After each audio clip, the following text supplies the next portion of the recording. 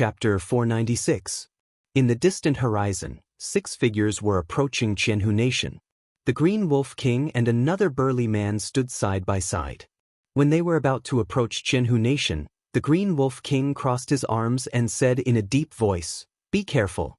That bell is unusual. Don't hit it." Behind him, the others stopped abruptly, not daring to fly too fast. The Green Wolf King waved his hand, and a mountain rose from the ground and smashed toward Qianhu Nation.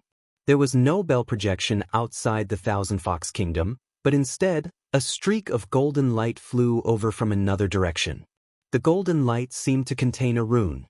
After it shot into the mountain that was smashing toward Qianhu Nation rolled back toward the Green Wolf King and the others. Boom! The Green Wolf King punched out, and after a deafening sound, the mountain shattered into pieces and smashed into the ground. Smoke and dust splashed up, and a large number of trees were crushed. Boulders the size of houses rolled in all directions. Although all the monsters within 100 miles of Qianhu Nation had entered Qianhu Nation, there were still many beasts in the mountains that died in this disaster. The Green Wolf King looked in the direction of the golden light, and a beautiful woman's face appeared in his eyes. When he saw the woman, the Green Wolf King's body trembled, and fear rose in his heart. He blurted out, "She hasn't left yet?" At the same time, the sage sect elder who possessed the tiger monster was also shocked. He said in disbelief, "The Empress of the Great Zhou. It's the Empress of the Great Zhou." Others might not know the Empress of the Great Zhou, but as the sage sect elder in charge of the affairs between Zhou Province and Life Province, how could he not know the ruler of the most powerful nation in Zhou Province? But the Empress of the Great Zhou was not in Shendu. Why was she here? After a moment of shock, his face lit up with joy. He immediately said, "Let's not worry about Qianhu Nation for now. If we can keep the Empress of the Great Zhou here, it'll be much more meaningful than unifying the Yao Nation." As he spoke, he had already formed a seal with his hands. In the next moment, thick and heavy dark clouds rolled up in the sky above Li Mu's head. The dark clouds rolled and changed crazily, and soon, an inverted lotus shape appeared. The moment the lotus flower took shape, golden lines fell from the petals of the lotus flower to the ground. The lotus flower and the golden thread formed a cage, completely imprisoning this part of the world. The power of heaven and earth coiled around the golden threads. Even a 7th realm cultivator would find it difficult to break this seal within a short period of time. The sage sect elder said to the Green Wolf King, "You and I will work together to deal with the Empress of the Great Zhou first." The Green Wolf King quickly formed a seal with his hands, and a full moon formed above his head. The sage sect elder's lips trembled slightly.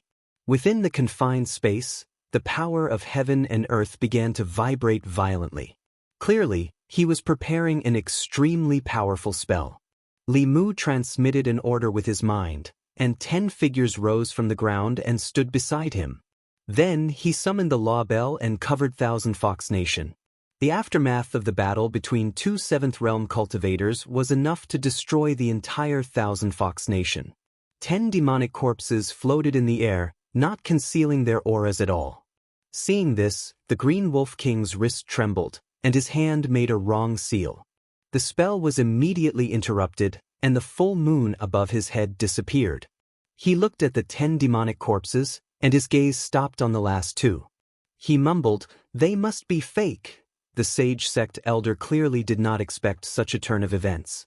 Looking at the 2 demonic corpses whose auras were no weaker than 7th realm cultivators, his lips trembled, and he could not continue his incantation. Damn it, he had guessed correctly. There really was a mysterious faction with 7th realm cultivators on the Zhou continent, and 2 of them at that. Before they came, they thought that it would be 2 7th realm cultivators against 8 demonic corpses whose combined strength was comparable to 7th realm cultivators. It was not a big problem. They did not expect that apart from the 8 6th realm demonic corpses, Thousand Fox Nation also had 2 7th realm demonic corpses, as well as the Empress of the Great Zhou. They were going to fight 2 against 5.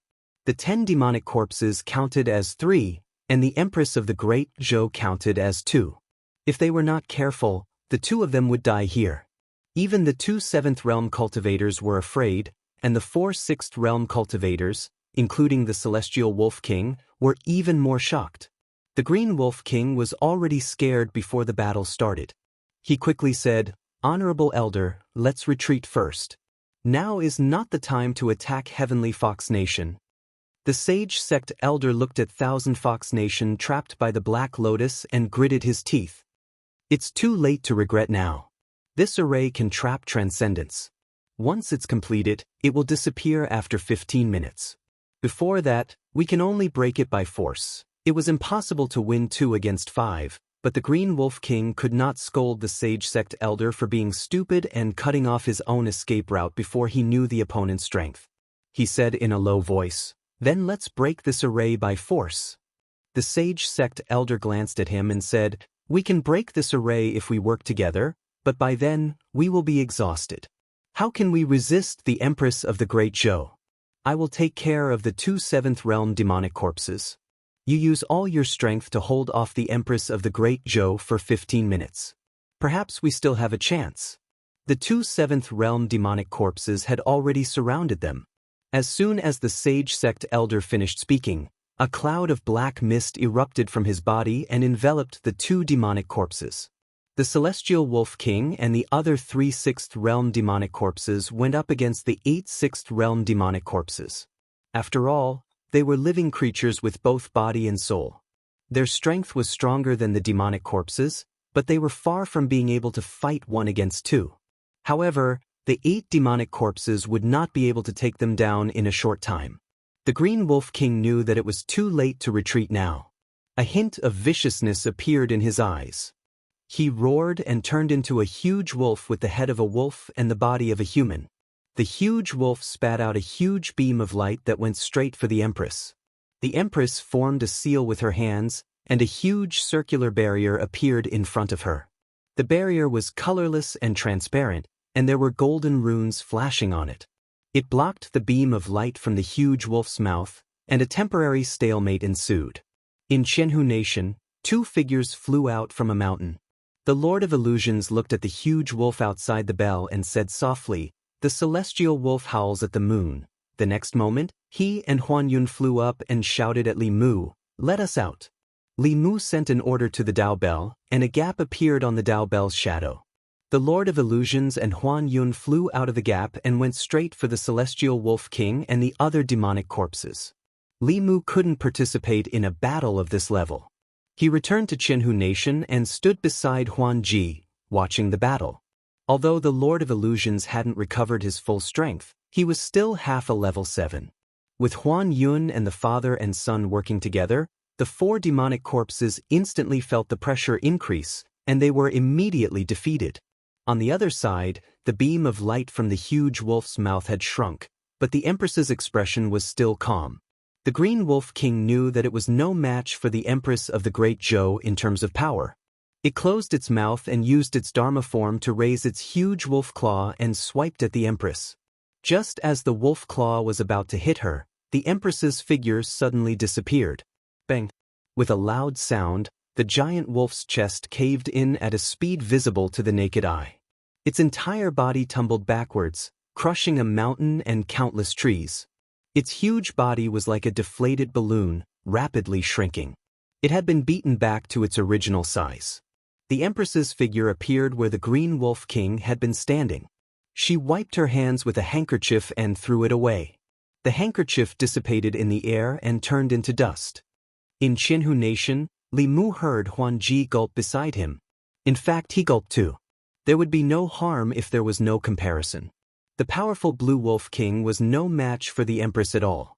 The Emperor's qi that the millions of people in the Great Zhou dynasty had gathered over decades of psyche power was not something a wild beast that had cultivated for hundreds of years could compare with. Generations of emperors had relied on the Emperor's qi to sit firmly in the divine capital and dominate the country. The Empress's hand looked slender and fair, but it was enough to flatten a mountain with a single punch. At the same time, countless demons in Xianxia Nation were also watching the battle in the sky. Their emotions changed from fear to surprise and shock. I didn't expect Xianxia Nation to have so many powerhouses. Her Majesty will unify the demon nation soon. Who's that woman? She's so powerful. The The Green Wolf King couldn't even take one hit from her. Ha! Xianxia Nation didn't expect this, did you? They've delivered themselves to you. Outside the Law Bell, in the space enveloped by the Black Lotus, two extremely different battles were taking place. 4 demon kings against 10 powerhouses of the same level, including a half-step 7th realm Lord of Illusions. They were no match at all. Xianxia King was caught off guard and was severely injured by the Lord of Illusions before being captured alive. The pressure on the other 3 demons increased, and they were all captured soon after. A ball of black fog was rolling around in the sky. The mana within the black fog was constantly fluctuating. Even though the situation inside could not be seen clearly, from the way the black fog was thinning, it was not easy for the Glory Sect Elder to deal with 2 level 7 demonic corpses at the same time. After Xianxia King and the other demons were captured, the Lord of Illusions and the 8 corpses went toward the Green Wolf King. The Green Wolf King could not even handle the Empress of the Great Zhou. With the Lord of Illusions and the corpses, he would probably be defeated immediately. The Green Wolf King released his aura and said angrily, "Lord of Illusions, are you sure you want to fight me to the death?" The Lord of Illusions sneered and said, "Old wolf, you didn't expect this day to come, did you?" The Green Wolf King looked at him and said sternly, "You forced me to self-destruct. You can't escape death today." As soon as he said that, a strong wave of dermic power came from his body. The Lord of Illusions' expression changed, and he immediately retreated 100 feet with Huanyun. This space had been sealed. If the Green Wolf King self-destructed his body and primordial spirit here, everyone except the Empress of the Great Zhou would die. Bang! Bang! After 2 muffled sounds, the 2 7th realm corpses flew out of the black fog. The black fog reformed into a figure. The Sage Sect Elder's face was pale. He stood side by side with the Green Wolf King and said in a low voice, "I didn't expect the Empress of the Great Zhou to come here personally. I underestimated the Heavenly Fox Nation, but don't push me too far. It won't do anyone any good to die together." Li Mu had been paying attention to this person since just now. He looked exactly the same as the former Demon Sect Elder, but his aura and cultivation were very different. Could it be that the Sage Sect Elder self-destructed in order to escape last time and then took over the body of the Tiger Demon? No wonder he recovered so quickly. The Green Wolf King said, "Let us go. Otherwise, even if I die here today, I will drag the 1,000 Fox Nation down with me." The Sage Sect Elder also released a strong aura. Apparently, he wanted to fight with the Green Wolf King. Fear appeared on the Lord of Illusion's face. He could not ignore the threat of the Green Wolf King. The destruction of the 7th realm was too strong. Back then, in order to deal with him, the 3 elders of Yu and Ming, who were in charge of the ancestral and life continents, came together. They only dared to sneak an attack when he was in seclusion. If the Green Wolf King and this Sage Sect Elder really had the intention of destroying everything, even with the protection of the bell, the 1,000 Fox country might not be able to survive. Li Mu flew back to the Empress and asked telepathically, "Your Majesty, what do you think?" Zhou Yi looked at the Green Wolf King and the Sage Sect Elder and frowned. She said in a low voice, "This space is sealed. The power of their self-destruction will be many times stronger. I may not be able to protect you." She looked at Li Mu and said without hesitation, "Let them go." Li Mu looked at the Green Wolf King again. This was the reason why there were very few battles to the death between 7th-level cultivators on the continent. Their deterrence was like a nuclear bomb. Even if they could not defeat their opponent, they could still drag both parties down with them. Although there were about 5 7th realm cultivators here, they still couldn't kill them. Seeing that the threat was effective, the Green Wolf King struck while the iron was hot. "Let us go today, and I can swear that I will never invade the 1,000 Fox Nation again." This promise didn't matter. After today, even if he had 10 times the courage, he wouldn't dare to invade the 1,000 Fox Nation again. However, if he let them go just like that, Li Mu couldn't take it lying down. He looked at the Green Wolf King and said, "Where do you think this is? You can come and go as you please. I can let you go today, but only your primordial spirits can leave. You must leave your physical bodies behind." The Green Wolf King said without hesitation, "Don't even think about it."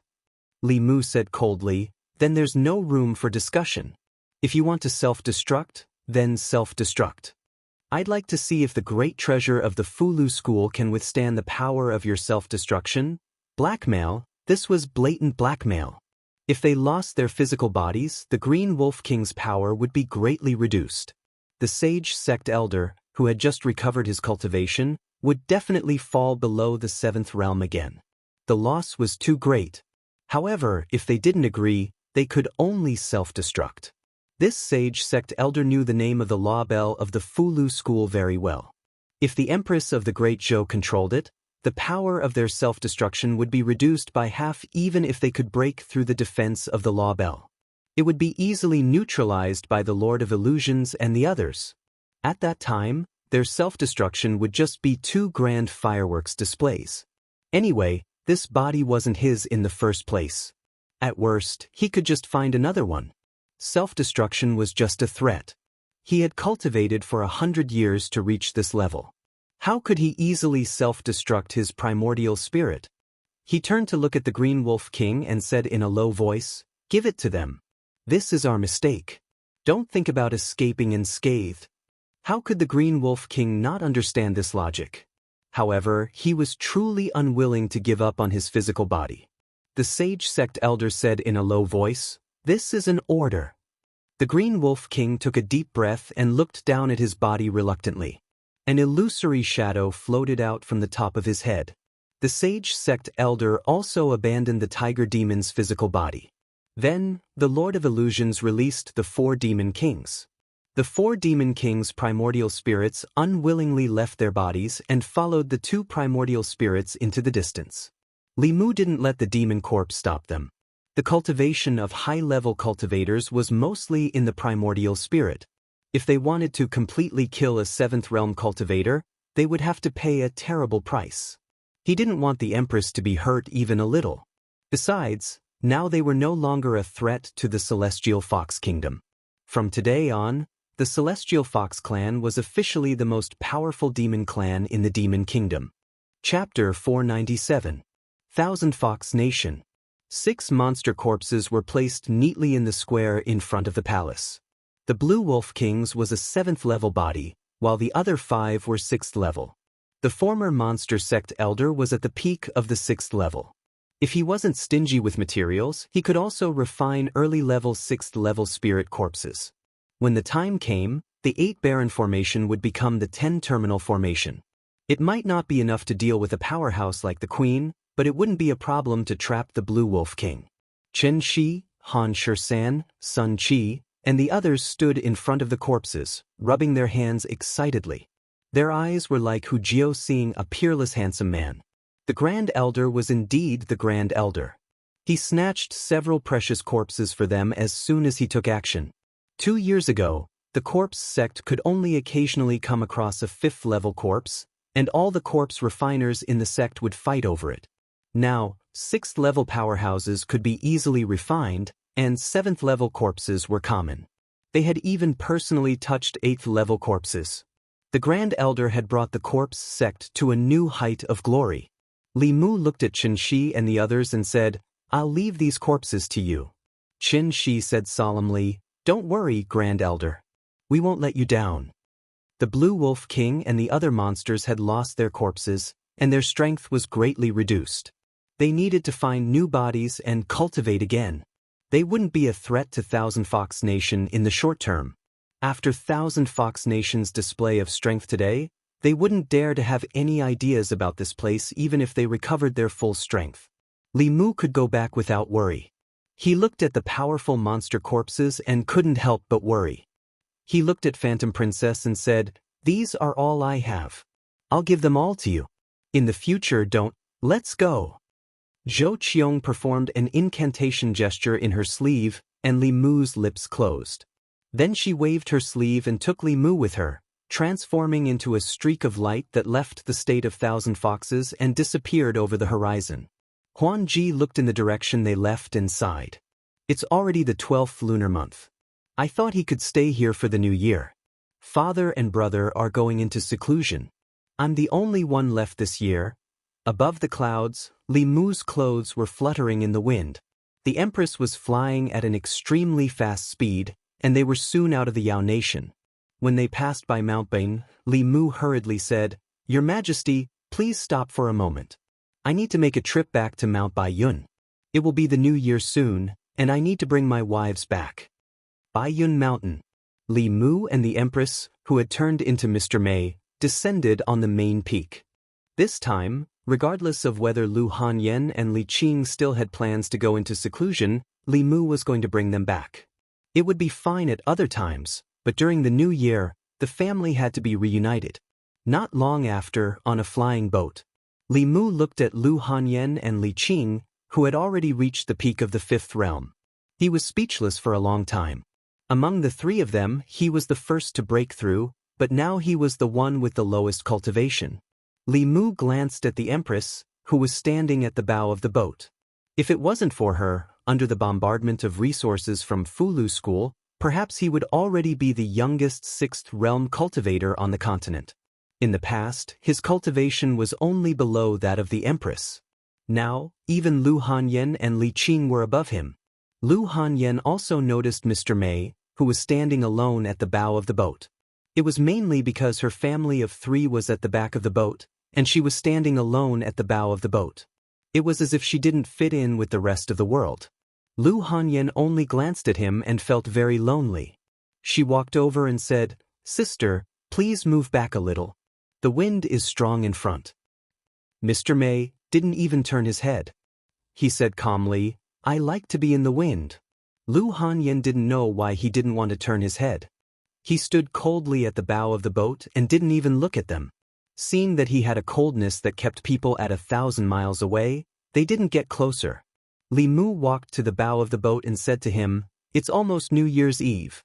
Her Majesty should be alone in the palace that day.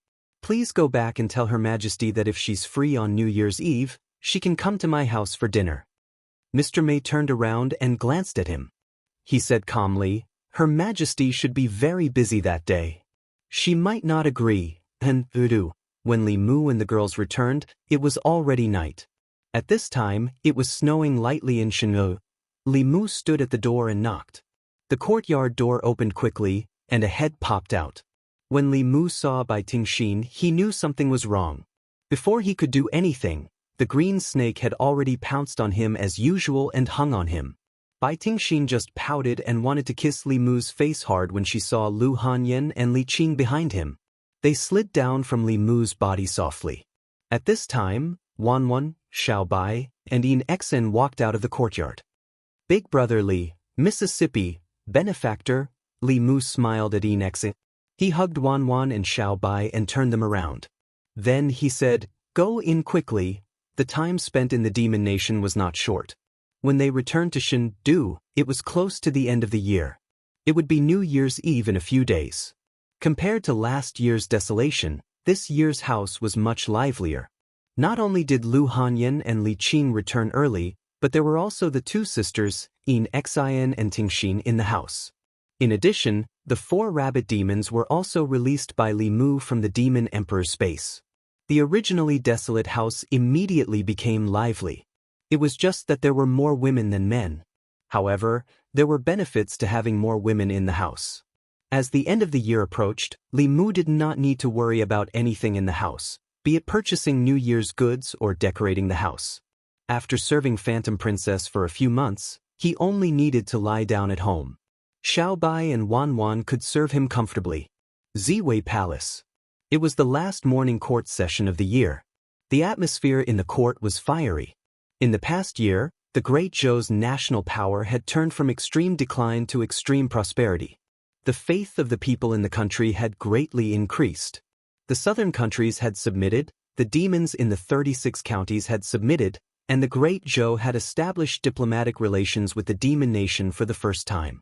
All these major events made the court officials extremely excited. The huge dragon of the Great Zhou had been sleeping for too long.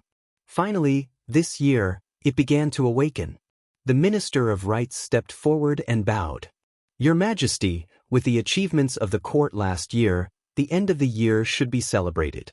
I propose that on New Year's Eve, we hold a banquet in the palace for all the officials to celebrate together." I second the motion.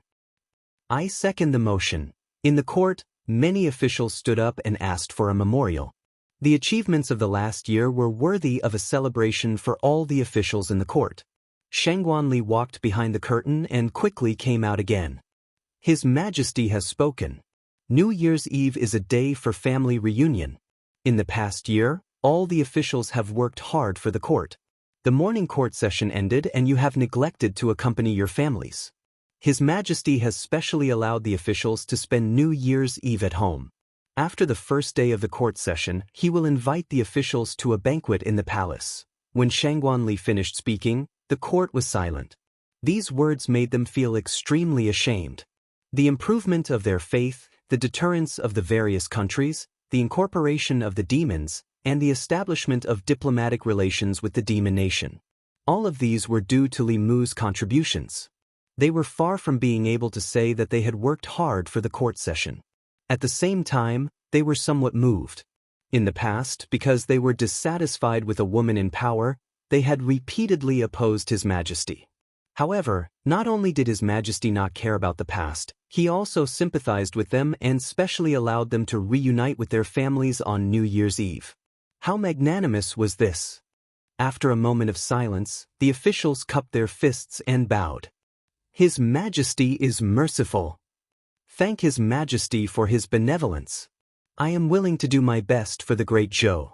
I will not hesitate to die 10,000 deaths.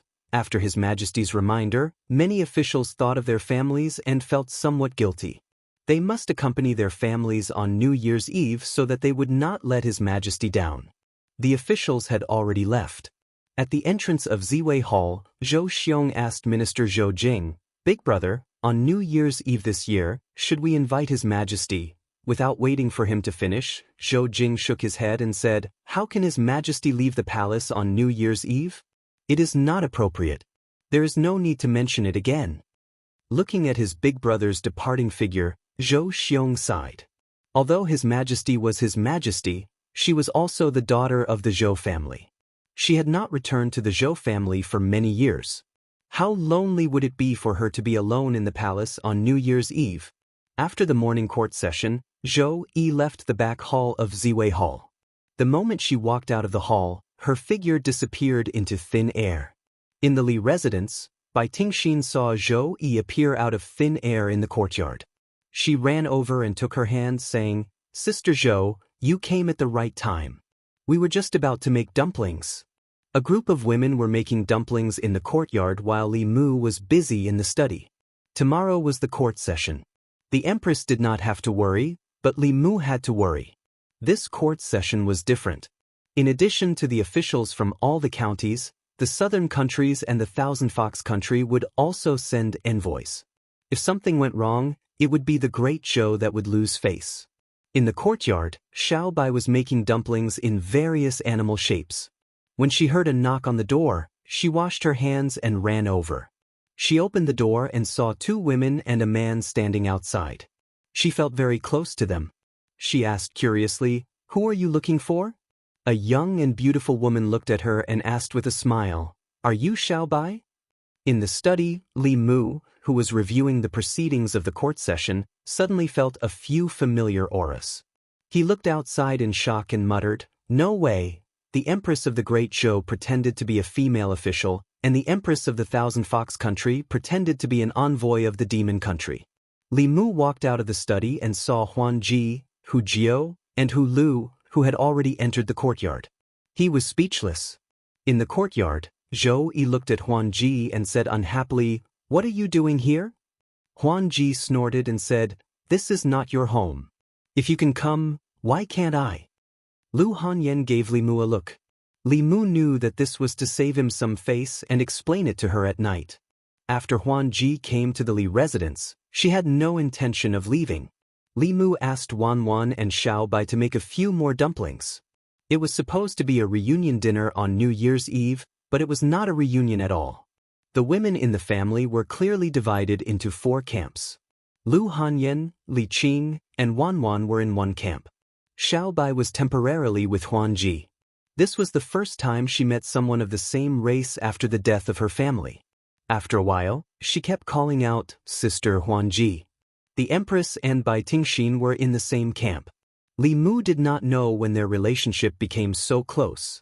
When the two empresses met, there was naturally tension. As for Lu Hanyan and Li Qing, they looked at Li Mu suspiciously from time to time.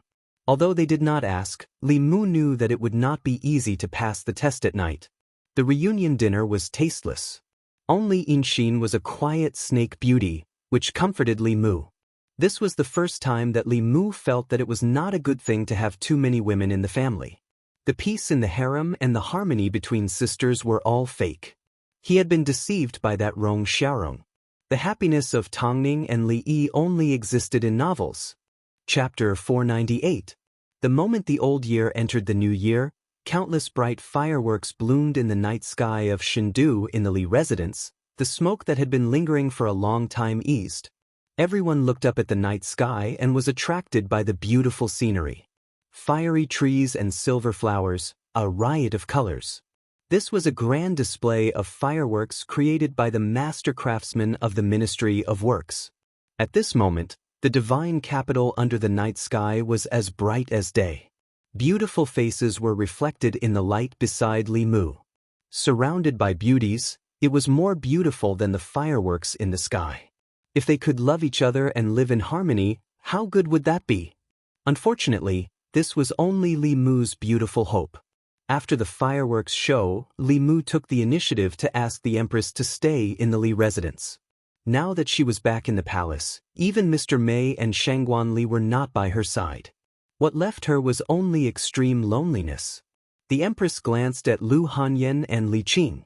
She rejected Li Mu without hesitation and said to Bai Tingxin, "Tingxin, come back to the palace with me."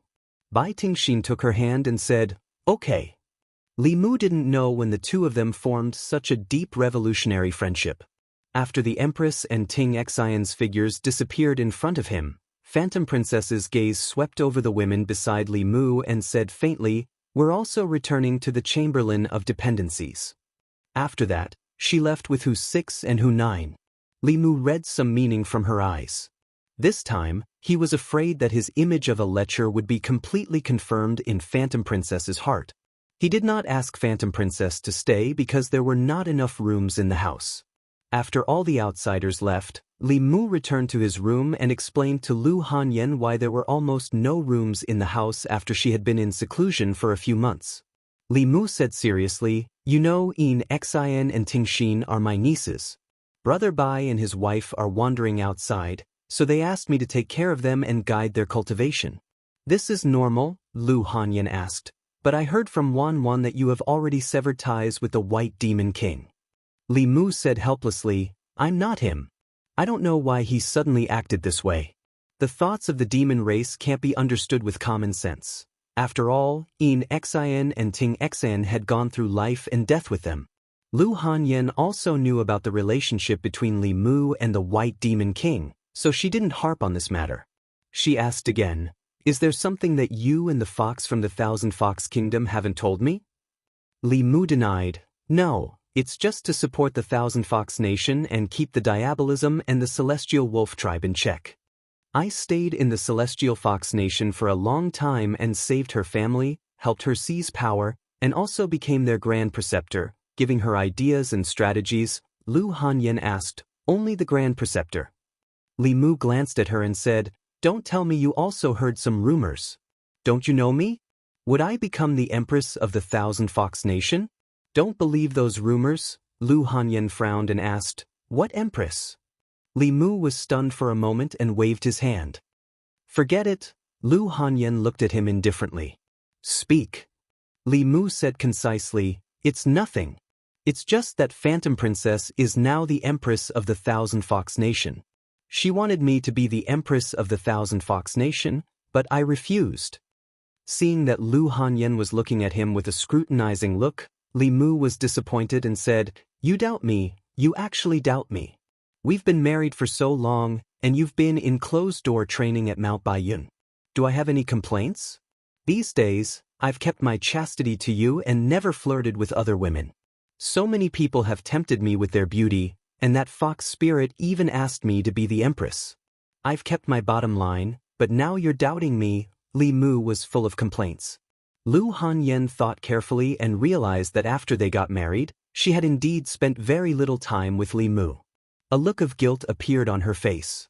She grabbed his hand and said, "Didn't I keep Wan by your side?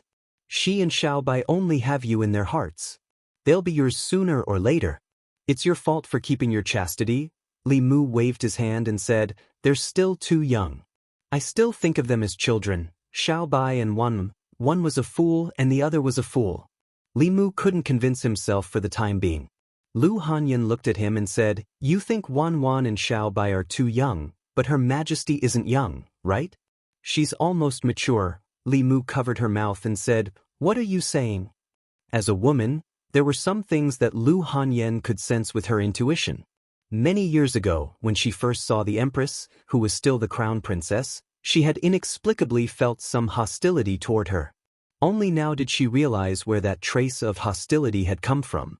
At that time, she had a premonition that that woman would steal her man in the future. At this moment, she couldn't describe what she was feeling. Lu Hanyan shook her head and tossed this thought to the back of her mind. She then gave Li Mu a look. Li Mu understood. With a flick of his finger, he extinguished the candles in the room. Every year on the first day of the first lunar month, the imperial court would routinely hold a grand court assembly. During Emperor Xian's reign, the 36 counties were unstable. The Yao Kingdom and the Ghost Realm repeatedly invaded, and the small countries in the south also began to harbor disloyalty year after year. In the entire Grand Court Assembly, there were very few good things worth mentioning. After the Grand Court Assembly, the officials would often sink into a long period of worry. So in the end, Emperor Xian simply cancelled the Grand Court Assembly. Out of sight, out of mind. This Grand Court Assembly was the one that the officials had looked forward to the most in the past few decades. In the past year, Great Zhou had achieved too much. The number of crimes in each county had decreased, the faith of the people had increased, and the incorporation of the demons had been exceptionally smooth. Now, each county no longer needed the Department of Worship to govern. The cooperation between the government and the demon department was enough to ensure the peace of the land. The Yao Kingdom, which had always been Great Zhou's enemy, also sent an envoy this time to convey the goodwill of the Queen of Thousand Fox Country. The ambassadors of the southern countries, except for Shen Country, all expressed their allegiance to Great Zhou.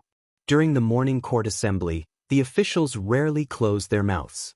After the Grand Court Assembly was dismissed, His Majesty held a grand banquet in the palace for the officials. All the officials returned home to their heart's content. The streets of Shendu were decorated with lanterns and colored banners. The common people wore new clothes and flooded the streets to wish each other a happy new year. After the banquet, the officials returned to their manners. This was their longest holiday of the year. Except for a few important yamens, the rest of the yamens would only open after the Lantern Festival. Li Mu walked out of the palace gates and strolled on the streets. It had been a long time since he felt the greetings of the common people. "Lord Li, Happy New Year." "Long time no see, Lord Li." "Lord Li, you're amazing. You even settled the Yao Kingdom. I heard that the Queen of Thousand Fox Country wants Lord Li to be her empress. Is that true?" After not seeing Li Mu for a few months, the common people's enthusiasm did not diminish. In fact, it was even greater than before. Everyone knew that Lord Li had not been slacking off in the past few months, nor did he abandon the common people. Instead, he had gone to the most dangerous Yao Kingdom to fight on the front lines to protect Great Zhou and the common people. Once again, reality proved that this was a person they could always trust, no matter what. The feeling of bathing in the mind power made Li Mu feel very comfortable. As he walked, he continuously absorbed the mind power of the common people. At a certain moment, Li Mu's body suddenly trembled and he stood rooted to the ground. At the same time that he absorbed the mind power, a huge surge of heaven and earth power suddenly descended from the sky and surged into his body. The heaven and earth power was originally very violent, but this surge of heaven and earth power was very gentle. After entering Li Mu's body, it directly merged with his primordial spirit. Li Mu's cultivation level at this moment jumped from the early stage of the fifth realm to the peak of the fifth realm. Li Mu stood rooted to the ground in shock. He was caught off guard by this huge surprise. On the path of cultivation, whether it was cultivating the body or the primordial spirit, it was all about finding ways to allow the body and the primordial spirit to hold more dermic powers. The primordial spirit was like a container. The larger the container, the more dermic powers it could hold, and the stronger it would be. The path of cultivation was to expand the container. After this surge of heaven and earth power merged with Li Mu's primordial spirit, his primordial spirit instantly became much stronger. The dermic powers it could hold also greatly increased. There was only one reason for this situation to occur so inexplicably. The Taoist technique that he created had received the approval of heaven and earth. Just like Xiaoyu back then, with just a few short sentences, it had resonated with heaven and earth. It had instantly raised her from a small Yin spirit to a fifth realm evil spirit. Li Mu had once been very unhappy about this. Now, he finally experienced Xiaoyu's happiness. Just as he was feeling puzzled, a trace of understanding suddenly rose in his heart. Establishing a heart for heaven and earth, establishing a life for the people, inheriting the lost knowledge of the past saints, establishing peace for all ages. These were once just grand words that he had said. However, whether it was for the Empress or for the Great Zhou, Li Mu was truly living up to these words. Establishing a heart for heaven and earth, establishing a life for the people. The people of the divine capital had their own judgment. Did spreading the heavenly book's contents in order to inherit the lost knowledge of the past saints count? For the sake of establishing peace for all ages, taking in the demons of the Great Zhou, turning enemies into friends with the demon nation, and promoting the peaceful coexistence of humans and demons. Although it was only a small step, he was still working towards this great goal. The empowerment of the power of heaven and earth was his reward. This was not all of the reward. When Li Mu completely lived up to the phrase, establishing peace for all ages, he would also completely master these few lines of the mantra. At that time, who knew what level the empowerment of the power of heaven and earth would allow him to reach? Li Mu let out a long sigh of relief. His previous thinking was indeed correct. This was the true shortcut of cultivation. When Taoist techniques appeared in the world, other than the empowerment of the power of heaven and earth, they would also be accompanied by supernatural powers. For example, Xiaoyu's snow domain. Within a certain area, the enemy's supernatural power would be weakened, and her power would increase greatly.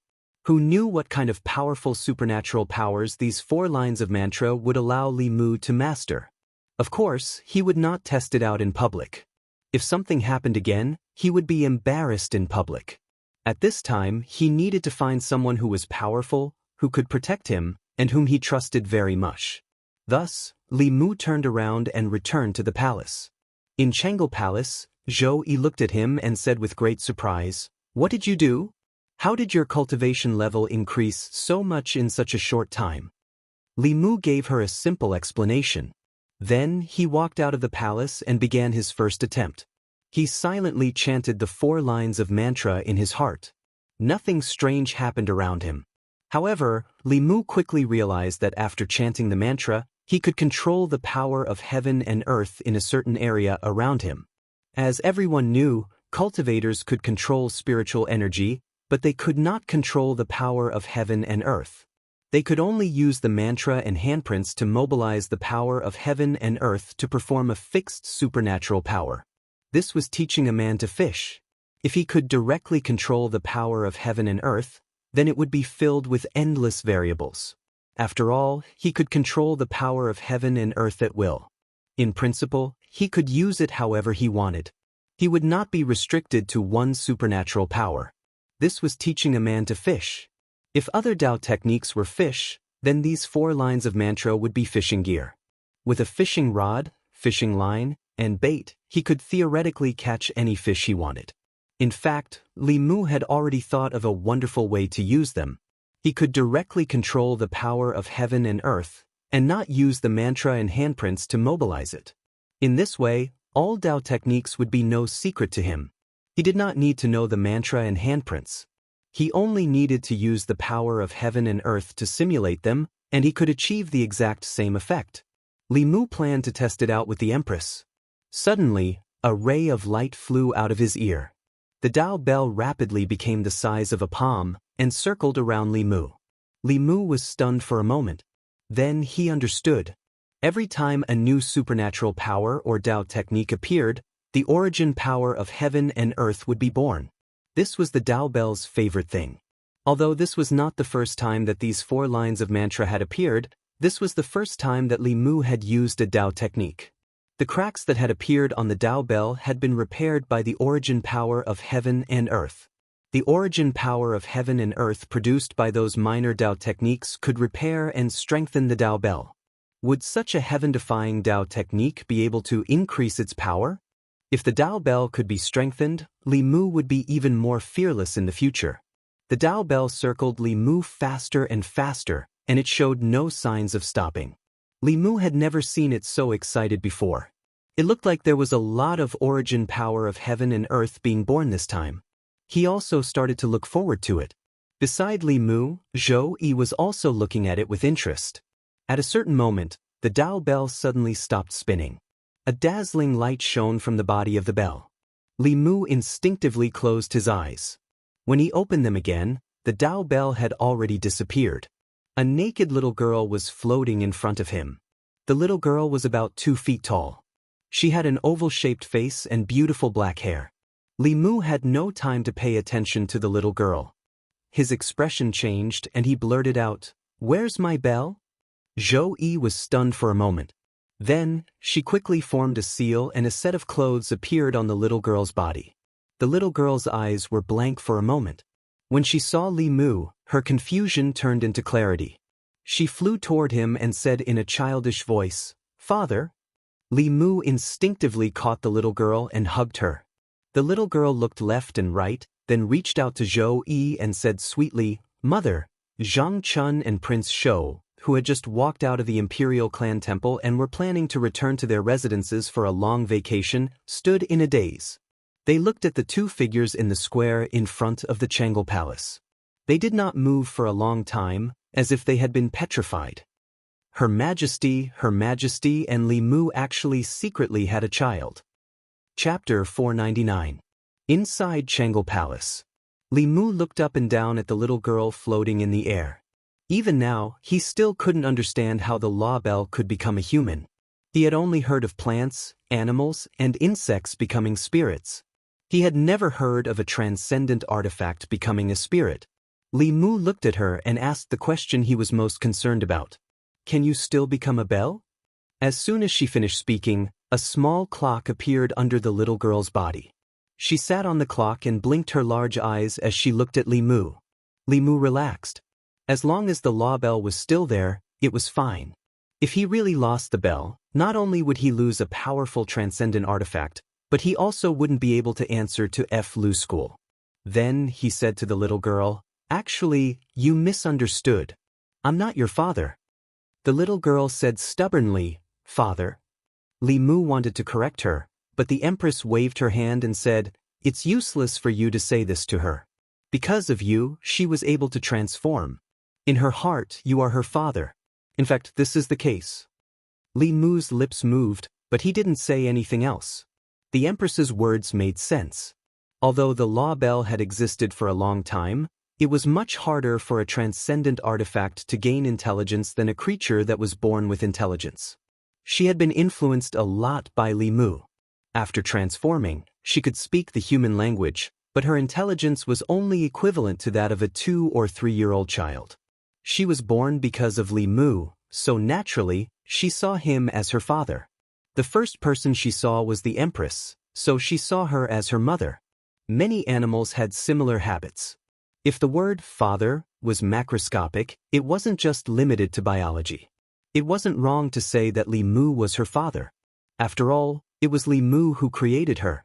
But no matter what, her mother should be Lu Hanyan. Li Mu wanted to explain to her, but she stretched out her arms to the Empress and said, "Mother, hug."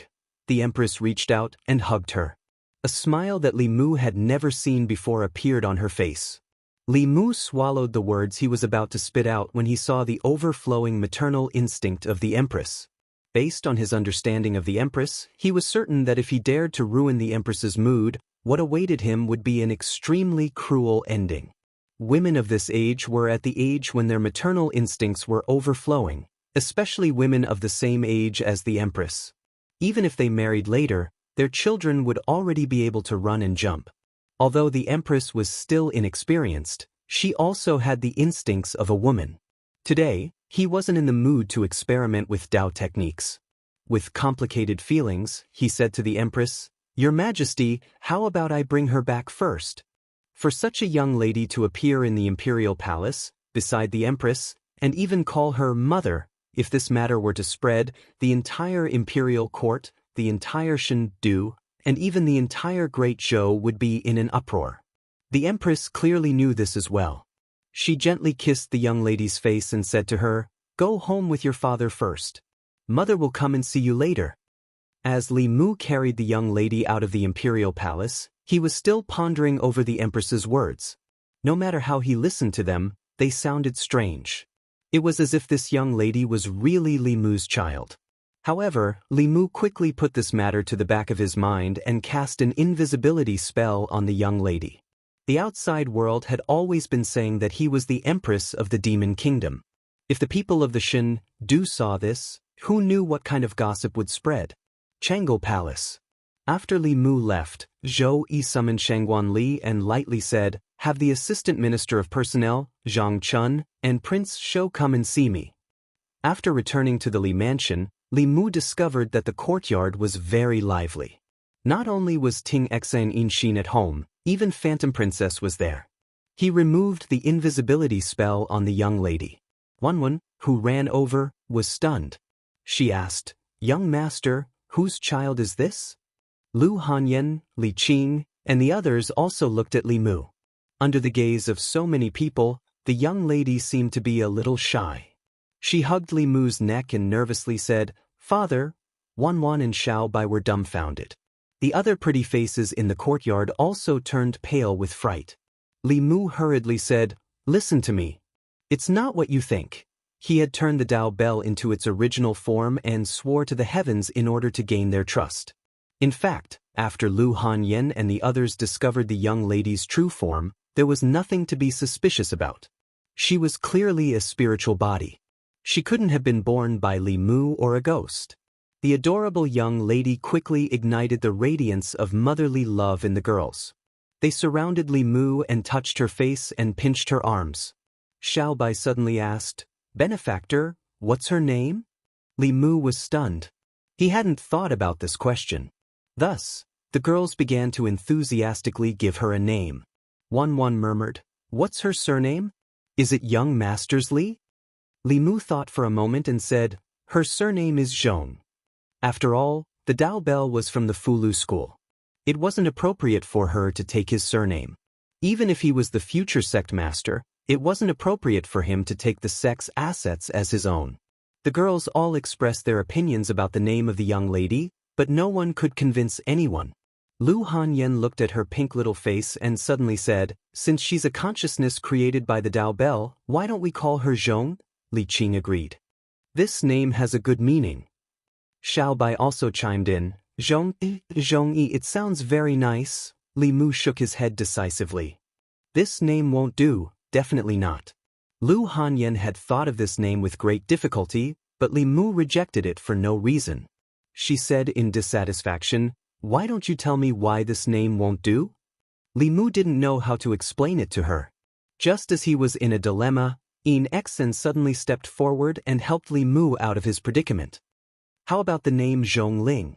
Zhongling is both her name and her identity. The girls thought for a moment and felt that this name was more suitable. Even Lu Hanyan gave up on her original name. She picked up the little girl and said with a smile, "Ling, let's hear you call me mother." This time, she didn't get what she wanted. No matter how she teased her or tempted her with delicious food, the little girl didn't say a word. Wanwan said, "Young miss, she's just been born, so she probably doesn't know how to say mother yet. She'll learn very quickly if you teach her." At this moment, there was a spatial fluctuation in the courtyard of the Li residence, and the Empress figure appeared. The little girl stretched out her hands and said happily, "Mother, Li Mu looked at Lu Hanyan, whose expression had changed, and his vision turned black. In the courtyard of the Li residence, the girls were teasing the little girl Zhong Ling. Li Qing, Lu Hanyan, and her maid were conducting a joint interrogation of Li Mu. Without waiting for them to ask, Li Mu took the initiative to explain, "She's just a newborn baby. What kind of thoughts can a newborn have? The first person she sees will be her father and mother. Coincidentally, when she was born, Her Majesty and I were in the palace. I definitely didn't teach her this." As the first wife, Lu Hanyan was still angry. Li Qing pulled her wrist and said, "This isn't his fault." Lu Hanyan said unhappily, "Why are you always protecting him?" Li Mu felt gratified that one of the judges had already betrayed him. Since he met Li Qing as the leader, she had always protected him. This kind of feeling was not something that Lu Hanyan could understand. Wan also held Lu Hanyan's hand and said, "Miss, I think what the young master said this time is right." Li Qing and Wan both stood on Li Mu's side. Even if Lu Hanyan was angry, she couldn't vent it on Li Mu. Li Mu struck while the iron was hot. He grabbed her hand and said, "She's a child. She doesn't know anything. She'll know everything after I teach her." Li Mu pulled her back into the courtyard and said to Zhong Ling, "In the future, when you see her, you have to call her mother. Do you understand?" Zhong Ling nodded as if she understood. She looked at Lu Hanyan and said in a childish voice, "Second mother." Li Mu's vision darkened again. He no longer hoped that this little brat would be able to improve the harmony of the family. As long as she didn't destroy it, it would be fine. No one would be able to tolerate the first wife becoming the second mother. Li Mu temporarily let the empress take her away. He could forego the Dao Bell, but he had to coax his wife well. When he walked into Lu Hanyan's room, he just happened to see Illusion Princess fanning the flames in front of Lu Hanyan. She pretended to be considerate of Lu Hanyan and said, "Let me tell you, Zhou Yi has bad intentions towards your husband. You have to be careful. Don't let your husband be snatched away by someone else." Lu Hanyan glanced at her. The empress might have other intentions, but this fox was definitely not a good fox. Li Mu formed a seal with his hands and Illusion Princess was teleported out. Then, the door immediately closed.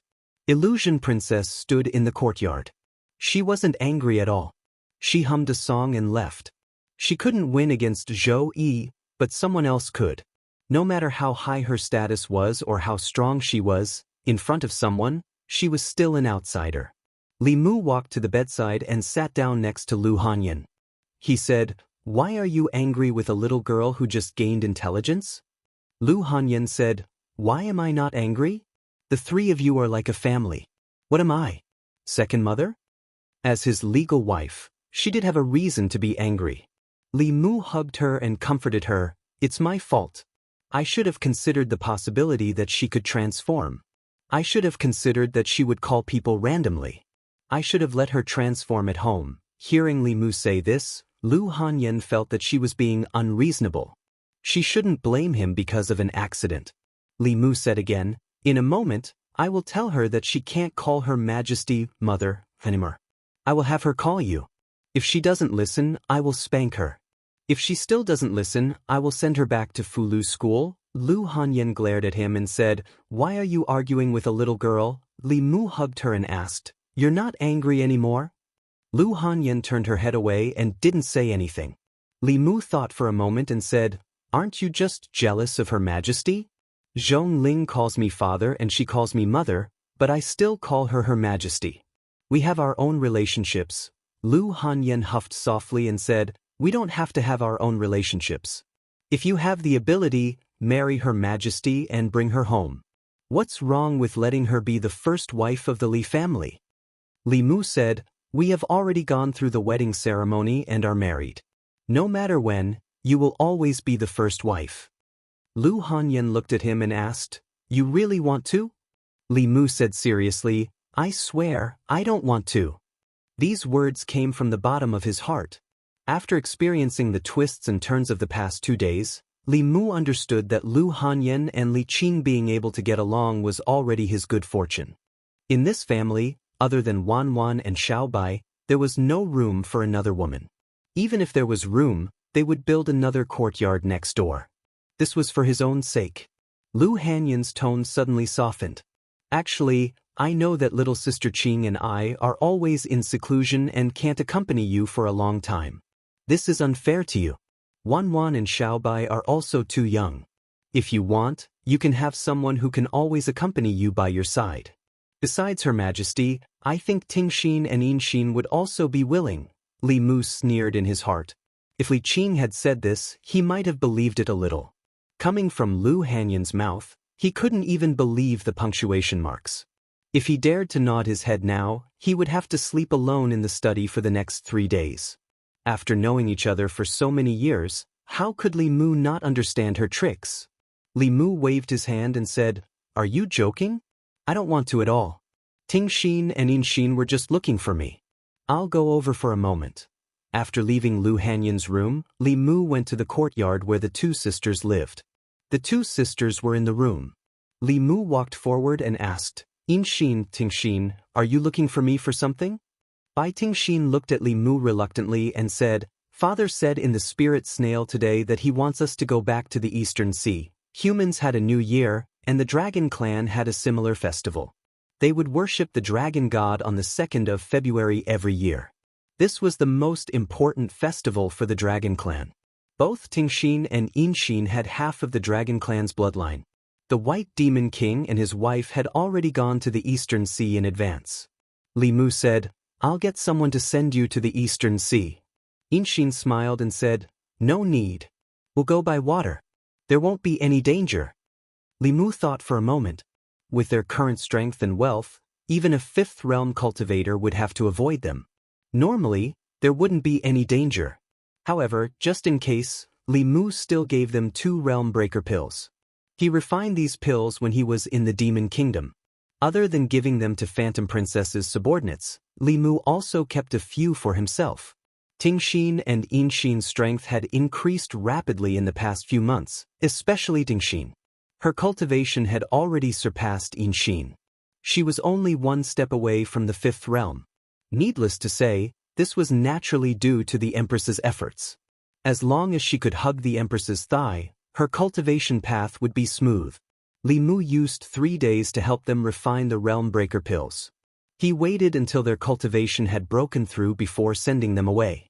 Before they left, the two sisters took the initiative to hug Li Mu. Tingxin even gave Li Mu a spirit snail for communication. Considering her clingy personality, Li Mu was worried that she would call the spirit snail every day to annoy him. He didn't want to accept it at first, but he was also worried that they wouldn't be able to contact him if something happened. Thus, he could only reluctantly accept it. Without the two sisters, the house was much quieter. Lu Hanyan and Wanwan went to Great Music Lane. Xiaobai took Phantom Princess to Turshan, Du. Other than the 4 maids, only Li Mu and Li Qing were at home. The two sat on the swing in the courtyard with their fingers interlocked. Li Mu asked, "When are you returning to Mount Baiyun this time?" Li Qing said softly, "Sister said that we'll wait until after the Lantern Festival." Li Mu was a little silent, but that was all. Li Qing and Lu Hanyan were not ordinary women. It was impossible for them to stay at home like ordinary women and help their husband and children. They couldn't give up their cultivation. Li Mu was the same. However, his cultivation method was special. He relied on psychokinesis instead of seclusion. Beside Li Mu, the one who didn't care about cultivation and only wanted to grow flowers and plants was the Empress, who had the highest cultivation. Li Qing felt Li Mu's disappointment and said with some guilt, "Sister, and I know that this is unfair to you. If there was someone who could always be by your side, we wouldn't object. But I heard from Sister that you refused?" Li Mu looked at her blankly and asked, "You mean she wasn't joking?" Changle Palace. Zhou Yi hugged Zhong Ling. The little girl shook her head and looked at her and asked, "Mother, does father not want us anymore?" Zhou Yi kissed her face and said, "He'll be here in a while." Not long after, Li Mu walked into Changle Palace with a look of regret. Zhong Ling flapped her arms and flew into his arms. Li Mu sighed, looked at the Empress and asked, "Your Majesty, what should we do?" Zhou Yi glanced at him and said, "Don't ask me about the trouble you caused." Li Mu thought about it. If he forcefully corrected Zhong Ling, It might cause irreparable damage to her young heart.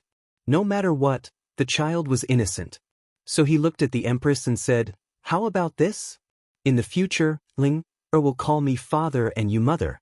I'll call you your majesty, and you can call me Li Mu. How about we call each other?"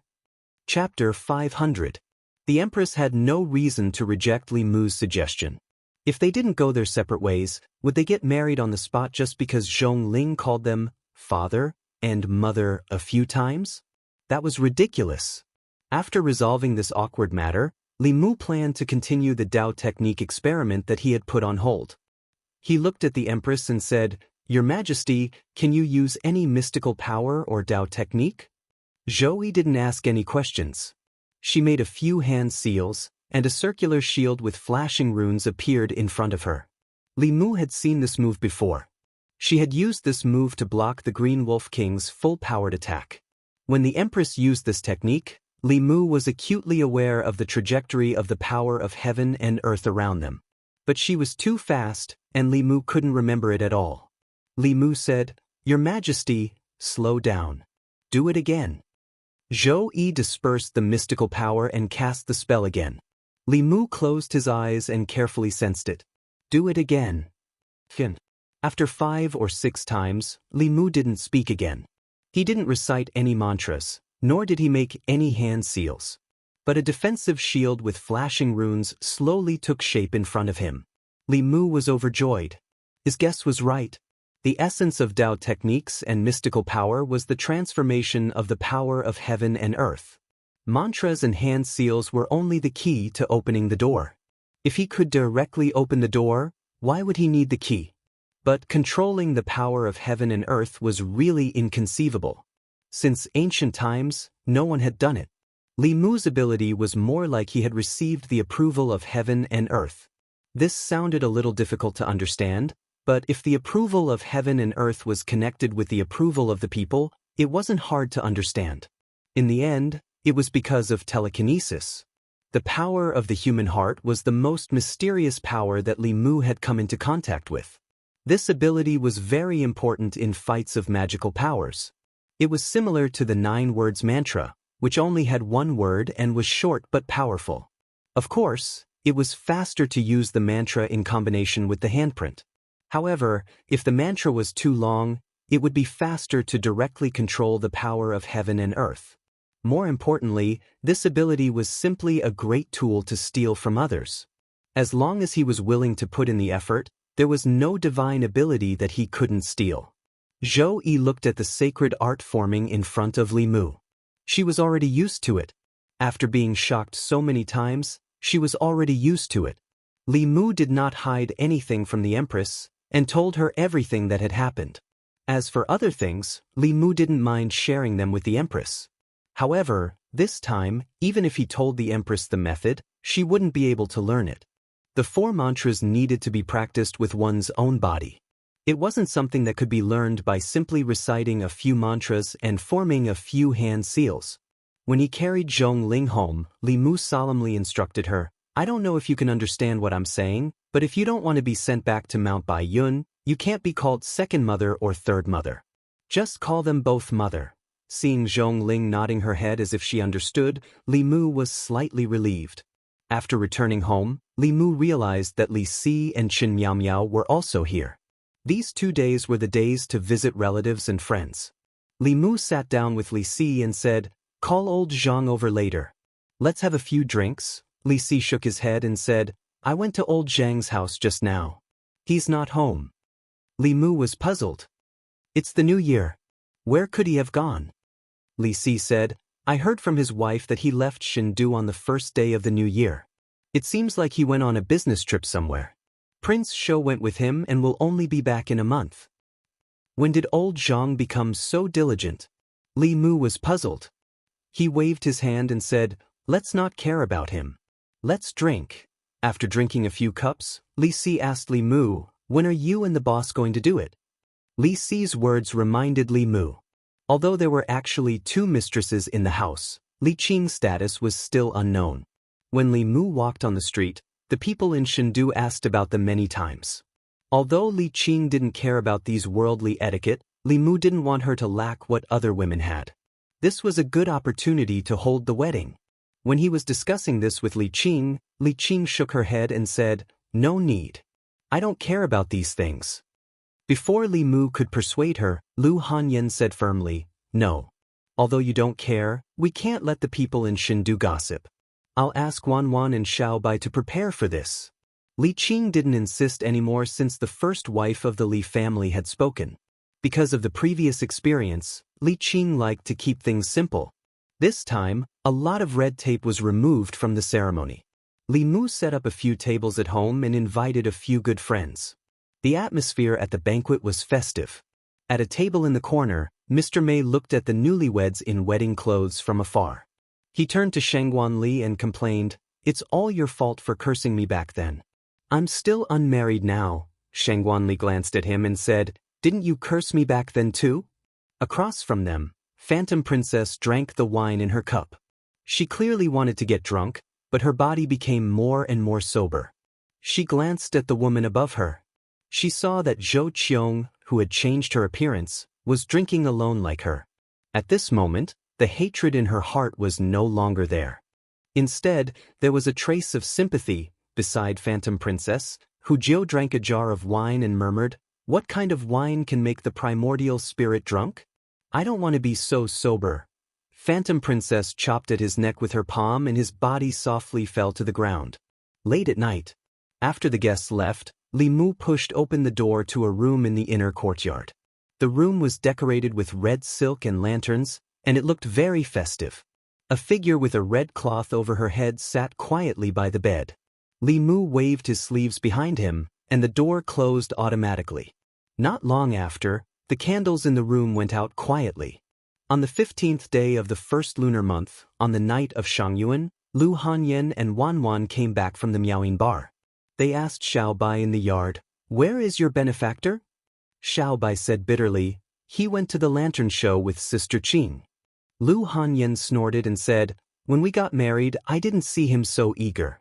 We were together every day and he didn't find it annoying." Before Li Mu reached the door, he heard Lu Hanyan's complaints. He walked in with Li Qing with a few lanterns and said, "I picked these for you. See if you like them." Wanwan and Xiaobai hung the lanterns under the eaves. Li Qing was called to the room by Lu Hanyan. She looked at Li Qing and asked, "We are going back to the sect in 2 days. Have you packed your things?" Li Qing's face reddened. She whispered, "Can we stay for a few more days?" Lu Hanyan seemed to have expected this. She rolled her eyes and said, "I know you can't bear to leave. Just stay for another month." Seeing that Li Qing was still reluctant, Lu Hanyan suddenly looked at her and asked, "Do you think that I only have eyes for cultivation and not this family?" Li Qing looked at her, thought for a moment, and said, "Our cultivation is not low now. Sooner or later, we will reach the 6th realm. There is no need to rush." Lu Hanyan asked, "Then what about the 7th realm?" Li Qing shook her head and said, "With our talent, the 6th realm should be the end of our cultivation. No matter how much we cultivate in seclusion, we will not be able to break through." Lu Hanyan asked again, "Then what about husband?" Li Qing was momentarily speechless. Li Mu was the future headmaster of Fulu School. He cultivated with the will of the people. The 6th realm would definitely not be the end of his cultivation path. He would definitely reach the 7th realm early and even have the possibility of reaching an even higher realm. Lu Hanyan continued, "If we can't advance to the 7th realm, our lifespan will only be 260 years. My husband's lifespan is at least 160 years longer than ours. Do you want him to watch as our lifespan ends?" She looked at Li Qing and said, "Besides, in these 2 years, he has been going to the Yao Kingdom and then to other places. Each time he is gone, he will be gone for months. Even if we stay in the divine capital, what use is there? It is better to cultivate in the sect and work hard to raise our cultivation. Only this way will we have a chance to increase our lifespan." A look of understanding appeared on Li Qing's face. She had not thought of this point at all. Lu Hanyan finally took a deep breath and said through gritted teeth, "Most importantly, once our lifespan ends, someone will be able to openly be with him for 60 years or even more. How can I let her succeed so easily?" Changel Palace. Zhou Yi, who was leaning against the dragon throne and reading, suddenly raised her head and frowned. Who is talking about us? The Li estate. Li Mu patiently taught Lu Hanyan how to read. Today, he was in an extremely good mood. Lu Hanyan and Li Qing had decided to stay for another month. This meant that during this month he did not have to stay alone in an empty room. It seemed that they had already understood that women could not only focus on cultivation, but they could not leave their families behind. Many women were too busy with work and lacked companionship. This caused them to feel empty and lonely, resulting in them having an affair and benefiting old Wang next door. What Lu Hanyan was worried about was clearly the empress next door. In the end, the one who benefited was Li Mu. On odd days, he would dual cultivate with Lu Hanyan, and on even days, he would dual cultivate with Li Qing. The relationship between husband and wife was harmonious. After another month, it was not impossible for the three of them to cultivate together. Under his careful guidance, Zhongling had already changed a lot. Now, no matter if she saw Lu Hanyan or Li Qing, she would sweetly call them mother. Of course, although she called them mother, in her heart, her only real mother was the one in the palace. Every 2 days, she would pester Li Mu to bring her into the palace so that the three of them could reunite. Li Mu wrote 2 words on the paper and said to Zhongling, "This is the word Zhong, and this is the word Ling. When these 2 words are connected, it will be your name." The little girl earnestly wrote on the paper and murmured, "Zhongling." She learned very quickly. Li Mu was about to teach her a few more words when a certain spirit snail in the demon emperor's space suddenly made a buzzing sound. Hearing this sound, Li Mu's head also buzzed. At such a close distance, the empress could summon him into the palace at any time if there was anything. This spirit snail call must be from Xianxia. If she had something important to do, it would be fine. However, every time she called out to Li Mu, she would either ask Li Mu what he had eaten in the morning, or ask Li Mu what he had done in the afternoon, or what he was going to do at night. Li Mu could receive her call anytime, anywhere, and when he was doing anything. Now, Li Mu would panic whenever he heard the sound of the spirit snail. He was already regretting accepting her spirit snail. However, he still channeled his magic power and asked, "Xianxia, what's the matter?" Although he was annoyed, Li Mu was still worried that they would encounter some trouble. If he missed it, even if it was only once, it would be too late for him to regret it, and he would not be able to explain it to the White Demon King. Xianxia's voice came from the spirit snail. "Nothing, I just wanted to ask what you are doing now." "I'm teaching Xianxia to read." Li Mu answered and asked, "Have you arrived at the Eastern Sea?" The voice on the other side of the spirit snail sounded a little guilty. "We're almost there." Although the Eastern Sea was thousands of miles away from here, with their cultivation, they should have arrived a few days ago. It must be that Xianxia was having fun on the way and delayed the journey. Li Mu said directly, "Give the spirit snail to your sister." "Sister, sister, you only know sister." Bai Xianxia reluctantly handed the spirit snail to another figure beside her. Li Mu said, "Yinxin, you're the sister. You have to take care of her on a daily basis. Don't always let her do whatever she wants." Bai Yinxin said helplessly, "I know." Li Mu said a few words to Yinxin. Without giving Xianxia a chance, he put away the spirit snail. At the bottom of a certain body of water in the eastern county of the Great Zhou, Bai Xianxia frowned and said unhappily, "How am I messing around? Why do you have to scold me every time? No, give me the spirit snail. I want to have a good talk with him." Bai Yinxin put away the spirit snail and said, "All right, don't bother him. Anyone will be annoyed if you disturb others all day long." Bai Xianxia said, "You don't understand. This way, he will think of me every day and won't forget me." Bai Xianxia said, "You don't understand. There's a saying that absence makes the heart grow fonder. Occasional parting is better than being together all the time. Only when you haven't seen him for a long time will he always think of you and miss you. If you do this every day, he will only be annoyed." Bai Xianxia looked at her in surprise and said, "What you said makes some sense. Where did you learn all this?" Bai Xianxia said, "Don't worry so much. Let's hurry up. If we delay any longer, it will be too late. Father and mother will blame us." The two of them wasted a lot of time on the road. Bai Ting Xian did not say anything more. The two sisters followed the flow of the water and moved quickly underwater. The fishes and shrimps at the bottom of the water sensed the aura emitted from their bodies and retreated from afar. At this moment, 10 miles away from them, in a deep cave at the bottom of the water, two lantern-sized eyes suddenly opened. A white shadow swam out from the cave. Under the water, the two sisters who were hurrying on their way suddenly stopped. In front of them, an extremely powerful aura suddenly appeared. Soon, a huge body appeared in their eyes. The body was more than 10 feet long and was completely white. Its body was covered with layers of scales. Its body was like a snake, but it had 4 claws under its body. There were 2 horns protruding from its head. It was like a snake but not a snake, like a dragon but not a dragon. The two sisters recognized at a glance that it was a Jiao dragon. The suppression of their bloodline caused the magic power in their bodies to start to circulate smoothly. The Jiao dragon arrived in an instant and turned into a handsome man. He sized up the 2 women and asked, "Beauties, where are you going?" The Jiao dragon's aura was very powerful. They were probably not a match for it even if they joined forces. Bai Ting Xian protected her sister behind her and said, "We are just passing by. We have no intention to disturb you. Please let us go, senior." The man waved his hand and said, "What, senior? We are actually about the same age. It is fate that we are passing by. Why don't you 2 beauties come in and let me do my part as a host?" Bai Ting Xian refused. "Thank you for your kindness, senior. But we have important matters to attend to and cannot be delayed.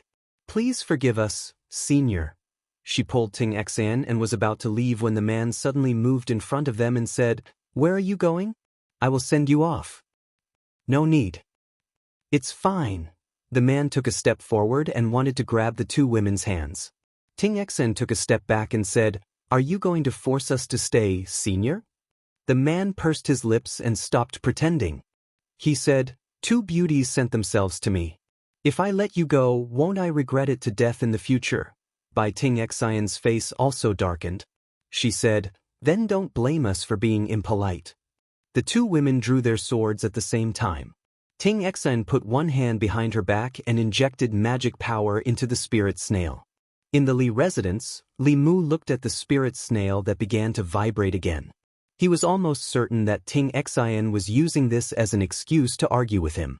He wanted to ignore it, but after hesitating for a moment he still picked it up. Just as he was about to speak, his eyes suddenly focused. An unfamiliar man's voice came from the other side of the spirit snail. "Beauties, do you really want to fight with me?" Chapter 501. East County of Great Zhou, somewhere along the Li River. The terrain of Great Zhou was complicated. There were many mountains and hills in the northwest, while the counties in the east were mostly plains. The Li River was the river that flowed through the East County and finally merged into the East Sea. The river was wide and the flow was slow. Many fishermen lived by the river. However, at this time, the usually quiet Li River was surging with waves. Sometimes, huge waves that were dozens of feet high would roll up. Many fish and shrimp carcasses were swept to the shore. The fishermen who were fishing on the river in the distance stopped their boats and pulled to the shore. They looked at the strange phenomenon on the river in horror and stayed far away. Those who saw it had already reported it to the authorities. The nearby cultivators also looked at the river in fear and did not dare to get close. There were obviously powerful water clan fighting under the water. Just a little bit of aura was enough to make them tremble. The East Sea was the world of the water clan. The shore of the East Sea was rich in water. There were also many water demon clans gathered there. They were the most powerful force among the demon clans in the counties. Usually, even human cultivators did not dare to provoke them. Under the river, Inxin and Tingxin stood side by side, controlling their flying swords to attack the man in white not far away. The man in white held a long spear and walked slowly in the water as if he was taking a stroll. He waved the weapon in his hand casually and blocked all the attacks from the sisters. After their strength improved, the sisters were full of confidence. Until they met this flood dragon, their confidence was completely shattered. No matter what methods they used, they were easily resolved by the other party. Not only was the flood dragon powerful and immune to poison, his aura was also suppressing them. Obviously, the dragon clan bloodline in his body was thicker than the sisters. The man in white approached the sisters and said, "Beauties, you'd better not resist. I really don't want to hurt you." Xianxia's face darkened and asked, "What do you want?" The man in white smiled and said, "It's nothing. I just want to spend the night with you two beauties." Xianxia shouted, "Just give up. We have a husband. If my husband finds out about this, he'll peel off your dragon skin, pull out your dragon tendons, and make it into a slingshot to shoot birds." The white-clothed man said indifferently, "I want to see which guy has such good fortune. If he has the guts, tell him to come find me." Xianxia took the spirit snail from her sister and said, "Tell me your name. My husband will be here soon." The man in white snorted and said, "I am Ao Run, the white flood dragon king of Li River." Xianxia said coldly, "Ao Run, you will regret this." Ao Run only smiled and said, "Beauties, why don't you just follow me? No one in the East County will dare to mess with you." The two sisters said at the same time, "Don't even think about it." Ao Run shrugged and didn't force them anymore. He politely extended his hand and said, "Since that's the case, why don't you two beauties go to my cave residence to rest first? When your husband comes, I'll let you know who's the one who's worthy of you following." The two sisters looked at each other. Even if they joined forces, they would not be a match for this flood dragon. It would be better to temporarily hold him down and wait for reinforcements. Xianxia said, "We can go with you, but before our husband comes, you can't do anything to us." Ao Run snorted and said, "Who do you think I am? If I say I'll wait for him to come, then I'll wait for him to come." "Oh right, what's your husband's cultivation?" Xianxia said, "Our husband is at the 5th level." Ao Run completely relaxed.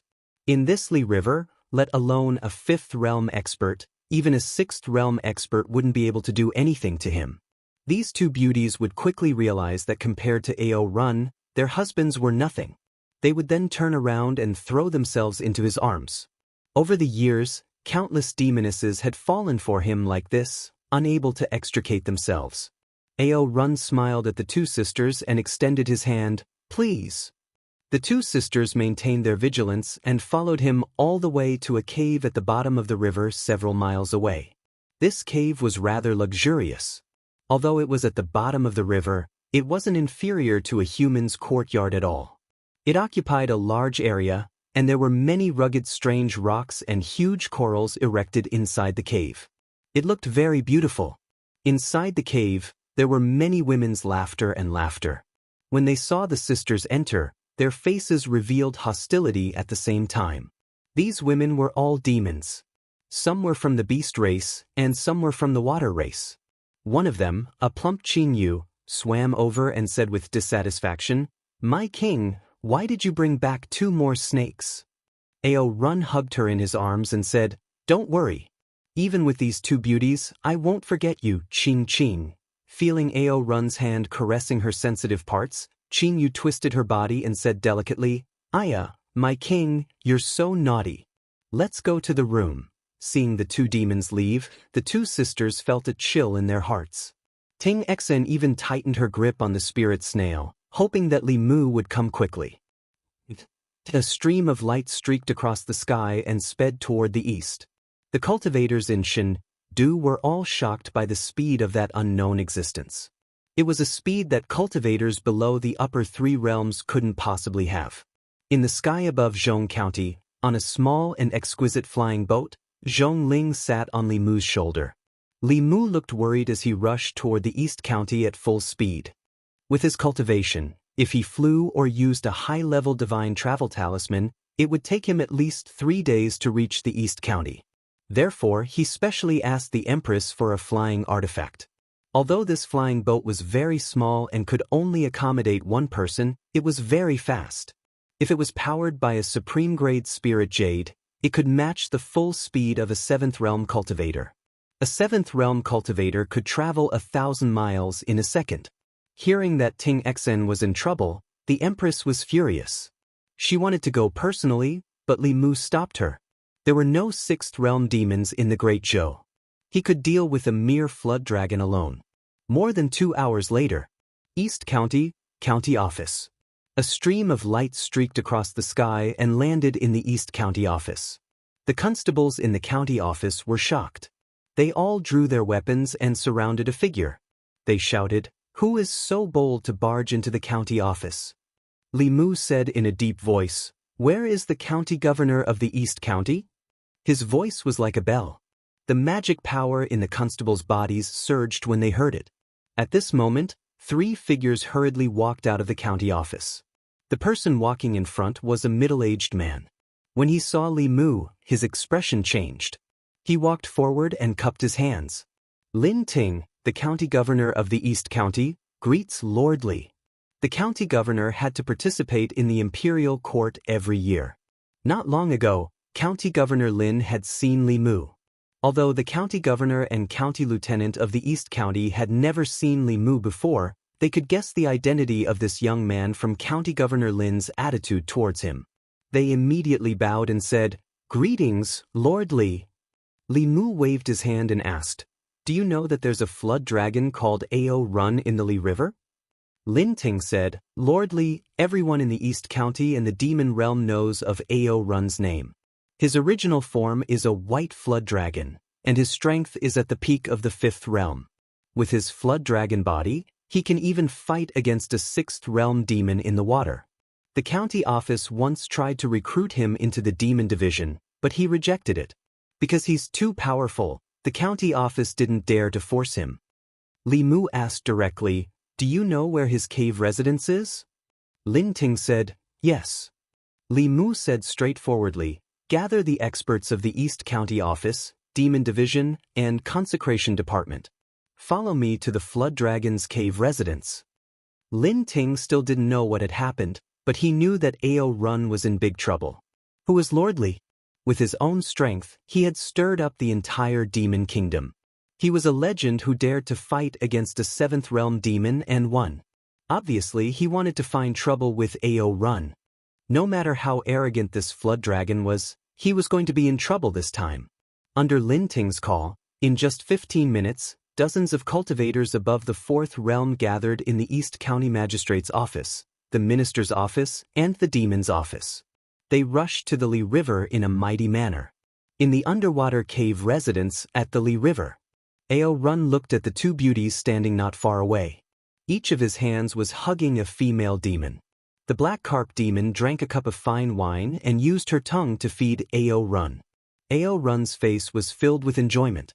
Just as he was intoxicated by the service of the female demons beside him, a thunderous voice came from the water above. "Ao Run, get out here." Ao Run spat out a mouthful of wine. The female demons were also shocked. Ao Run's name had spread throughout the East County. Who wasn't afraid of him? In the East County, no one dared to be so presumptuous on the Li River. Hearing this familiar voice, Listening Heart revealed a look of pleasant surprise and shock. They knew that Li Mu would come, but they didn't know that he would come so quickly. It had only been more than 2 hours since they were captured. In more than 2 hours, he had actually crossed thousands of miles from the divine capital to the middle county.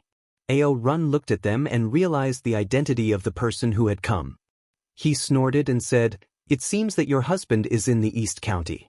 He actually came so quickly. Just wait and see how he will crawl under my feet." Li Mu and dozens of cultivators of the East County floated above the Li River. Suddenly, a figure broke out of the water. Ao Run flew out of the water and was shocked when he saw the formation above the Li River. He looked at the county chief of the East County and said warily, "Lin, what do you want to do?"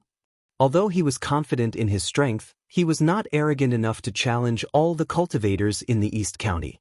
County Chief Lin did not speak. With that lord present, he had no right to speak first. Li Mu looked at the man in white and asked, "You are Ao Run. Where are Ing Exen and Ting Exen?" Ao Run looked at Li Mu and said in surprise, "You are the husband of those 2 beauties?" Li Mu was stunned at first, but he soon realized that it must be Ting Xian's doing. He did not deliberately explain and said coldly, "Let them out." Ao Run twitched the corner of his mouth and said, "Then let's see if you have the ability. Let's have a fight. If you can beat me, I will let them out. If you lose, the two beauties will belong to me. He glanced at Lin Ting and the others and calmly said, if you want to gang up on me with your numbers, I'll take these two beauties and leave. Let's see if I can fly faster or if you can catch up faster. The wind followed the dragon. The speed of the dragon race was second to none. The flood dragon had some bloodline of the real dragon. If he wanted to escape, even a sixth realm human would not be able to catch up with him. Li Mu was not afraid of him in terms of speed, but he did not want to bother. He asked, how do we compete? Ao Run puffed out his chest and said, don't say that I am bullying you. I will compete with you on the ground. There are no restrictions on magic power and magic treasures. If you win, you can take the beauties away. If you lose, the beauties will belong to me. Everyone here is a witness. Li Mu looked at the flood dragon in front of him. The corner of his mouth curled up slightly. He said, okay.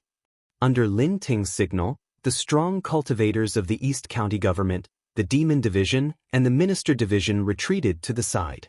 They were also looking forward to seeing if the legendary figure of the Great Zhou could defeat this flood dragon. On the river surface, Ao Run roared and attacked first. Countless water arrows shot out from the Li River and headed straight for Li Mu. Li Mu's body floated in the air. He calmly formed a seal with his hands. A circular transparent shield with flashing runes floated in front of him. The dense water arrows hit the shield and collapsed into splashes of water. At the same time, countless lightning bolts suddenly exploded beside Ao Run. He was completely submerged in the dense lightning net. Soon, the lightning net dispersed. Ao Run's clothes were tattered and burned in many places. However, his body was not injured at all. Li Mu thought to himself, the Dragon Clan was indeed the Dragon Clan. Even if it was a flood dragon, its body was probably as strong as a sixth realm monster like the Heavenly Wolf King. It might even be stronger. Such a body was simply the best material for refining corpses. If he could use it to refine corpses, Li Mu immediately suppressed this thought in his heart. He was definitely influenced by Chen Shi and the others. Whenever he saw a strong cultivator, his first reaction was to think of a way to refine their corpses. Ao Run was caught off guard by the lightning. He was in a sorry state. This attack did not cause much damage, but it was extremely humiliating. Seeing himself like a beggar, anger surged in Ao Run's heart. As his hand seals changed, a dark cloud quickly gathered above Li Mu's head. Lin Ting was worried that Li Mu would underestimate Ao Run. He hurriedly warned, be careful, Lord Li. This is Ao Run's Call the Wind and Summon the Rain technique. It's very powerful. Do not underestimate it. Above Li Mu's head, bean-sized raindrops were swept up by the wind and fell pitter-patter. Li Mu's body flashed with white light. The immortal robe formed a barrier around him. When the raindrops fell on the barrier, countless dents formed on it. Li Mu's gaze towards Ao Run changed slightly. This Ao Run was indeed something. This immortal robe could withstand a sixth realm attack. It was already very impressive that Ao Run's mystique could create so many dents. If this technique landed directly on Li Mu's body, with his current physical strength, he would not be able to withstand it at all. This Call the Wind and Summon the Rain mystique had probably entered the realm of Dao techniques. However, this technique did not last long, and the rain soon stopped. Ao Run's face darkened. He gritted his teeth and said, damn it, you actually have such a powerful defensive magic treasure. Li Mu's aura suddenly weakened. His face was pale, but he still snorted. He said, if you can use this mystique a second time, I may not be able to withstand it. But do you have the ability to use it a second time? Ao Run's eyes flashed. Although this technique consumed a lot of spiritual power, it was not unbearable for him to use it a second or third time. He laughed coldly and said, you will know soon. As his voice fell, the dark clouds above Li Mu's head gathered again. The wind carried the raindrops down.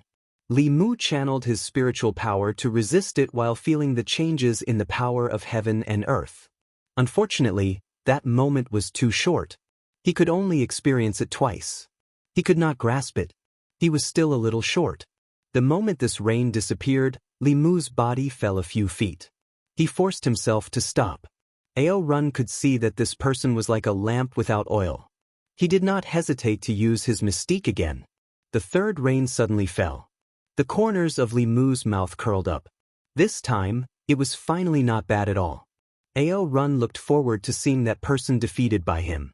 But just as the raindrops fell, the white light on his body shone brightly. He easily resisted the third attack. Ao Run was stunned for a moment. He said angrily, "You tricked me." He was tricked into using a mystique that consumed a lot of spiritual power 3 times in a row. More than half of the spiritual power in his body had been used up, but the person opposite him was still at his peak. He was already a little uncertain in his heart. However, in the next moment, something that made him even more frightened happened. Above his head, dark clouds suddenly rolled up. The next moment, heavy rain poured down. The raindrops fell on his body, bringing heart-wrenching pain. Ao Run looked at the young man opposite him. He was extremely frightened. He actually used his mystique. This scene shocked him too much. Ao Run had long lost his will to fight. Without hesitation, he dove into the water. Li Mu cast a water-repelling spell and chased after him. However, in the next moment, a white shadow attacked him.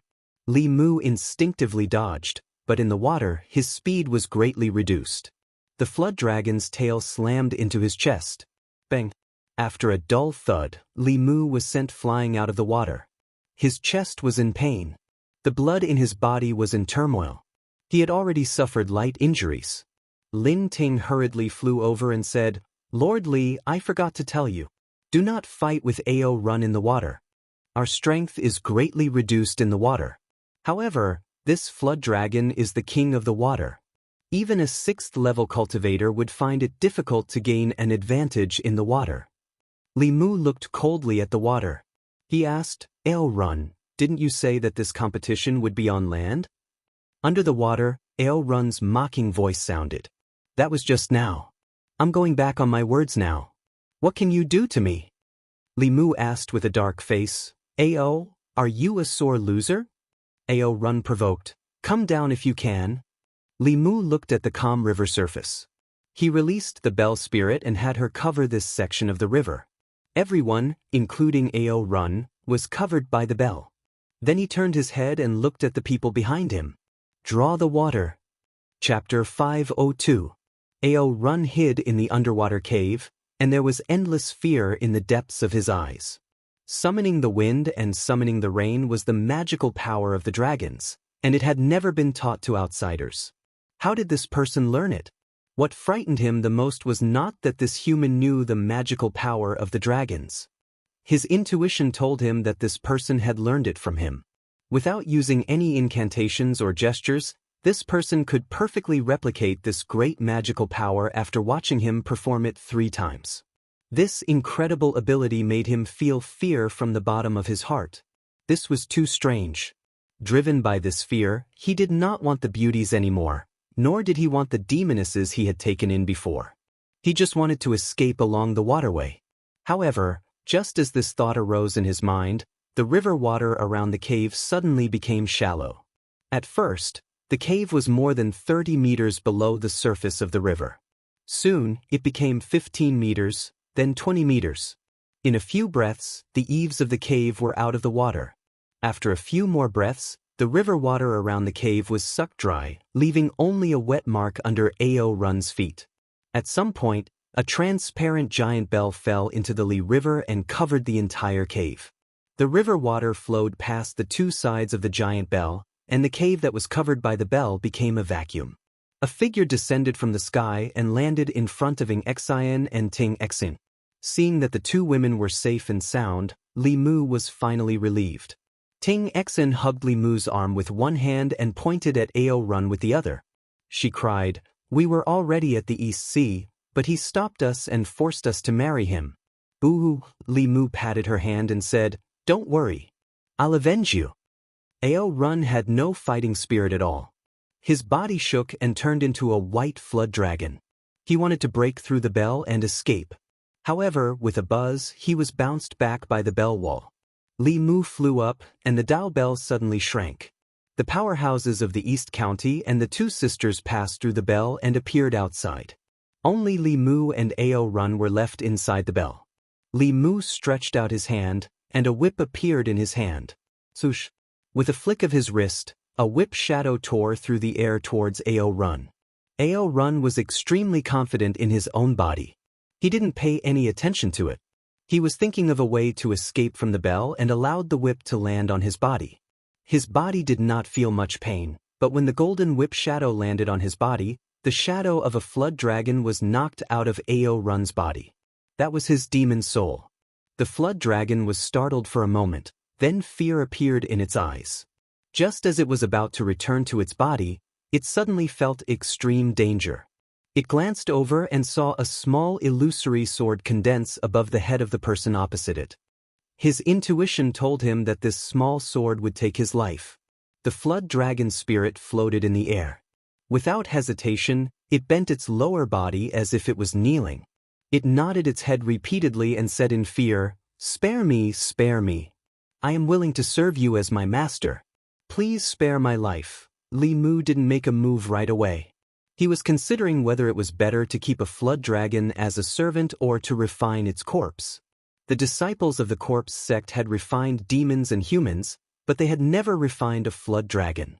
Xianxia and the others would definitely be interested in this project. Ao Run had already sensed that the human opposite him had bad intentions. He immediately said, "Master, you are not good at fighting in the water. In the future, I can fight in your place. I am very fast. You can also use me as a mount. You won't have to worry about traveling." It had to be said that this flood dragon had a strong desire to live. In 2 simple sentences, he had clearly stated his value. Li Mu was indeed not good at fighting in the water.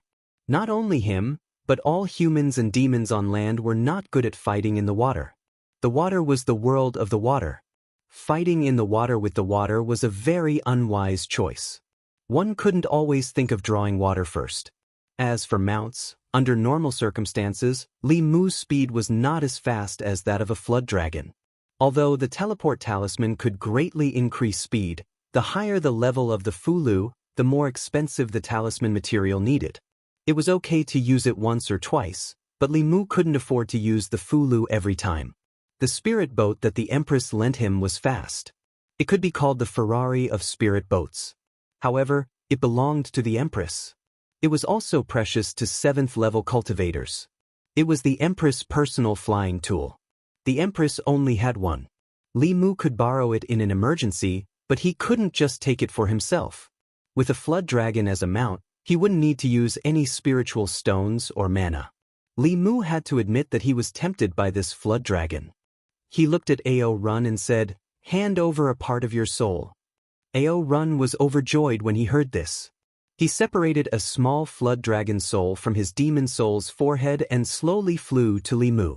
To a cultivator, it was extremely easy to kill someone with a strand of hair, a drop of essence blood, or a fragment of soul. Since Li Mu possessed a fragment of the flood dragon's soul, he had the power to kill him. Ao Run's demon soul returned to his body. He knelt on one knee and saluted Li Mu, "Greetings, master." He was very unwilling, but there was nothing he could do. He knew very well that this young man wanted to kill him.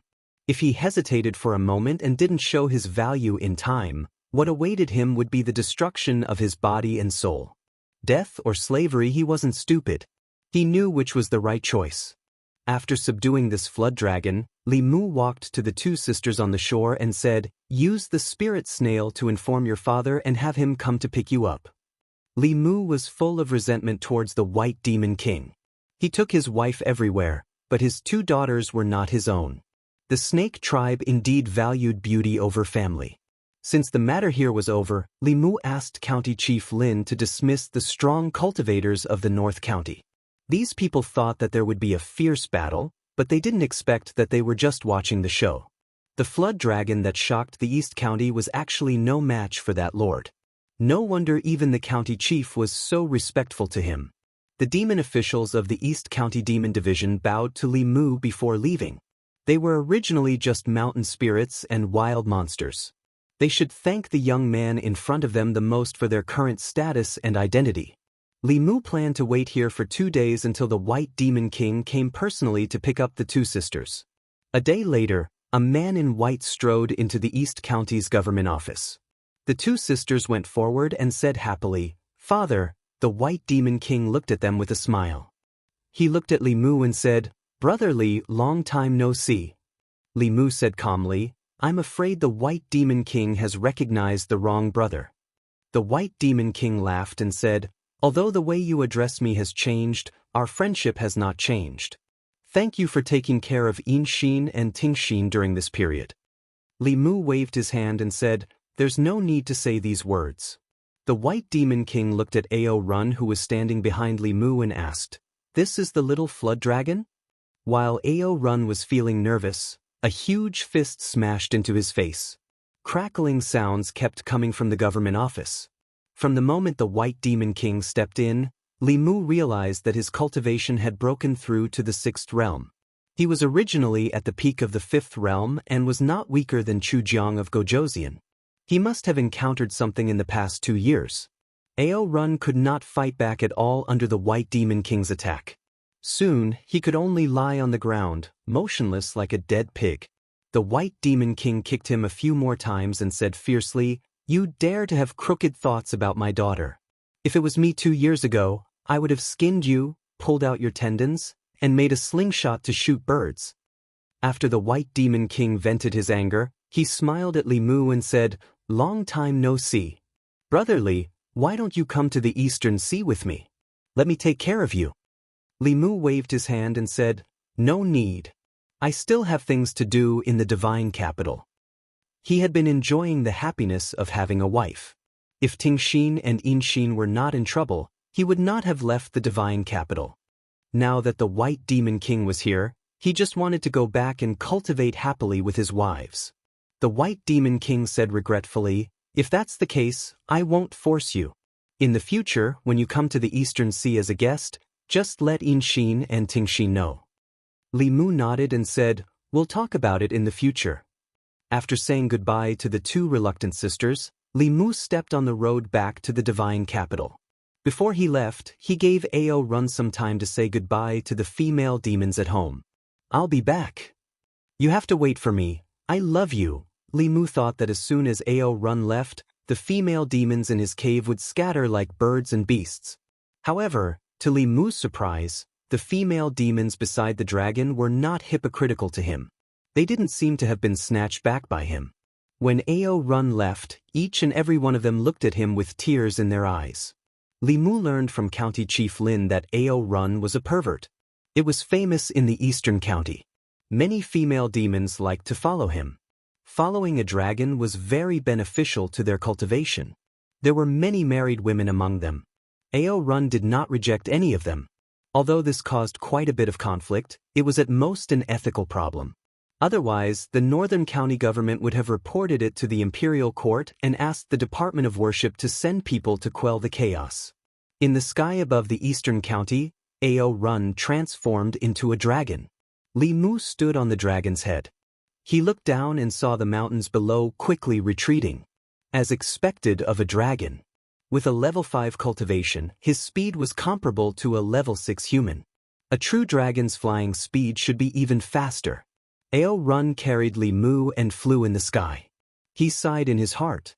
To think that he, a demon king, would one day become a human's mount in order to save his life. If the other dragons knew about this, what would they think of him? At a certain moment, he opened his dragon mouth and said in human language, "Master, how did you learn my dragon's superpower?" This was what he still had doubts about. If he knew how to summon the wind and summon the rain, it would be fine. But if he learned it on the spot, it would be too terrifying.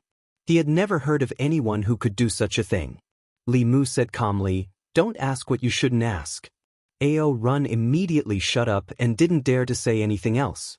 Li Mu rode the dragon and swaggered through the sky. Along the way, no matter if it was a human or a demon, they were all shocked when they saw this scene. The dragon clan was rarely seen. Even if it was just a flood dragon, just the aura it emitted was enough to make some low-level monsters lie on the ground and tremble. The sharp-eyed cultivators even noticed that there was a figure standing on the head of the flood dragon. There's actually someone on the dragon's head. Who's riding on the dragon? Could this flood dragon be his mount? It was too far.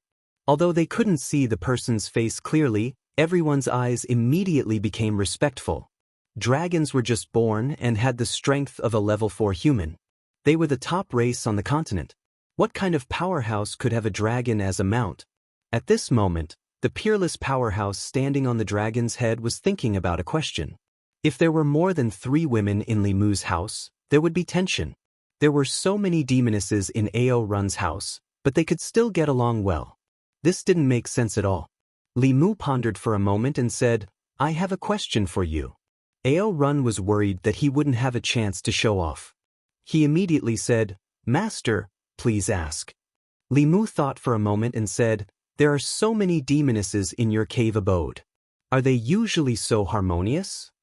Although Ao Run didn't know why his master was interested in this question, he still answered honestly, "Occasionally, they'll be jealous, but they're still considered harmonious?" Li Mu continued asking, "Why are they so harmonious?" Ao Run said, "Maybe it's because they love me." Li Mu said disdainfully, "They're just being forced by you and don't dare to resist." Ao Run, who had always been submissive and didn't dare to disobey Li Mu, actually retorted, "Master, you're wrong. Although I like beauties, I have a bottom line. If they really don't want to follow me, I won't make things difficult for them. I've already let 2 of them go before." Li Mu asked, "What about the others?" Ao Run said proudly, "As for the others, after seeing my overbearing aura, they don't want their husbands anymore. They want to follow me no matter what. If you want to blame someone, you can only blame me for being too charming and deeply attracting them." Li Mu said, "That's immoral." Ao Run continued to refute, "No, no, no, this is the morality of you humans. In the demon race, only the strong are respected. Only the strong are worthy of having more demonesses." Different races had different ideas. Li Mu didn't intend to change Ao Run's mind. But speaking of this topic, Ao Run seemed to be energized. He said disdainfully, "To be honest, I look down on some humans. In my cave abode, there are more than a dozen beauties around me all day, and they're all very harmonious and harmonious. Some humans only have 3 to 5 women at home, and they're jealous of each other everywhere. They're forming cliques and making the atmosphere in their homes foul. Master, don't you think this kind of person is ridiculous?" Li Mu stood on his head and said, "Stop for a moment." Ao Run stopped and asked, "Master, do you have any other orders?" Li Mu said indifferently, "You're so strong. You must be very unwilling to be my subordinate. I'll give you a chance. Challenge me again. If you win, I'll give you back your freedom." Ao Run shook his head repeatedly. "No, no, no, I'm willing to be your subordinate." Li Mu said coldly, "Cut the crap. Do whatever I tell you to do." Chapter 503. Divine Capital. Li Residence. In the morning, when Li Mu walked out of Li Qing's room, Wan Wan and Xiao Bai had already returned from grocery shopping. They were washing vegetables at the kitchen door while discussing a strange incident that had been spreading among the people of Divine Capital. A few days ago, more than one person in Zhong County had seen a divine dragon flying across the sky while working in the fields. Divine Capital was inland, so there weren't many opportunities to see the water tribe. Dragons had always only appeared in rumors. Once the news of a divine dragon appearing in Zhong County spread, it caused widespread discussion among the people. The people had never seen a true dragon before, so naturally, they couldn't tell the difference between a flood dragon and a true dragon. Li Mu didn't bring the flood dragon back to Divine Capital. Instead, he placed it in a river in Zhong County so that it could cultivate and wait for Li Mu's orders. For the peace of the place, Li Mu also set 2 rules for it. First, it wasn't allowed to appear in front of people and disturb the people. Second, in the next 10 years, it could only solve its physiological problems with its hands. It wasn't allowed to seduce married women, nor was it allowed to abduct ignorant women. Whether it was a human or a demon, Li Mu would cut off its tools if he was caught. After 10 years, Li Mu would have reached Realm 6 and wouldn't need the Flood Dragon anymore. He could set it free. Today was the day that Phantom Princess and the others returned to the Yao Nation. Li Mu personally led the officials of Honglu Temple to send them out of the city. Phantom Princess originally wanted Li Mu to escort her back to Thousand Fox Nation, But Li Mu heartlessly refused. Although her identity was very special, and the Yao Nation and Diabolism saw her as a thorn in their side, the Queen of Thousand Fox Nation today was no longer the phantom princess of the past. Li Mu had given her almost all the wealth that he had inherited from Emperor Bai. Now, even if she fought with the Empress, she might not be at a disadvantage. She didn't need anyone to protect her.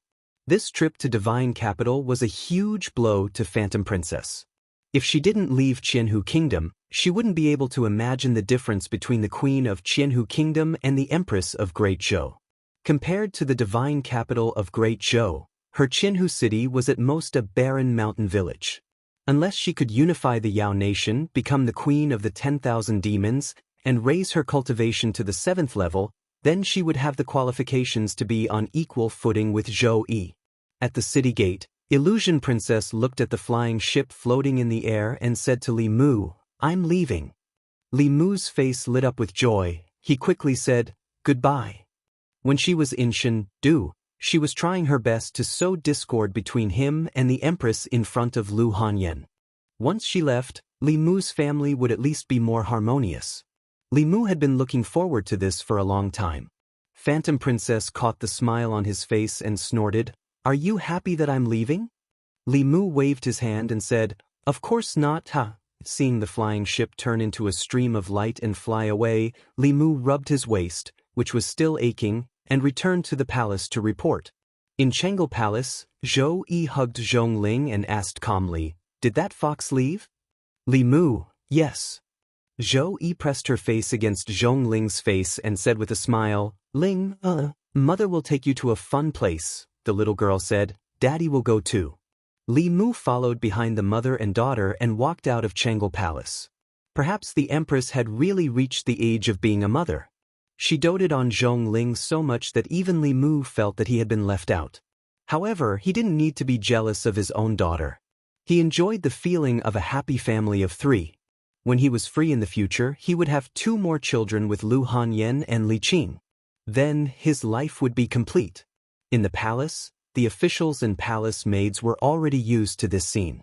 Everyone knew that Lord Li's daughter had taken Her Majesty as her godmother. Her Majesty doted on her very much and often summoned her to the palace. She ordered the imperial chefs to make all kinds of delicious food for her and took her to play in the palace. Everyone in the palace already knew this cute little girl. As for where Lord Li's daughter came from, there were many different opinions. Some said that he had her with Madame Li when he was young, and it was only now that it was made public. Others said that she was the child of Lord Li and the Demon Kingdom Queen and was only recently sent back. The officials with some cultivation could naturally see that Lord Li's daughter wasn't human, nor was she a demon. She was a spirit, and it was very likely that she was the child of Lord Li and a ghost. It wasn't strange for something like this to happen to him. Everyone knew that Lord Li was neither friend nor foe. He was upright and plain-spoken, and devoted to the people and the country. However, he was lustful and surrounded by beauties. Not only did he have rumors with Her Majesty, but it was also said that he had a good relationship with the Demon Kingdom Queen. This actually proved that Her Majesty doted on him. Since ancient times, there had been many princesses who were children of important ministers, but it was very rare for them to directly recognize their relatives. In the palace, Zhou Yi led Zhongling into the ancestral temple, and Li Mu followed. This wasn't his first time here. Compared to last time, the ancestral temple had changed a lot. The furnishings and decorations were still the same. 36 small cauldrons were connected to a large cauldron, and a golden dragon was swimming in the large cauldron. However, the golden light on each small cauldron was much more dazzling than the last time Li Mu saw them. The most dazzling cauldron was naturally the one in the middle that belonged to the central commandery. The people of the Divine Capital had the strongest psychokinesis, and it was comparable to the combined power of several other cauldrons. When Li Mu came last time, the cauldrons of psychokinesis in the various commanderies were far from this bright. This meant that in the past 2 years, the psychokinesis of the people of the various commanderies had greatly increased. On the one hand, the abolition of the silver punishment law and the punishment of the corrupt officials had made the people trust the imperial court more. On the other hand, after the demon division was established in the various commanderies, the demons in the Great Zhou also contributed a lot of psychokinesis. In addition to the small cauldrons being brighter, the golden dragon on the large cauldron was also fatter than the last time Li Mu saw it. At this moment, it was happily swimming in the cauldron. 3 elders wearing 4-clawed dragon robes were guarding here. They were the experts of the Xiao royal clan. Ever since the Zhou clan stole the emperor's aura, the Xiao clan had sent 3 clan experts to guard the ancestral temple to prevent the emperor's aura from being stolen again. These 3 people were almost all of the top combat power of the Xiao royal clan. When the 3 elders saw the empress bring Li Mu and Zhong Ling in, they only looked up and closed their eyes again. Zhong Ling reached out to grab the golden dragon. Li Mu hurriedly said, "You can't touch it." Zhou Yi glanced at Li Mu and said indifferently, "Why can't you touch it?" She looked at the golden dragon and said, "Come here." The golden dragon trembled as it flew over. Zhong Ling caught it and played with it. It was originally a formless object, but Zhong Ling was also a spiritual body. She easily caught it in her hand and played with it wantonly. Zhong Ling played with the spirit of psychokinesis for a while and lost interest. Although they were both spiritual bodies, she relied on the origin power of heaven and earth. This dragon was condensed from psychokinesis and could not be absorbed by her for cultivation. So, she quickly let go of the dragon. After the golden dragon regained its freedom, it immediately entered the cauldron and did not dare to poke its head out. Zhong Ling clearly did not know that this was the most important place in the Great Zhou. She only felt that this place was claustrophobic and boring. Soon she made a fuss about leaving. After the family of 3 left, the ancestral temple regained its silence. 2 of the 3 people sitting cross-legged in the corner, cultivating with their eyes closed, slowly opened their eyes. The elder on the left frowned slightly and muttered, "What does she mean by this? Why did she suddenly adopt a daughter?" The elder on the right said indifferently, "What's there to guess? As long as she doesn't pass the throne to the Zhou family, whatever she does has nothing to do with us. Watch this emperor's qi carefully. According to the current rate of psychokinesis gathering, this new emperor's qi will mature in 5 years or 10 years. At that time, as long as we get ahead of the Zhou family, we can settle the situation in one fell swoop." After he finished speaking, his eyes were filled with emotion. He said, "She has only been on the throne for 5 years. Who would have thought that in the history of the Great Zhou, the emperor who condensed emperor's qi the fastest was actually her?" The elder on the left glanced at him and asked in return, "Isn't this a big deal? Why don't you think about how she got the throne? If she gave this emperor's qi to her adopted daughter, what can we do?" The elder on the right shook his head and said, "That's impossible. You also know that the girl is just a spiritual body. Her origins are unknown. She can't accept the emperor's qi. The officials and the people of the Great Zhou will not accept her as the emperor. If Zhou Yi really wants to do that, the 4 great academies will not sit by and do nothing." The elder on the left looked at him and said indifferently, "That girl is impossible, but what about the others? What if she likes this feeling and decides to give birth to one herself? At that time, will the people still object? Will the 4 great academies still object?" As soon as he said this, even the elder in the middle who had his eyes closed all this time suddenly opened his eyes. In these 2 years, the situation in the divine capital had undergone earth-shaking changes. The old and new parties that had once controlled the entire imperial court had long lost most of their right to speak in the imperial court. Many officials, led by Zhang Chun, had begun to stand firmly on the empress side. 2 years ago, the 4 great academies had clearly supported the old and new parties. In these 2 years, their attitudes had become more and more unpredictable. The reason was that previously, everyone had thought that the Great Zhou would be destroyed by a female emperor. However, the reality was the opposite.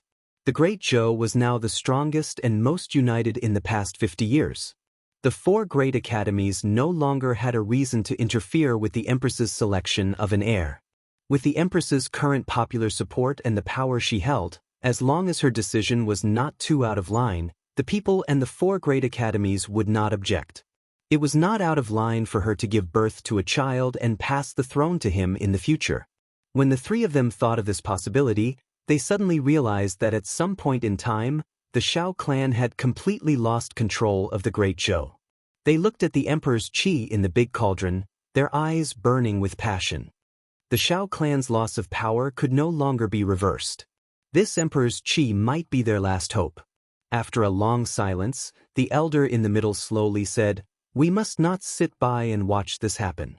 Inform King Ping and let them prepare early, Chang'an Palace." After leaving the ancestral shrine, Mr. Mei and Shangguan Li took Zhong Ling to the imperial garden to play. Only Li Mu and the empress were left in the main hall. In fact, a long time ago, Li Mu had been thinking about a problem. Who was the empress planning to pass the supreme position of the Great Zhou to? He had asked Mr. Mei in a roundabout way before. Mr. Mei had warned him not to guess the empress's intentions. This was not a question he could ask. At that time, Li Mu and the empress were not very close. Now, he felt that he could ask. Li Mu's tone was calm. He asked casually, "Your Majesty, have you thought about who to give the emperor's qi in the ancestral shrine?" Zhou Yi said, "To the Xiao clan." When she said this, she did not hesitate. It was obvious that she had already planned this. This was the same as Li Mu's guess. If she did not want to pass the throne to the Xiao clan, she would not have allowed the 3 elders of the Xiao clan to guard the ancestral shrine. This meant that the empress had already made this decision when she first ascended the throne. Based on Li Mu's understanding of her, she must have felt that the Zhou clan did not have the right to the throne. The Xiao clan had ruled the Great Zhou for hundreds of years. The idea that the Xiao clan was the royal family was deeply ingrained. It was reasonable to give the Xiao clan the title. Zhou Yi looked at Li Mu and asked, "What do you think?" Li Mu said, "Your Majesty, I will listen to you." He used to think that it was better for the empress to give birth to her own child than to pass the throne to an outsider. However, seeing how much the empress doted on her child, she probably could not bear to let her own child suffer.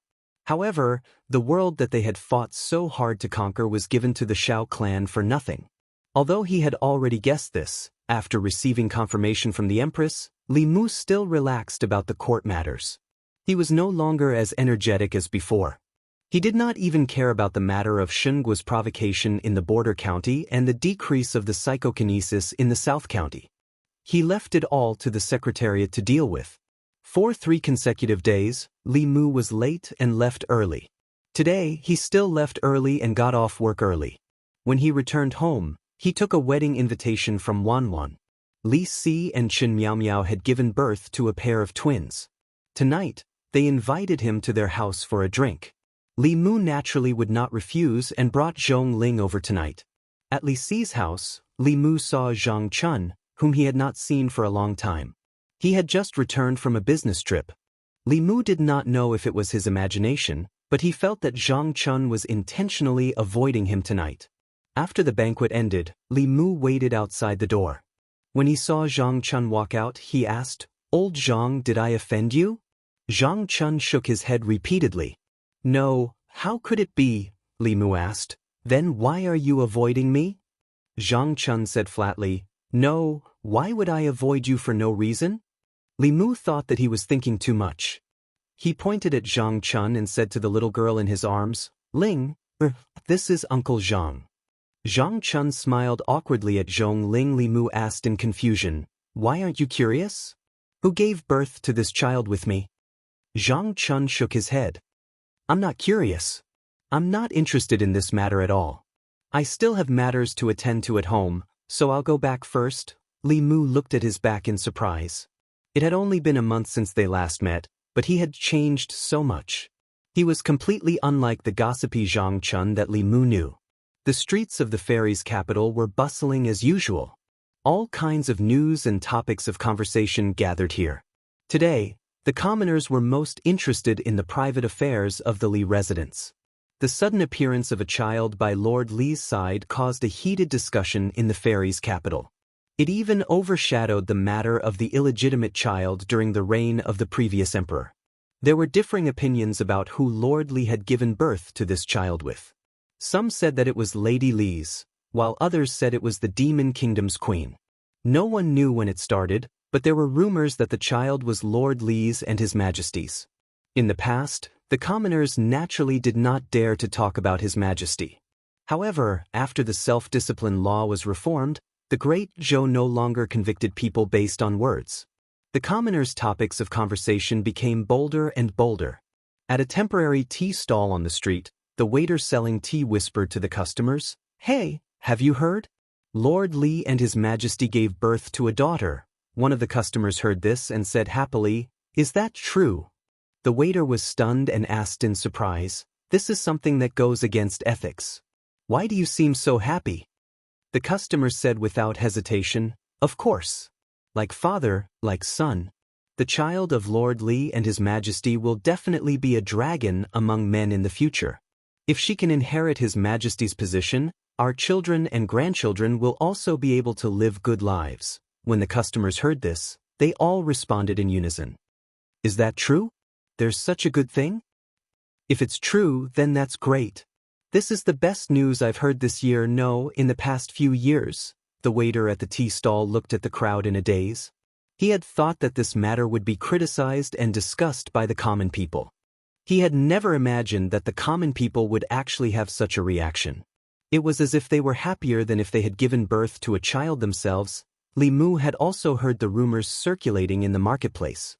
The common people usually did not have the guts to criticize the empress. There had to be someone pushing this matter behind the scenes. As for who was pushing it, Li Mu did not need to think to know. It was either the Xiao clan or the Zhou clan. Their goal was undoubtedly to use the pressure of public opinion to cut off the possibility of the empress passing the throne to someone else in advance. Unexpectedly, the common people's support for the coupling of Li Mu and the empress was so high. In just 2 days, there were already many people calling for the empress to make him empress. The person behind the scenes had gone for wool and come home shorn. More importantly, with the empress's bearing, no one knew the consequences of offending her better than Li Mu. He walked into Chang'e Palace and saw that the empress's expression was extremely ugly. Zhou Yi saw Li Mu walk in and said in a low voice, "I've changed my mind." Li Mu was puzzled. "Changed your mind about what?" Zhou Yi said coldly, "I don't want to give that imperial aura to the Xiao clan anymore." Li Mu said in a daze, "Your Majesty wants to pass it to the Zhou clan?" Zhou Yi said, "Oh." Li Mu thought for a moment and said in astonishment, "Could it be that Your Majesty really wants to give birth to a child?" Before Zhou Yi could speak, Zhongling, who was in Li Mu's arms, clapped her hands and said happily, "Good, good, I already have a younger brother or sister to play with me. Father, mother, you can have another one." Chapter 504. Li Mu looked at the innocent Zhongling and explained, "Ling, be a good girl. Don't mess around. Father and mother gave birth to you differently from giving birth to a younger brother or sister." The little girl blinked curiously and asked, "What's the difference?" Perhaps she was envious of other children who had siblings to accompany them, but how was Li Mu supposed to explain to her that she was actually born from heaven and earth and not the product of his and the empress's hard work? Zhongling's intelligence grew very quickly, but she obviously couldn't understand this. Li Mu and the empress looked at each other. Li Mu looked embarrassed. The empress held Zhongling's face and smiled. "Linga, don't worry. You will have a younger brother or sister in the future." After receiving the empress's promise, Zhongling happily ran off to play. In Chang'e Palace, Li Mu saw the empress looking at him. He said decisively, "Your Majesty, please give up on this idea. My wife and I have no plans to have children. Li Mu, Lu Hanyan, and Li Qing would be busy with political affairs in the next few years. Even if they had children, they wouldn't have much time to accompany them.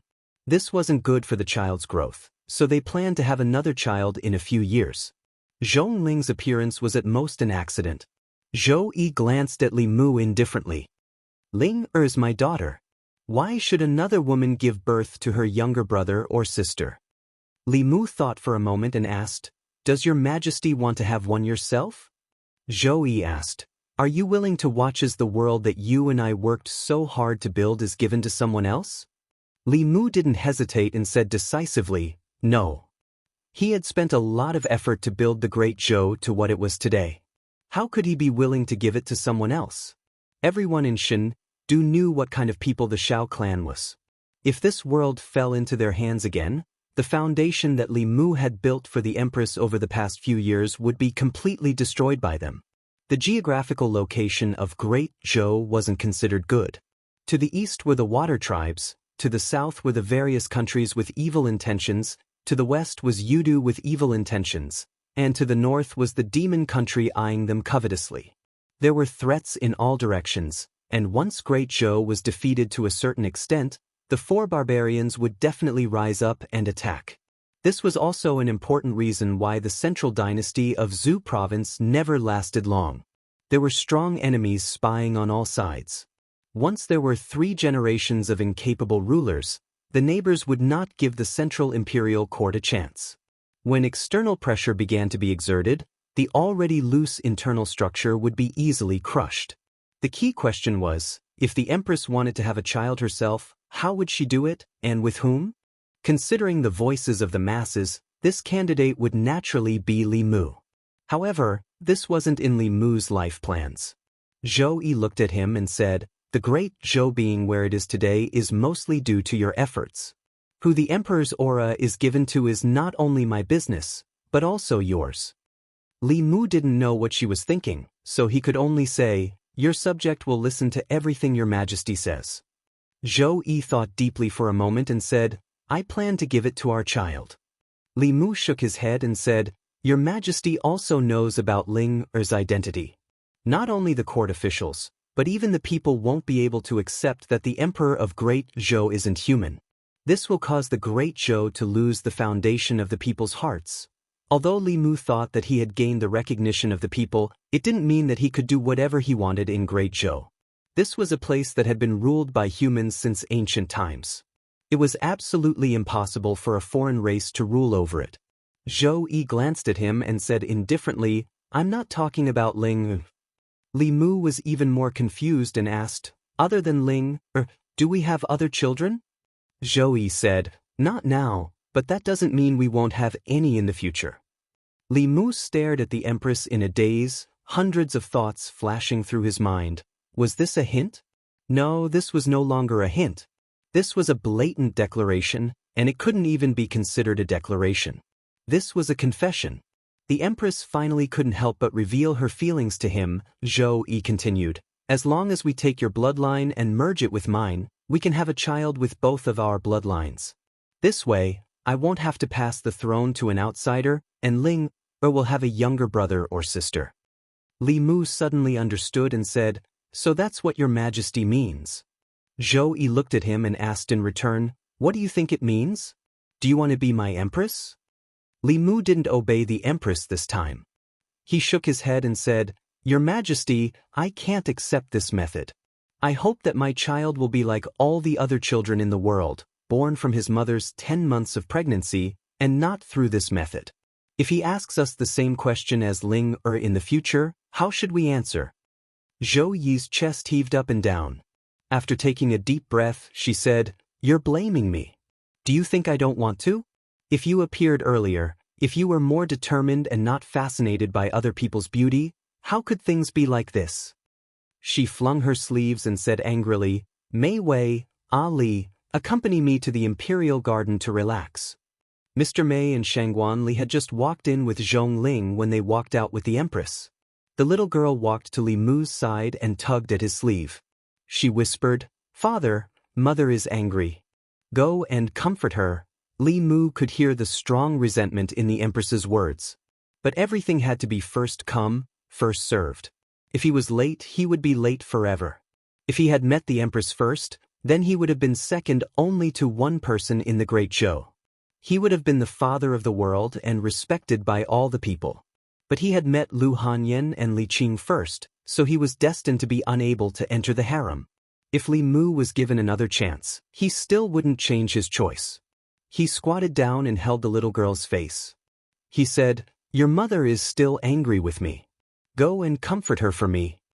Zhong Ling nodded seriously and chased in the direction of the imperial garden.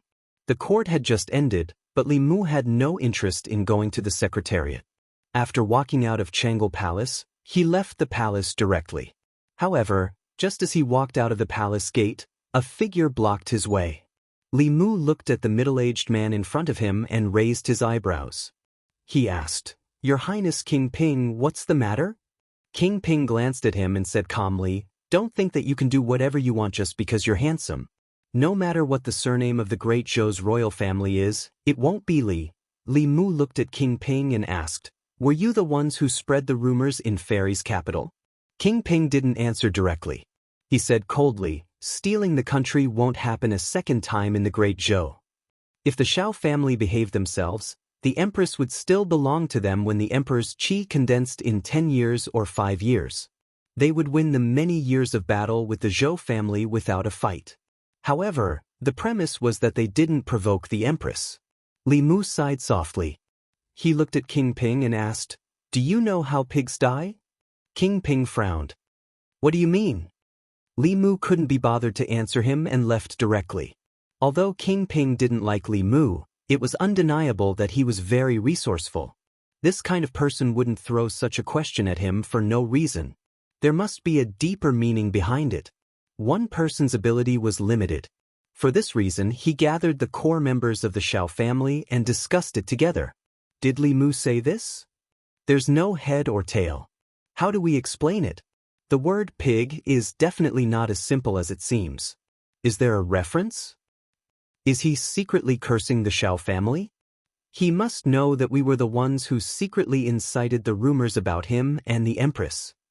While they were discussing, a voice suddenly sounded from the corner. King Shou stood up and asked in disbelief, "You guys spread rumors about Li Mu and Her Majesty in the streets. This kind of thing can't be hidden from Her Majesty." King Ping said, "So what if she knows?" This was meant for him and the empress to hear. They're neither emperors nor subjects. Aren't they afraid of being criticized by the world? If they really give birth to a child, the great Zhou will be laughed at for thousands of years. King Ding said regretfully, "It's a pity that those ignorant people are mostly in favor of this." King Shou sat back down and covered his face with both hands. He didn't know what to say. After a long while, his voice came from between his fingers. "If there's an answer to this question, then the pigs must have died of stupidity. They were so stupid that they threw away the cooked duck." King Ping frowned and asked, "What do you mean?" King Shou leaned back in his chair and said tiredly, "It's obvious that the empress has no intention of taking the throne. Since she took the throne, she put Li Mu in an important position to fend off foreign forces and unite the people. She planned to leave as soon as possible after condensing the emperor's qi.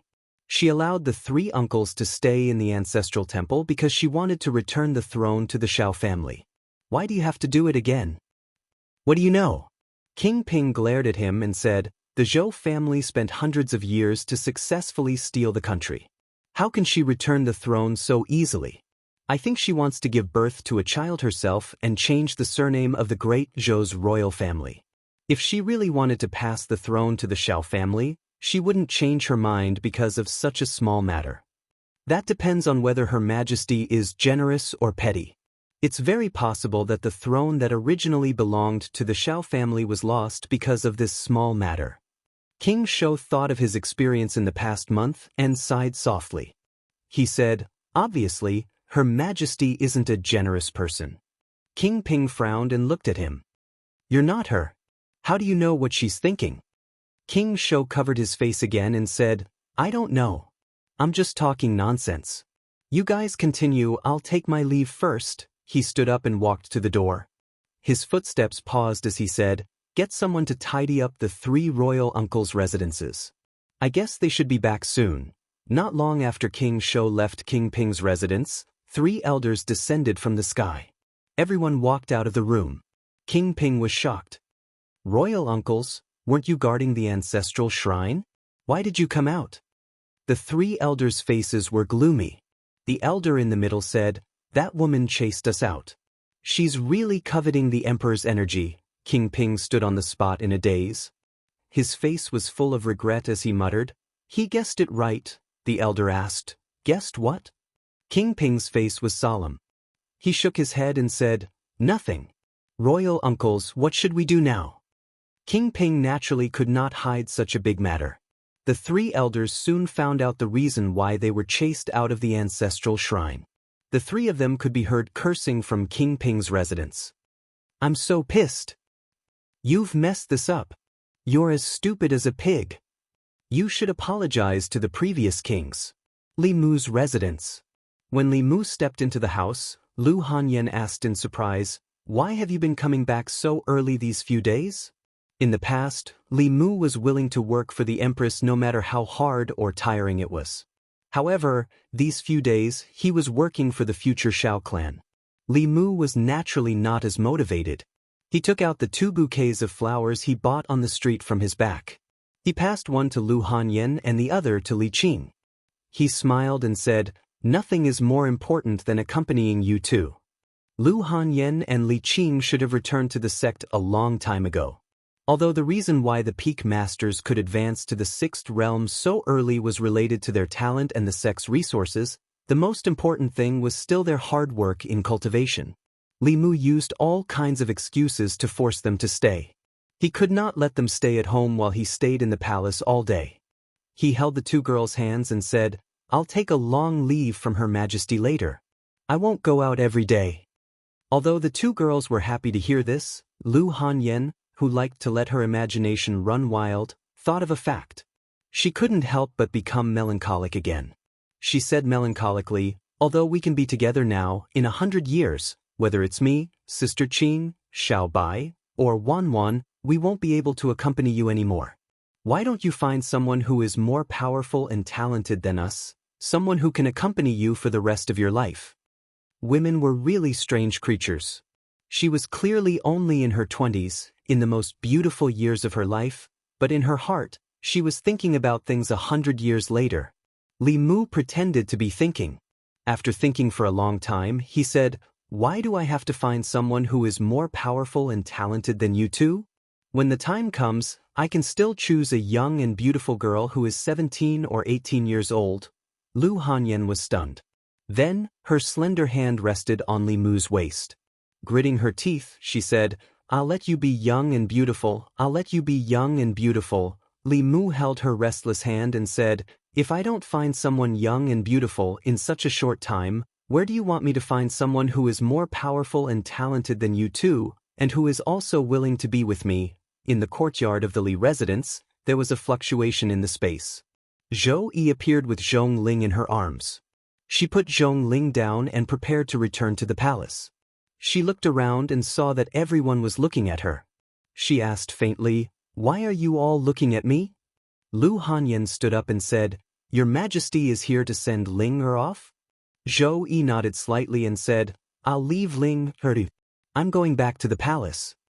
Lu Hanyan looked at her and suddenly said, "It's almost time to eat. Your Majesty, eat with us before you leave. Ling Er should want you to stay." Zhong Ling was stunned for a moment. Then she hugged Zhou Yi's leg and said happily, "Mother, stay for dinner. Aunt Mei and Aunt Li will come too." Although the Empress might not listen to Lu Hanyan, she would fulfill all of her daughter's wishes. Therefore, not only did she stay, but she also asked Shangguan Li and Mr. Mei to come as well. When it was time to eat, Lu Hanyan took the initiative to pick up a piece of fish for the Empress. She smiled and said, "Your Majesty, try this. I made it myself." Li Mu almost had a fish bone stuck in his throat. When Lu Hanyan and the Empress appeared together, the atmosphere was extremely cold. It was not an exaggeration to say that it was like falling into an ice cave. Lu Hanyan actually took the initiative to pick up food for the Empress. Li Mu's first reaction was that Lu Hanyan was crazy. In the face of Lu Hanyan's kindness, Zhou Yi quickly responded. She tasted a piece of fish and said, "When I first met you, I only knew that your zither skills were unparalleled. I didn't expect your cooking to be so good as well. You're almost as good as the chefs in the palace." Mr. Mei and Shangguan Li looked at each other. Shangguan Li remembered very clearly that when the Empress was still the crown princess, the three of them went to listen to Lu Hanyan play. Shangguan Li praised her zither skills, and the Empress's comment was, "It's just SOSO." Lu Hanyan also said, "When I first met you, Your Majesty, I was amazed that there was such a beauty in the Immortal's capital. It made me feel ashamed of myself." Wanwan, who was eating with her head down, looked up at Shangguan Li and quickly lowered her head again. If she remembered correctly, when she praised that sister's beauty, Shengguanli said, "It's just so. Lu Hanyan and the Empress actually started praising each other. Li Mu saw this and his chopsticks fell to the ground. He pinched his thigh hard. The intense pain told him that this was not a dream. Chapter 505. When Lu Hanyan and the Empress began to compliment each other, the meal was especially harmonious. Li Mu was actually able to see the two of them get along well in his lifetime. It could be said that he had fulfilled one of his greatest regrets. Lu Hanyan took the initiative to befriend the Empress, and because of Zhong Ling, the Empress came to the house more frequently. From once every 3 days, once every 2 days, to twice a day now. Li Mu didn't go to the secretariat these 2 days. He only went to the Department of Consecration to inspect. Feeling an aura outside the door, Li Mu walked to the door and opened it. Ao Run stood at the door with his head lowered. He respectfully said, "Master?" Li Mu asked indifferently, "Is it done?" Ao Run immediately said, "Master, the one causing trouble in the river is a green fish demon. I have already followed your orders and captured it and handed it over to the local Yao division." A few days ago, the Department of Consecration received a request for help from a certain county's Yao division. There was a water demon causing trouble in the county's waters. Because the officials of the Yao division were all land demons and couldn't swim well, the water demon escaped several times. They then asked for help from the Department of Consecration. There were no water demon elites in the Department of Consecration, so Li Mu gave Ao Run in order to deal with it. This time, he came to report to Li Mu. Li Mu said, "If you are done, go back and cultivate." Ao Run bowed and said, "Yes." Lu Hanyan asked in the courtyard, "Is there a guest?" Li Mu said, "No, it's the mount I took in." Lu Hanyan didn't know the details. She only knew that Li Mu took in a dragon as a mount. She had never seen it before, so she said, "It's time to eat. Let him eat before he leaves." Since she had already spoken, Li Mu couldn't refute.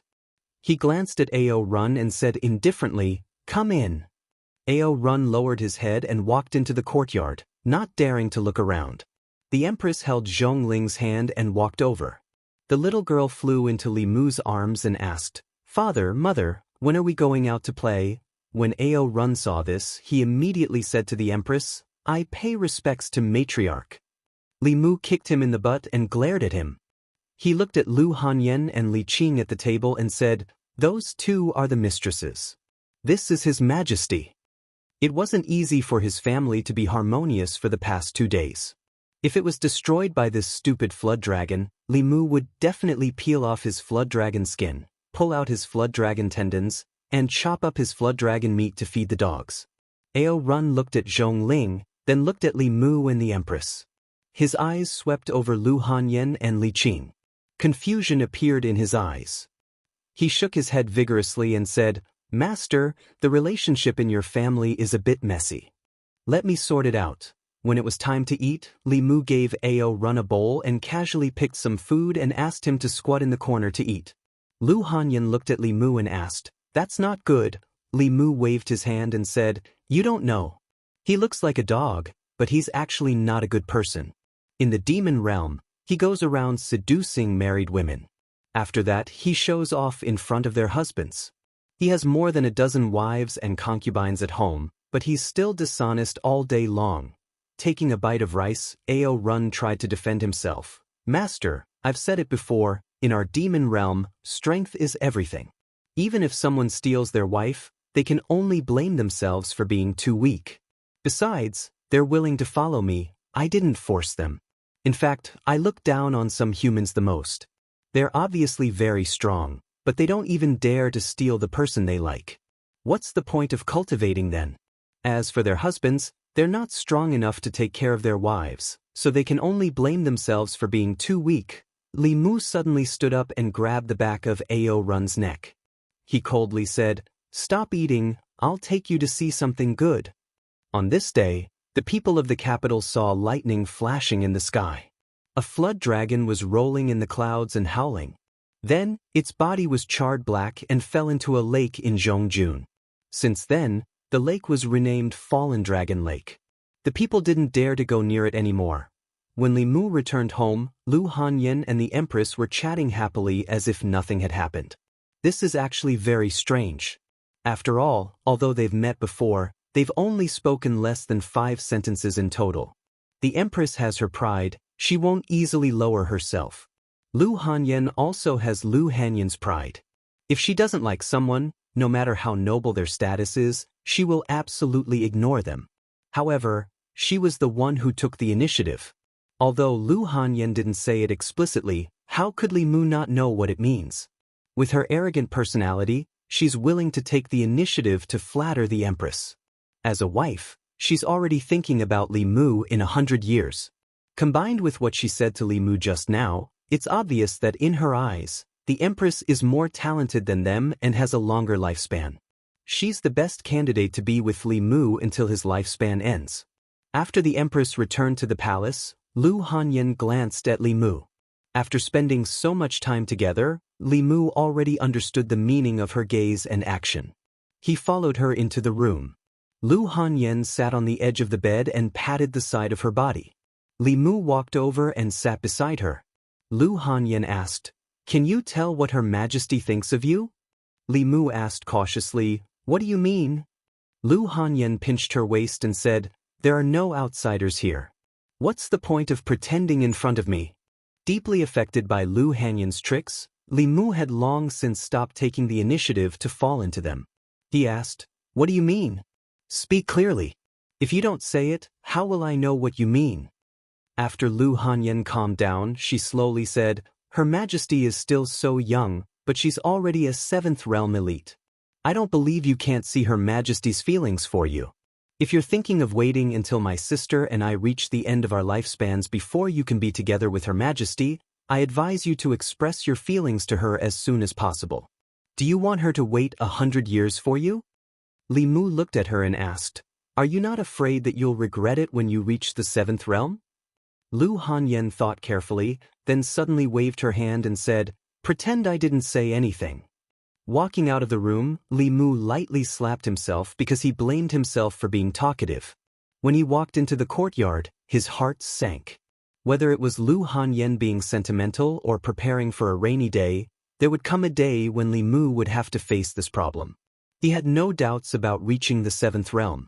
The legacy of the Fulu school, the telekinesis of the people of Great Zhou, and the telekinesis of the Yao of Thousand Fox Kingdom would allow him to step into this realm in 20 years, or even less. But what about Lu Hanyan and Li Qing? What about Wanwan and Xiaobai? There was a common understanding in the cultivation world. Transcendence was 10% effort and 90% legacy. An individual's talent and cultivation effort were actually not the decisive factors in whether or not one could reach the 7th realm. The Empress had transcended because of the imperial qi. Hyun Jinko and Yuzenzi had achieved this because of the legacy of the Fulu school. The Blue Wolf King and the 10,000 Illusions God Lord had also gathered the power of the Yao nation and bitterly cultivated for dozens of years to reach their current cultivation. Li Mu was confident that he could advance. Lu Hanyan and Li Qing only had a sliver of hope even though they had the Fulu school behind them. Xiaobai and Wanwan didn't even have a sliver of hope. Li Mu was proficient in the techniques of both the human and Yao races, and he had also completely comprehended the heavenly tomes of the Pill Cauldron sect. But there was no way for them to easily cross this natural chasm like he had. Unless he used the demonic Dao's blood and soul sacrifice method, similar to the Thousand Illusions' venerable master. But he wouldn't even consider this method. Li Mu thought carefully for an entire day. The only method he could think of was to establish a nation. The fastest shortcut to cultivation was to use the willpower of living beings. The easiest way to gather the willpower of living beings was to do what the Great Zhou and the Yong Kingdom did. They would build a national temple among the commoners and use the power of the nation to nurture the imperial qi. The Yong Kingdom's 5 generations of wise monarchs had worked hard to develop the country. In less than 100 years, they had nurtured 3 strands of imperial qi and created 3 7th realm experts for the imperial family. Li Mu believed that he could do the same. But if he did, he wouldn't be able to stay in the Great Zhou. He would be letting down the Empress.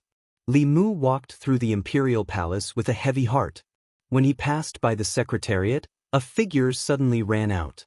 Lu Yi grabbed Li Mu's sleeve and asked, "Where are you going, Lord Li?" Li Mu didn't answer.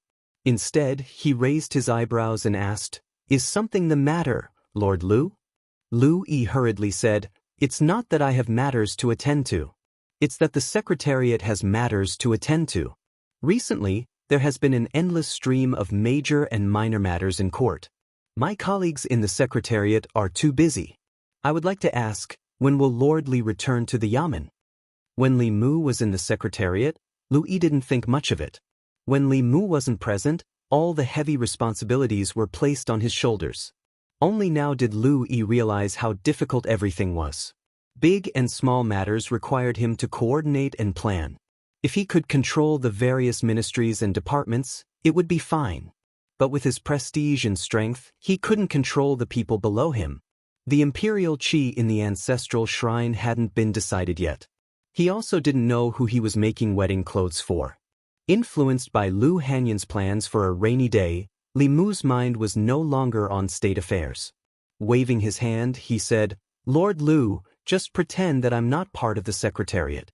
I'll take my leave first. See you later." Finished speaking, he didn't even look at Lu Yi and directly left. Lu Yi looked at his back with a puzzled expression. He didn't know what was wrong with him. Could it be that his wife had heard the rumors about him and the Empress and quarreled with him? Lu Yi shook his head. He couldn't blame his wife. When the people heard the rumors, they didn't condemn it. Instead, they called for the Empress to make Lord Li Empress and let them have a real child. If he was Lord Li's wife, he wouldn't be able to tolerate it either. Changle Palace. When Li Mu walked into the main hall, he saw the Empress sitting on the dragon throne. She seemed to be thinking about something. Li Mu didn't disturb her. He was thinking about how to talk to her later. Although he couldn't let Lu Hanyan and the others enter the 7th level, he could still let them enter the 6th level early. The Heavenly Book of the Danding sect had a recipe for breaking through to the creation realm. This pill was at the saint level. As long as there were enough materials, Li Mu could make it. He planned to ask the Empress for a long vacation to gather the materials for this pill. Lu Hanyan's tolerance and generosity made Li Mu feel even more sorry for her. He planned to let them enter the 6th level as soon as possible to prevent her from thinking too much. Zhou Yi was deep in thought for a long time, as if she had made a decision. She looked at Li Mu and said, "Ah." Li Mu also raised his head and said, "You first." "Your Majesty, you first." Their gazes met. Zhou Yi nodded and said, "I've decided who to give the next imperial qi to." Li Mu asked, "Who?" Zhou Yi said, "Give it to Lu Hanyan." Li Mu thought he heard wrong and asked in shock, "Who?" Zhou Yi said, "Give it to your wife." Li Mu came back to his senses after a long time. He asked, "Just because she said you were beautiful?" "Of course not." Zhou Yi glanced at him and said, "I've thought about it. I've been on the throne for 5 years. If I don't lose the hearts of the people in the Great Zhou, another imperial qi will mature in 5 years at most. At that time, if I continue to be the Empress of the Great Zhou, this imperial qi can be used to create another 7th level cultivator for the Great Zhou. If the hearts of the people can grow like they have in the past 2 years, then the next imperial qi will mature in less than 10 years. Within 100 years, at least 10 imperial qis can be condensed. Your contribution in condensing the imperial qi is the greatest. At that time, I'll give one to your second madam, one to Wanwen, one to Xiaobai, one to Mei Wei, one to Ali, and one to Ding Exin. There will still be a few left." The Empress's words stunned Li Mu for a long time. Then he suddenly saw the light. If he wanted to condense imperial qi, he didn't need to build a country. Right before him was a huge empire with the largest population and the most united hearts. With the size of the Great Zhou, it used to take at least 20 years to condense one imperial qi, and as long as 50 years. If a wise ruler, the time would be shortened, and if a fatuous one, the time would be extended. Li Mu was confident that he could shorten the time needed to condense imperial qi to less than 10 years.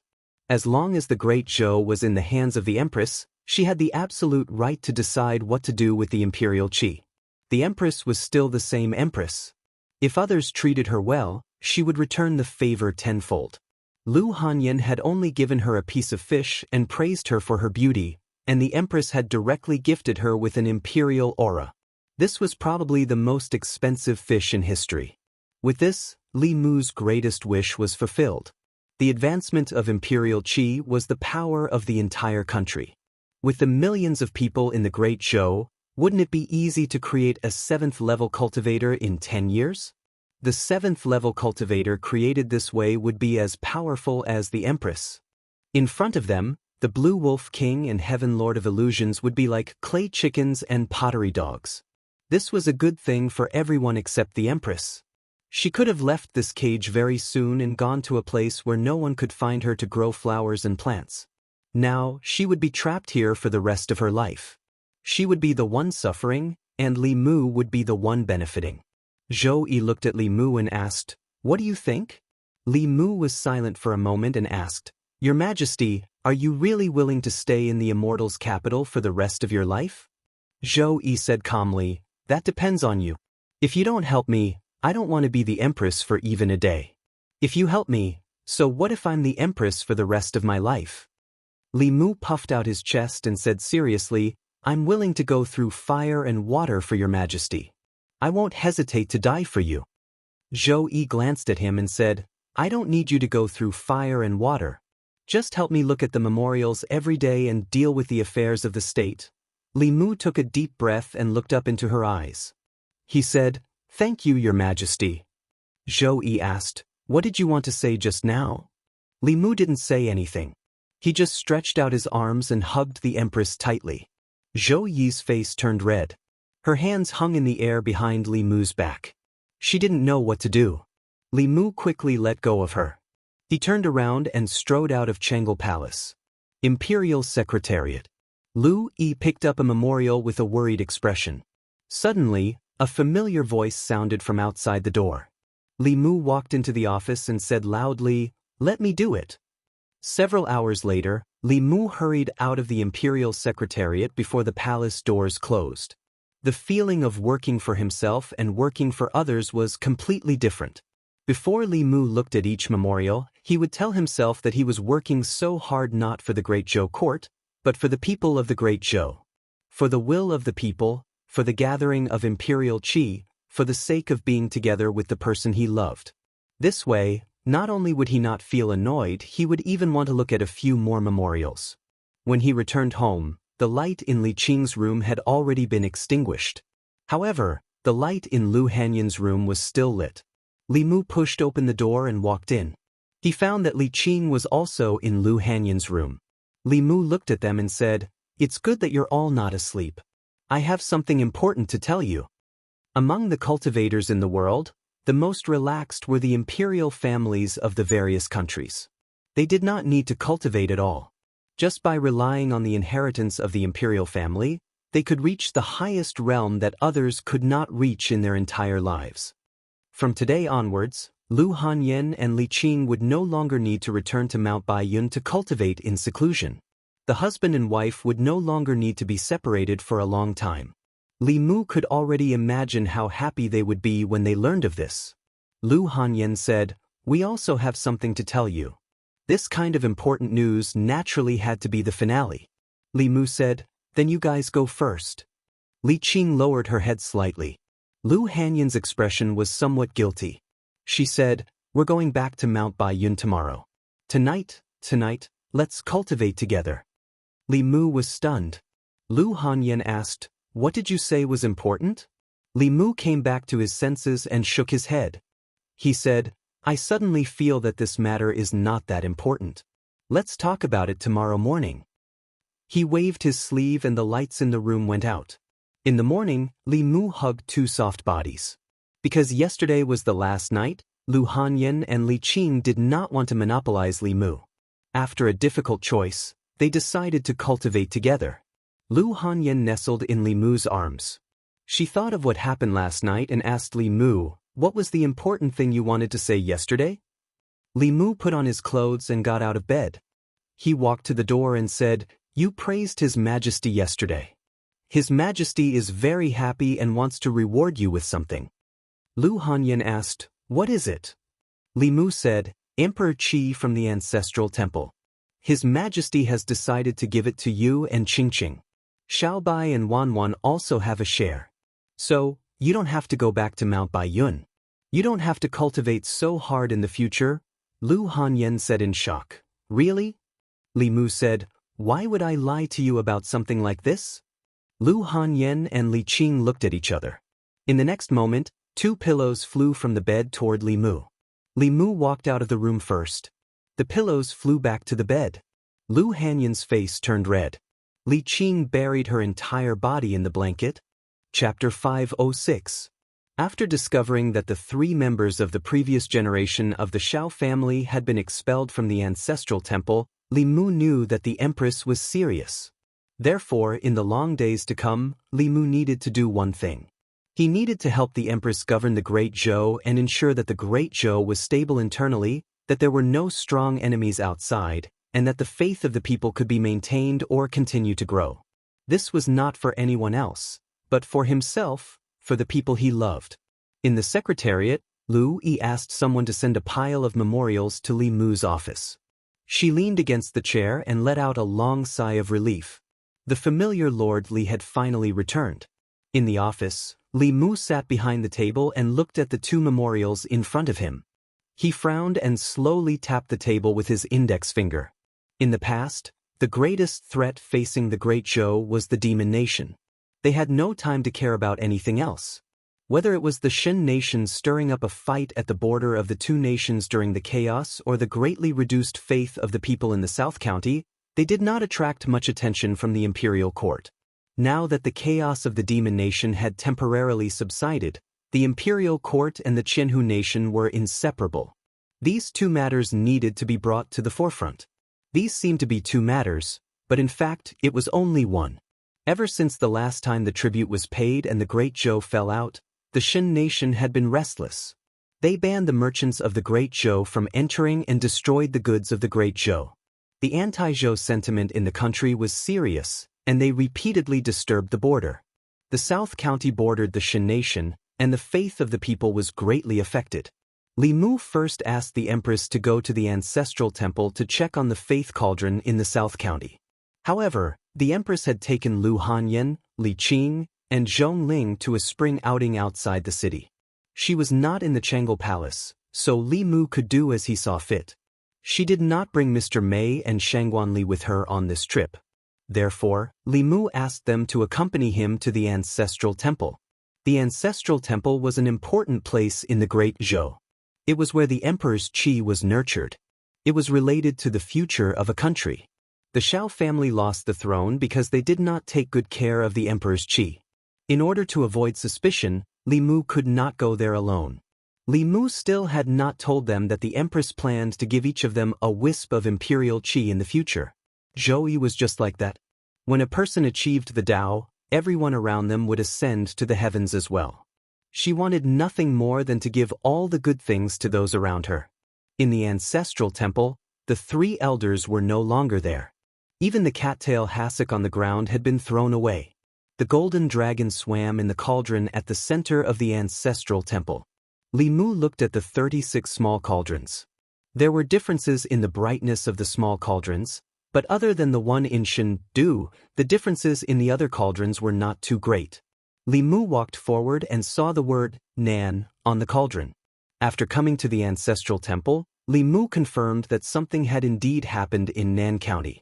He then went to the Department of Worship and sent a few Fifth Realm worshippers to Nan County to investigate the matter. When he left the palace and returned home, Lu Hanyan and the Empress had already returned from their trip. He had dealt with too many reports in the past 2 days. He leaned against the stone chair in the courtyard to rest. Fully relaxed, he quickly fell asleep. Wanwan was helping Lu Hanyan wash the vegetables. She looked back at Li Mu and said, "Young master must have dreamt of something good. Miss, look at how happy he is." Lu Hanyan remembered what happened last night. She could not help but blush. She said, "He must be thinking of something improper again." Zhou Yi walked to Li Mu and sat down. She secretly formed a seal with her hands hidden in her sleeves. In his 2 lifetimes, Li Mu had never been as happy as he had been the night before. As a result, He even had a dream about it. When he woke up, he opened his eyes and saw the Empress sitting across from him. Her face was covered in a layer of light pink. Li Mu was confused. He asked, "What's wrong, Your Majesty?" Zhou Yi stood up and said, "No, nothing." Li Mu watched her leave as if she was running away. He was speechless. She's so weird. Because of his careful actions last night, Lu Hanyan and Li Qing did not let Li Mu into the room tonight. He slept alone in the study and thought about cultivation. The last trip to the East County made him realize one of his weaknesses. With his cultivation improved, he was not afraid of ordinary sixth realm cultivators no matter on land or in the air. However, in the water, the strength he could exert was greatly reduced. It would take a lot of effort to deal with AO Run. This was not Li Mu's weakness. Human beings were not as good at fighting in the water as the Water Clan. Apart from a few amphibious demon races, only the Dragon Clan could be good at fighting on land and in the water. When the Department of Offerings encountered trouble from the Water Clan, there was nothing they could do except to pump the water. Although he had AO Run, the Tool Dragon, at his disposal, it was not realistic to let him deal with it every time. Li Mu searched his mind and found a kind of medicine pill called the water-repelling pill. Although it was called a medicine pill, it was actually a magic treasure. It was refined with the essence and blood of the Water Clan. If mortals held it in their mouths, they would not drown. If cultivators carried it with them, it would have a certain water-repelling effect and reduce the weakening of their strength when fighting in the water. With the water-repelling pill, human cultivators could exert 70 to 80% of their strength in the water. It was said that if one could swallow a Dragon Clan's inner core, they would have the abilities of the Water Clan in the water. Not only would their mana not be weakened, but it would also increase greatly. They could even suppress low-level Water Clan. It was the most ideal water-repelling magic treasure. However, it was rare to see a Dragon Clan on the mainland, let alone obtain a Dragon Clan's inner core. He got some essence and blood from AO Run to refine some water-repelling pills and distributed them to the officials of each county. The next time the Water Clan caused trouble, they would be able to deal with it themselves and would not have to ask for help from Fairy's capital. This was what the Empress should do. In the future, Li Mu would have to worry about her. This time, he did not plan to ask AO Run to come over. This evil dragon was too talkative. It was better to ask him personally. If he was talkative and revealed Tingxin's joke, Li Mu would have to spend a lot of effort to explain it to them. At a lake in Zhong County, Li Mu floated above the lake. Bao Run's begging voice came from the bottom of the lake. "Master, I'm wrong. I won't talk anymore. Don't worry. I won't tell Mistress that you have 2 snakes outside." Li Mu said lightly, "I'm not here to settle the score with you. Give me some of your essence and blood. I have a use for it." AO Run hesitated for a moment and said, "The second one is fine. The first one, can you wait until tomorrow?" "I don't have it today." Li Mu extracted a bucket of flood dragon blood from AO Run's body and casually tossed 2 pills to the pale-faced AO Run. Then he flew back to Luoyang. There were still some materials needed to refine the water-repelling pill. Li Mu spent a few days to collect them. It was already 10 days later when he refined the water-repelling pill. He came to the Department of Offerings and gave dozens of blood-red pills to the offerings in charge. He said, "Distribute these water-repelling pills to the 36 counties. In the future, if there are any problems related to the Water Clan, you don't have to ask for help from Fairy's capital." After leaving behind the water-repelling pills, Li Mu asked him, "How's the matter in South County?" Speaking of South County, the offerings looked helpless and said, "My lord, the Shen Kingdom hates our great Zhou very much." Although they didn't do anything officially, the cultivators of the Shen Kingdom kept causing trouble at the border of South County. Yesterday, the Department of Offerings received news that the colleagues we sent to South County to investigate were all injured by the cultivators of the Shen Kingdom. Li Mu frowned and asked, "Isn't there a garrison in South County? Are they just going to watch the people of the Shen Kingdom invade the border?" The offerings said, "My lord, you might not know this, but the Imperial Court has placed most of its troops outside the Demon Kingdom and the Ghost Realm. Among the 4 armies of Zhenbei, Pingxi, Annan, and Dingdong, the Southern Army and the Eastern Army are the weakest. Moreover, the shameless people of the Shen Kingdom don't invade in large numbers. They usually sneak past the border of South County in 1 or 2 groups. The Southern Army can't guard against them. After leaving the Department of Offerings, Li Mu went to the Ancestral Temple and found that the psychic power sent by the Psychic Power Cauldron in South County didn't increase. Instead, it was dimmer. The people of the Shen Kingdom could use anything, but he couldn't use his psychic power. Whether or not he could have a few 7th Realm wives in the future and live off them in peace depended on the psychic power of the people of the 36 counties. If a few 5th Realm offerings were injured in South County, the result would be the same if they sent others. The countries of the Zhu continent had a tacit understanding. In order to prevent the war from escalating and both sides being injured, the border conflicts were limited to those below the 6th Realm.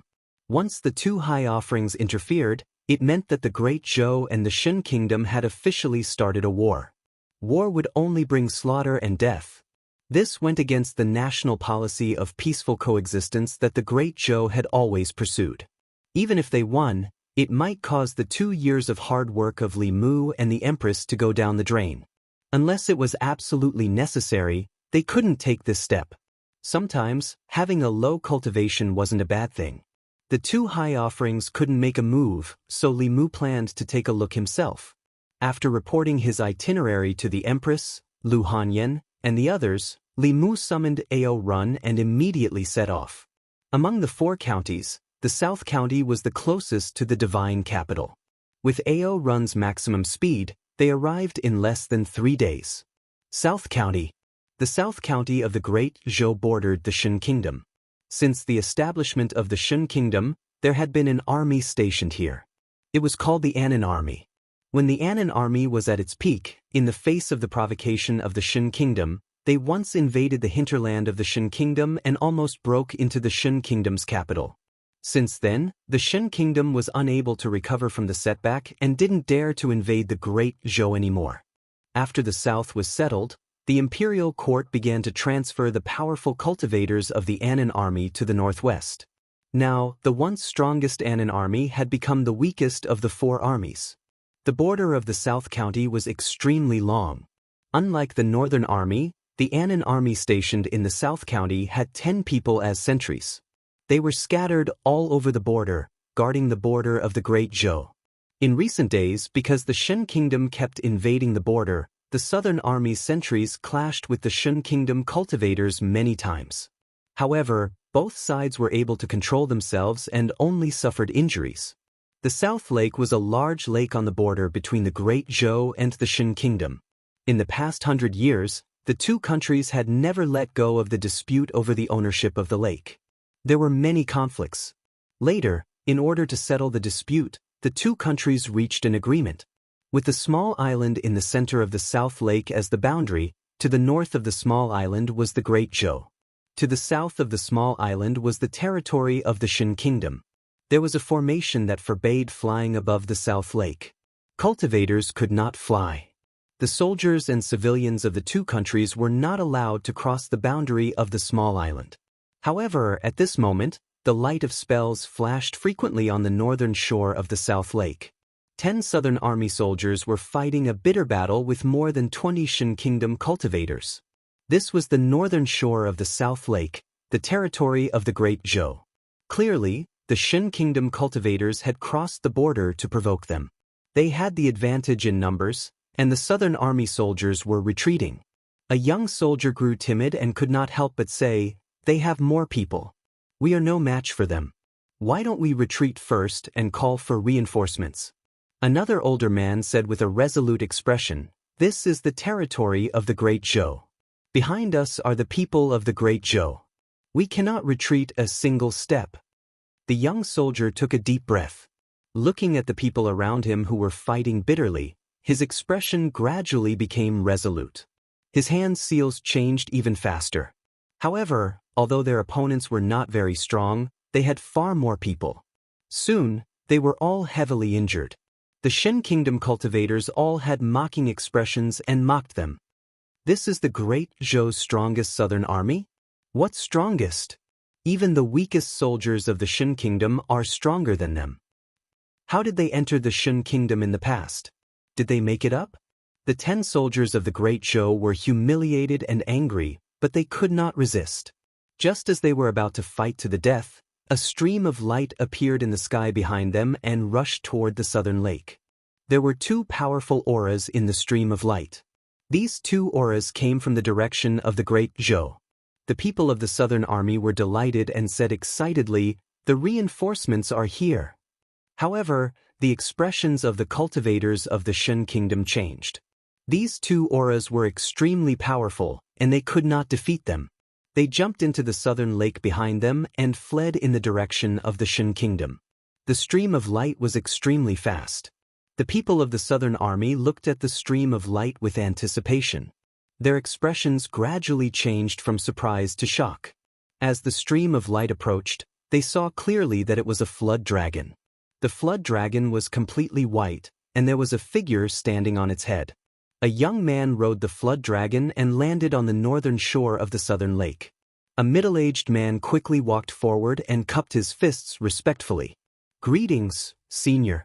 May I ask if Senior is sent by the imperial court to reinforce the southern county?" Li Mu nodded and said, "I'm from the Department of Worship. What happened here?" The middle-aged man pointed at the southern lake behind him and gritted his teeth. "Sir, the cultivators of the Shen kingdom forced their way across our borders and provoked our garrison. Before Senior came, they had just escaped." Li Mu felt the auras in the southern lake. He glanced at Ao Run and said, "Catch them." Ao Run jumped into the lake without hesitation. The man was about to stop him, but it was too late. Under the surface of the lake, 2 white figures were faintly discernible. Huge waves rolled up on the surface of the lake. Li Mu actually discovered another powerful aura at the bottom of the lake. Just from the aura alone, his strength was above Ao Run. The middle-aged man said in a panic, "Sir, let your mount come up quickly. There's a huge dragon from the Shen kingdom at the bottom of the southern lake. It's very powerful." There was no need for him to remind him. In the next moment, Ao Run let out a painful roar and broke out of the water. He stood beside Li Mu in a sorry state. He pointed at the bottom of the lake and said to Li Mu through gritted teeth, "Master, there's a dragon in the lake. I can't beat it. Let's draw the water. We can't spoil it." Chapter 507. They could drain the water when dealing with Ao Run, but this was the border between the Great Zhou and the Shen kingdom. Draining the lake would cause a territorial dispute between the Great Zhou and the Shen kingdom. At that time, the Shen kingdom would bite back, and the Great Zhou would be the one who took the initiative to provoke them. At that time, the grievances of the people and soldiers in the South County would be in vain.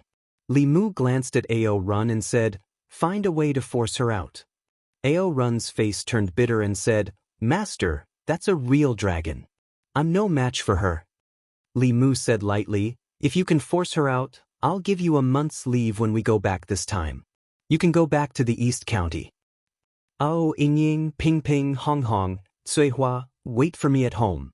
A deafening roar came from the north shore of the South Lake. Ao Run turned into a flood dragon and rushed into the lake. Huge waves began to surge in the lake again, and from time to time, there were bursts of dragon roars. Li Mu stood on the shore and asked the middle-aged man, "What's going on with this dragon?" The middle-aged man cupped his fists and said, "My lord, the South Lake was originally a separate island between the Great Zhou and the Shen kingdom. However, a few months ago, a giant dragon suddenly came here. When our soldiers approached the shore of the lake, they would be attacked by it. The people of the Shen kingdom took the opportunity to occupy the island in the middle of the lake and control the entire South Lake.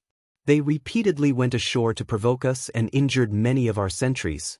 As soon as Li Mu learned the situation from the sentinel, there was a cry from the lake. Ao Run flew out of the lake again, holding his stomach. A wound on his lower abdomen was healing at a speed visible to the naked eye. He wiped the cold sweat on his forehead and said with fear, "That was close. Damn, you were so ruthless." My baby was almost gone. He was worried that Li Mu would blame him for failing to complete the task, so he immediately said, "Master, don't be angry. I still have a way to force her out." Li Mu glanced at him and said, "Speak." Ao Run said, "We can pee in this lake." If one person can't do it, we can call 100 people, 1,000 people. I don't believe she can still stay in the water. Before he could finish his words, a thick water column shot out from the lake and hit Ao Run, sending him flying 1,000 feet away. Ao Run flew back quickly. He pointed at the lake and said angrily, "Come up here if you have the ability." What answered him was another water column. State affairs were no small matter. This dragon had disgraced the dignity of the great Zhou. Li Mu said to Ao Run in a deep voice, "Give me your Flood Dragon Core." The Flood Dragon Core was very important to him. Without it, his strength would be reduced by at least half. But since his master had spoken, Ao Run didn't dare to refuse. He carefully spat out a pigeon egg-sized ball and worriedly said to Li Mu, "Master, it's very important to me.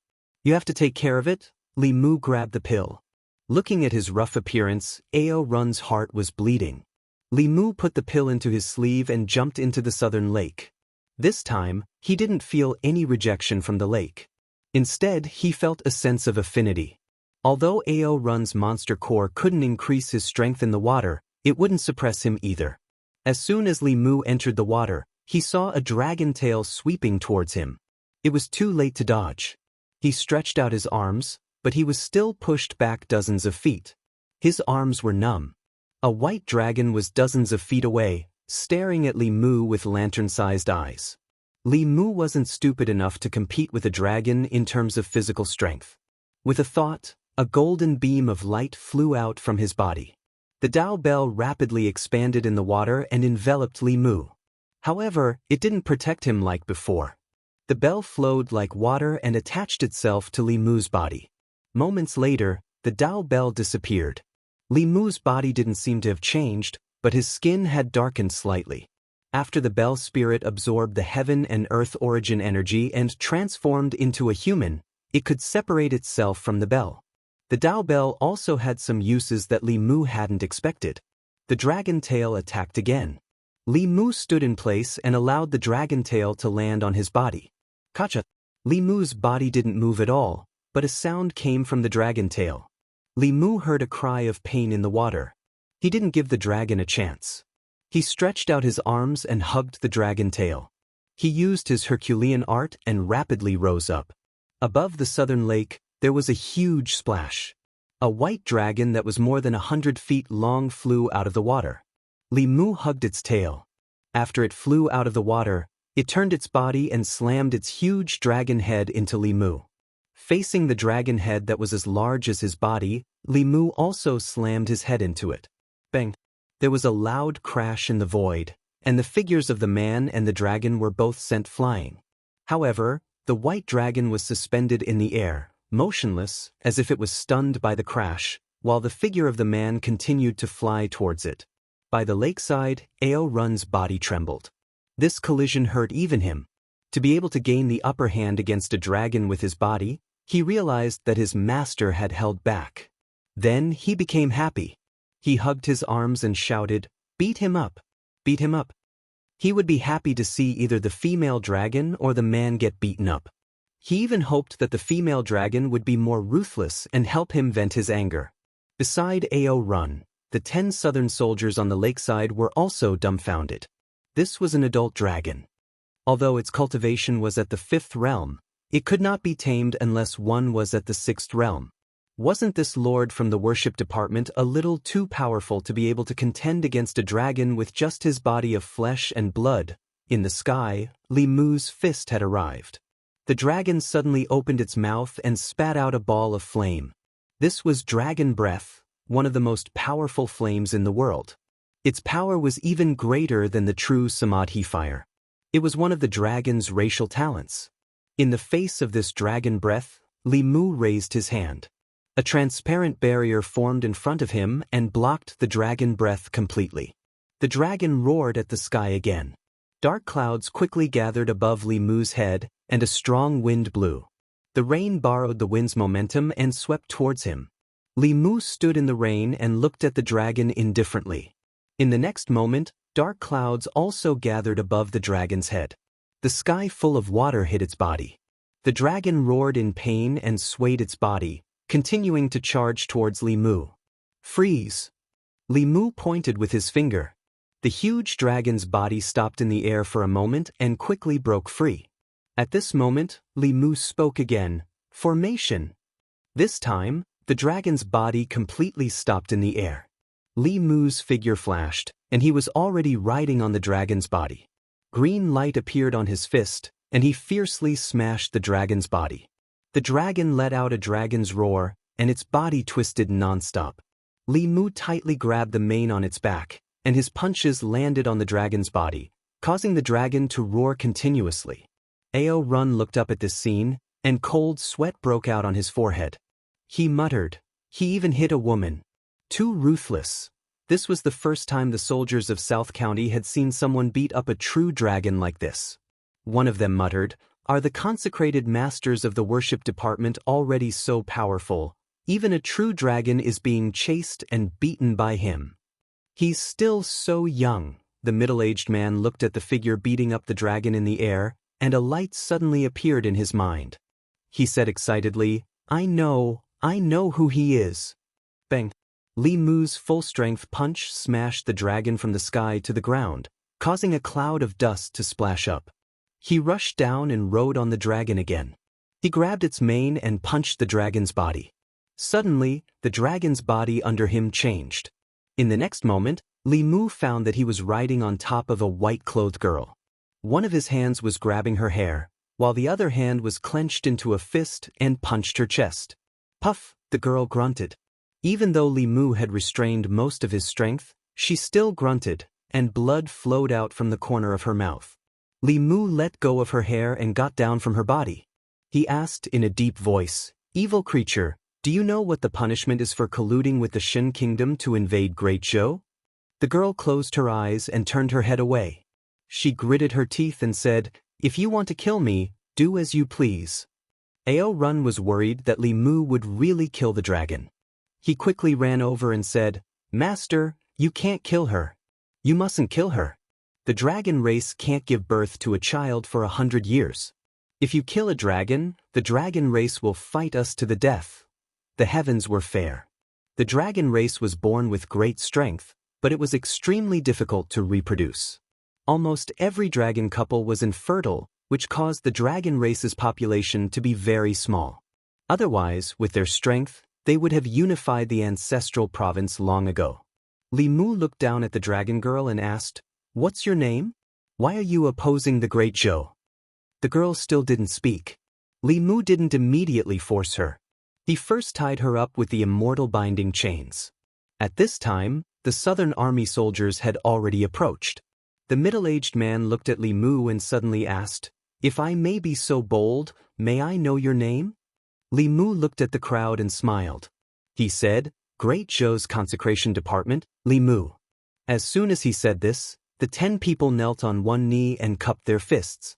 The middle-aged man said excitedly, "Song Xian of the Southern Army's 7th Army's 2nd Century Squad, greets Lord Li." Li Mu personally helped him up. He looked at the crowd and said, "You've all worked hard." The middle-aged man took a deep breath and stood up straight. He said solemnly, "It's my duty." Li Mu patted him on the shoulder and took out a few bottles of healing pills. He distributed them to everyone and returned the Jiao Dan to Ao Run. He said, "Catch those guys at the bottom of the lake." The cultivation of the 20 or so people from the Shin Kingdom was only at the 4th realm. They were quickly captured by Ao Run. Their cultivation was sealed and they were tied up on the shore. At first, these people were very stubborn. However, after Ao Run's torture and interrogation, they immediately confessed. They were the border guards of the Shin Kingdom. They were ordered by the Shin Kingdom's imperial court to deliberately cross the border and provoke a conflict between the two countries. A few months ago, there was a huge change in the Yao Kingdom. The northern part of the Great Zhou was in danger. The Shin Kingdom wanted to take advantage of the situation and occupy the Great Zhou's southern county while the Yao Kingdom invaded the Great Zhou. At that time, the Great Zhou would have to deal with the powerful enemy, the Yao Kingdom, and would be unable to mobilize troops. Unexpectedly, the chaos of the Yao Kingdom was quelled so quickly, and their plan fell through. Li Mu asked them to temporarily detain these people from the Shin Kingdom. He learned about the current situation of the southern county from Song Xian. Great Zhou did not have many troops in the southern county. The entire southern army only had about 10,000 people. It was different from the northern army, which had a large number of troops. The border between the Great Zhou and the Shin kingdom stretched for thousands of miles. The southern army had built countless outposts on the border defense line. Each outpost was guarded by a small team of 10 people. Even so, the outposts on the southern border were sparse. There were often people from the Shin kingdom who secretly crossed the border and caused trouble in the Great Zhou. In recent months, the Great Zhou had no time to care about the Shin kingdom. The Shin kingdom was even more unscrupulous. The people of the southern county were deeply disturbed. Naturally, the faith of the people was extremely low. It was impossible to completely change the situation. The border between the two countries was too long. No matter how many troops Great Zhou had stationed on the southern border, it could not completely eliminate this phenomenon. The imperial court could not waste too many troops here. The simplest way was, of course, to completely scare the Shin kingdom, just like 100 years ago. However, the Great Zhou could not take the initiative to start a war. Li Mu rubbed the space between his eyebrows. Suddenly, a bell rang from Song Xian's waist. Song Xian heard the bell and took out a string of bells from his waist. One of them vibrated and made a crisp sound. His expression changed and he said, "It's the 5th team asking for help. They're in danger." Li Mu asked, "Where is the 5th team?" Song Xian pointed in a certain direction and said, "To the east 25 miles away." "I'll go take a look first." "Follow me," Li Mu said. Then, he turned into a stream of light and sped toward the east. 25 miles away, 10 sentries of the southern army were surrounding a bald man. The man was dressed differently from the people of the Great Zhou. Although it was said to be a siege, the man was actually fighting against 10 people with ease. With his Realm 5 cultivation, he could completely trample on these small cultivators who were only at the 2nd and 3rd realms. And what he enjoyed was the process of trampling on them. Ever since the Shin kingdom and the Great Zhou fell out, the people of the country wanted to go to war with the Great Zhou. Even if there was a conflict with the Great Zhou border army, the imperial court would not blame them. The weapons of the southern army sentries slashed the bald man's body, creating a series of sparks. The bald man casually hit the dantian of a young sentinel with his palm. His cultivation was completely destroyed, and his aura immediately withered. In a few breaths, this person had destroyed the cultivation of 6 sentinels. Just as he raised his hand again, he suddenly raised his head and looked to the west. There was a powerful aura coming over at a high speed. He casually destroyed the sentinel in front of him and said indifferently, "The experts of the southern army are here. I won't play with you anymore." As soon as he finished speaking, he quickly retreated in the direction of the border. As long as he crossed that boundary marker, he would be in the territory of the Shin kingdom. That stone marker was a place that the Great Zhou border army could not cross. Thinking of this, he sped up again. But in the next moment he suddenly felt his hair stand on end. A flying sword chased after him at an unbelievable speed. It pierced through his back and nailed his body to the boundary marker. His primordial spirit left his body and fled to the other side with a terrified expression. However, even though he had already stepped into the territory of the Shin kingdom, a small illusory sword chased after him and pierced through his primordial spirit. His terrified primordial spirit was still in the air when it started to slowly dissipate. All of this happened very quickly. Several southern army sentinels looked at this scene in shock. After a long time, their expressions changed from shock to joy. Behind them, Ao Run rushed over with his group. He looked at the bald man who was nailed to the ground and his nascent soul that had yet to dissipate. He gulped with difficulty. At this moment, he deeply understood that the reason he was still standing here in one piece was all because he had a loose tongue back then. Li Mu's gaze swept over everyone. When it swept over the dragon girl, she trembled and immediately said, "My name is Ao Qingxin. My home is in the southern sea. I sneaked out. I didn't want to go against you, but someone stole my inner core and forced me to work for them." Chapter 508. Li Mu did not have time to pay attention to the dragon. He quickly walked to the sentries and used his magic power to check their bodies. When he withdrew his hand, Li Mu's face was gloomy. Out of the 10 sentries, 7 of them had their cultivation crippled, and 3 of them were seriously injured. Li Mu first used the Buddhist light to stabilize the injuries of the 3 seriously injured, and then gave them a few bottles of healing pills. The 7 sentries whose dantians were destroyed were even more troublesome to treat. Li Mu needed to refine a cauldron of heaven-level pills to rebuild their dantians. Fortunately, his storage space was very rich. Most of them were given to him by Huan Ji. It was only a matter of time before they recovered their cultivation. He had just arrived in the South County and had witnessed 2 border conflicts with his own eyes. It was enough to see how arrogant the border guards of the Shin Kingdom were. An hour later, Li Mu arrived at the main camp of the South Army under the lead of Song Xian and the others. The South Army had a total of 10 armies. The other 9 armies were led by the First Army. Here, Li Mu met the commander of the First Army of the South Army. This was a burly man. His cultivation was only at the 5th realm. When he saw Li Mu, he bowed to him and said, "Lord Li, I've heard a lot about you." Li Mu went straight to the point and said, "I'll skip the pleasantries. In the past few months, the people of the South County have been too weak. I'm here for this matter." Speaking of this, the commander of the South Army slammed his fist on the table and said, "These animals don't dare to fight us head-on, so they go around disturbing the people. Every time we arrive, it's already too late. The people are suffering because of them. Their whereabouts are unknown. In the past few months, the South Army has only caught a dozen of them. For this, several of our soldiers have also died." Li Mu asked, "Where are they?" Commander Zhang said, "In the prison." At this moment, a deputy general hurried into the tent and said, "General, people from the Shin Kingdom have come again. They're causing trouble outside and asking us to release their people." Commander Zhang said angrily, King bullshit. If we let them go, would our soldiers have died for nothing?" There was a commotion outside the tent, and a dark-skinned man in strange clothes barged in.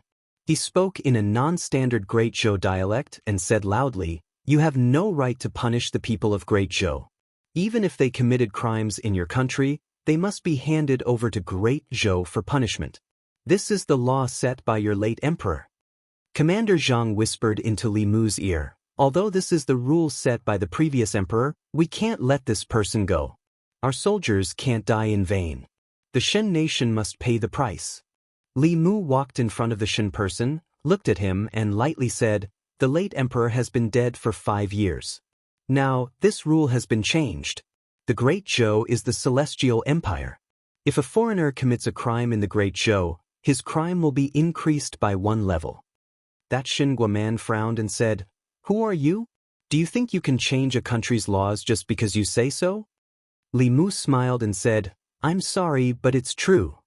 He looked at Commander Zhang and said, "Bring the Shin nation prisoners here." Commander Zhang clasped his fist and ordered his men, "Bring them here." They walked out. Outside the Southern Army camp, there was a row of tombstones. Commander Zhang explained to Li Mu, "These are the soldiers of the Southern Army who sacrificed themselves over the years. I could only bury their bodies here." These tombstones were engraved with names and dates of birth. Li Mu looked at them. Judging from the dates of birth and death, some of the soldiers were only 18 or 19 years old when they sacrificed themselves. 13 Shin nation prisoners were brought out. Seeing dozens of their people standing outside, they thought they could go back. They smiled and were about to walk over, but they were held back by the Southern Army soldiers behind them. Li Mu looked back and said, "Bring them here." The 13 people kept resisting and struggling, but in the end, they were brought over and stood in front of these tombstones. Li Mu said indifferently, "Make them kneel." The 13 people stood straight, and none of them knelt. Li Mu looked at them, and an invisible aura came out of his body. The 13 people suddenly felt the pressure on their bodies double, as if a mountain was pressing down on them. They gritted their teeth and wanted to continue standing, but their backs bent. As the pressure on their heads increased, their knees also bent. In the end, there were only a dozen bang sounds, and all of them knelt on the ground. If they didn't kneel, that force would crush their bones. Seeing this, the Xin nation emissary led more than 10 attendants forward. Li Mu turned to look at them, and his aura swept out. The emissary and the others couldn't help but take a few steps back. They were locked in place by a terrifying aura. They stood in place, not daring to move, and sweat poured down their foreheads like rain. Commander Zhang, who was standing beside Li Mu, also felt this aura. He was extremely shocked. The legendary Lord Li was even more powerful than he had imagined. There was silence in front of the tent. Li Mu looked down at the first person kneeling and asked, "What crime did he commit?" A deputy general walked forward and said, "This person raped several women in the South Commandery." Li Mu took out the saber at the deputy general's waist. Using his finger as a pen, he drew a rune on the saber. Then he said, "In the Great Zhou, raping a woman is punished with 3 to 10 years in prison. If the circumstances are serious, you can be sentenced to death. You raped several women, so it's not too much to sentence you to death, right?" Under the pressure of that powerful aura, the Xin nation cultivator couldn't speak at all. If he opened his mouth, he would be crushed by this aura. He couldn't speak, and he didn't have the chance to speak. Li Mu raised his saber, and a head rolled down. Hot blood rolled down from the headless body, dyeing the ground in front of him red. There were runes engraved on the saber. With one slash, the soul would scatter and the body would die. Even the primordial spirit and soul would not be left behind. Commander Zhang's eyelids twitched. Soon, there was only joy left in his eyes. He also wanted to do the same, but he didn't have Lord Li's courage. The Xin nation envoy's face was ashen. However, under the pressure of that aura, he couldn't take a step forward. It was even difficult for him to open his mouth. Ao Run's face was pale. He secretly hid behind Ao Qingxin. Ao Qingxin dared to show her toughness at the beginning because she thought that no human would dare to kill a dragon. However, she didn't dare to take the risk now. Since just now, this seemingly gentle man had already killed 2 people in a row. He was so straightforward. He was simply an executioner who killed without batting an eye. Perhaps he really dared to kill a dragon.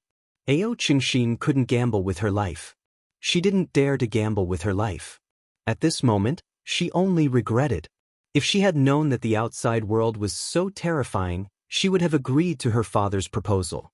So what if she married that guy in the East Sea that she didn't like? It was better than running away from the marriage. After running away for half a year, her inner core was gone. Now, she couldn't even keep her life. Tears flashed in her eyes. She said regretfully, "Father, I was wrong. Please come and save me." Li Mu cut down the first person, then looked at the second person kneeling and asked, "What crime did he commit?"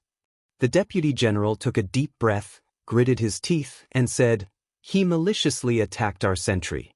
One of our sentry was sacrificed because of this person. Death penalty." Li Mu waved his saber again. Another headless body fell down. This person slaughtered several people in the border county and collected their souls for cultivation. Death penalty. This person, death penalty. As the 13 headless bodies fell to the ground, the surroundings of the military tent were silent.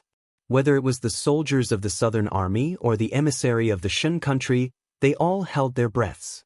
It was so quiet that they could hear their own breathing and heartbeat.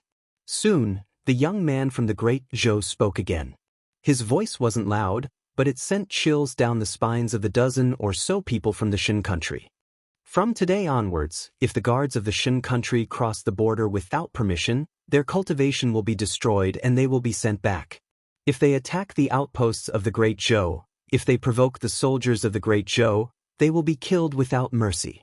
If they cause chaos in the Great Zhou, they will be killed without mercy. If they are found by the lake, they will be drowned in the lake. If they are found in the mountains, they will be hanged on a tree. No one will be spared. He withdrew his aura. The emissary of the Shen country and his entourage fell to the ground, their legs weak. Li Mu glanced at them and said to Commander Zhang, "Deport them out of the country and place the corpses of these 13 people on the border." The border between the Great Zhou and the Shen country was long. The sparse outposts couldn't stop the people of the Shen country. Only by using iron-blooded methods and killing them until they were scared could they put an end to the chaos in the South County. Since he started cultivating, Li Mu rarely had the desire to kill. However, when he looked at the tombstones in front of the big tent of the Southern Army and the soldiers of the Great Zhou who had sacrificed themselves, his killing intent rose like never before. He didn't know when it started, but he had already regarded himself as a part of the Great Zhou. He stood in front of the 13 headless corpses and turned around. His gaze happened to look at the pale Ao Run and Ao Qingxin. Under Li Mu's emotionless gaze, the flood dragon and the dragon trembled at the same time. Ao Qingxin trembled and hurriedly said, "No, don't kill me. I can guard the lake for you, and I can also be your mount. Don't you want to have a dragon as your mount?" These words didn't move Li Mu, but Ao Run shivered. All the hair on his body stood on end, and his soul was almost scared out of his body. If his master took this dragon as his mount, he would have nothing to do with it. In terms of strength, he was not as strong as this female dragon.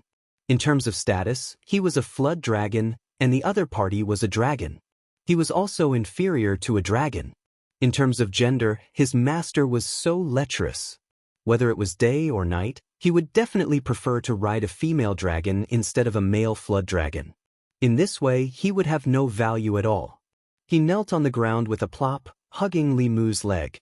With snot and tears, he cried, "Master, don't do this. I've worked hard even if I didn't make any contributions. You can't forget the old flood dragon when you have a new one. You can ride this female dragon.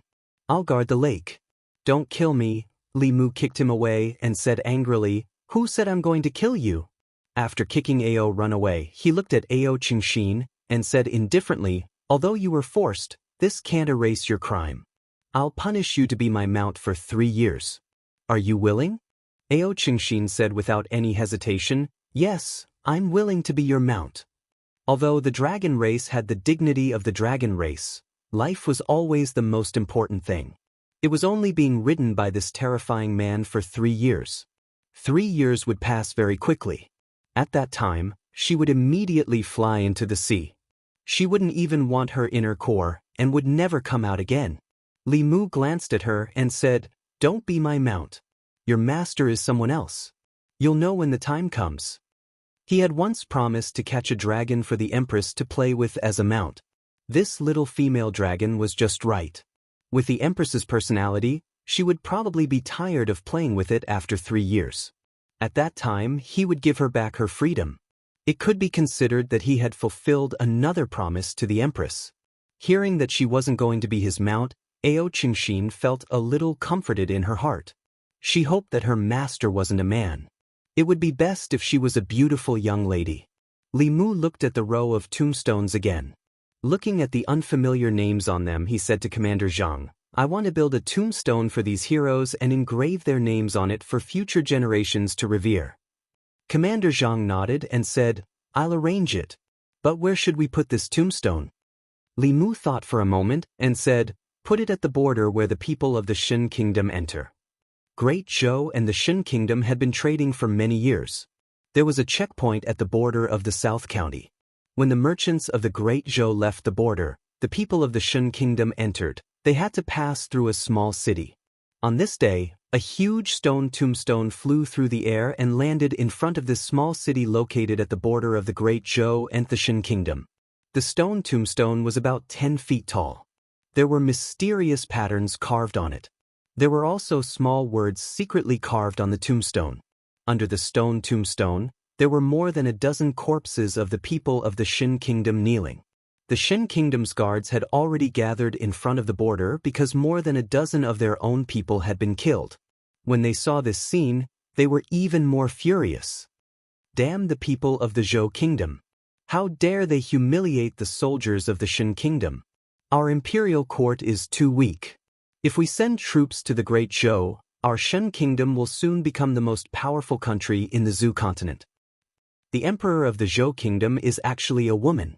How can a country with a woman as the emperor be the most powerful country in the Zhou continent? This title clearly belongs to our Shen Kingdom. They actually humiliated our soldiers like this. I swear, I will kill 10 people of the Zhou Kingdom to avenge them. But the Zhou Kingdom said that if we cross the border, our cultivation will be crippled.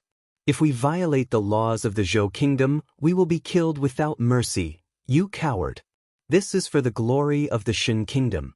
So what if you die? Two figures stood within the borders of the great Zhou. All kinds of unbearable words entered their ears. Commander Zhang said, I don't know where these people of the Shin kingdom get their confidence from. If it wasn't for the fact that war is a waste of manpower and resources, our dynasty has always maintained peace. The great Zhou Iron Cavalry would have already trampled the Shin kingdom. Li Mu looked at the furious people of the Shin kingdom and said lightly, looks like this won't scare them. Commander Zhang said, I have dealt with them for many years. They're just like this.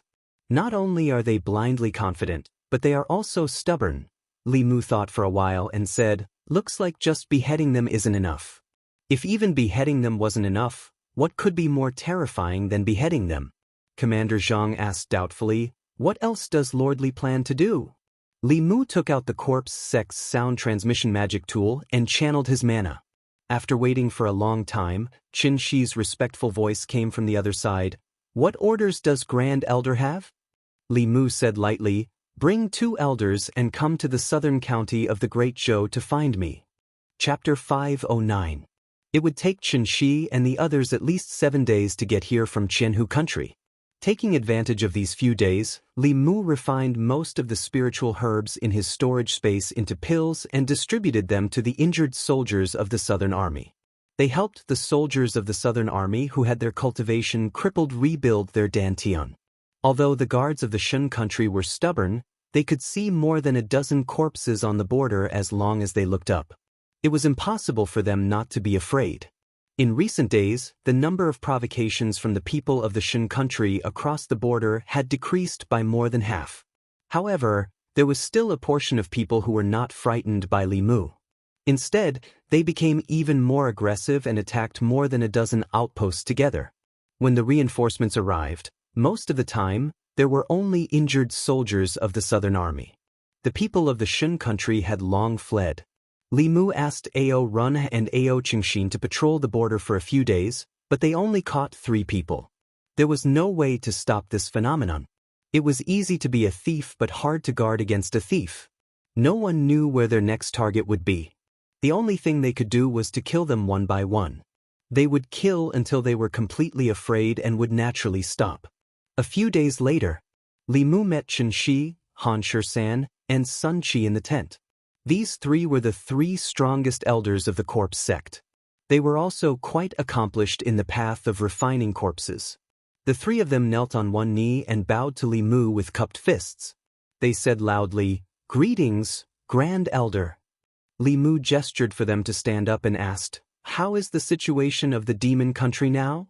Xianxia said, Ever since the last battle, the Tianlang country has been holed up in their territory and hasn't made any moves.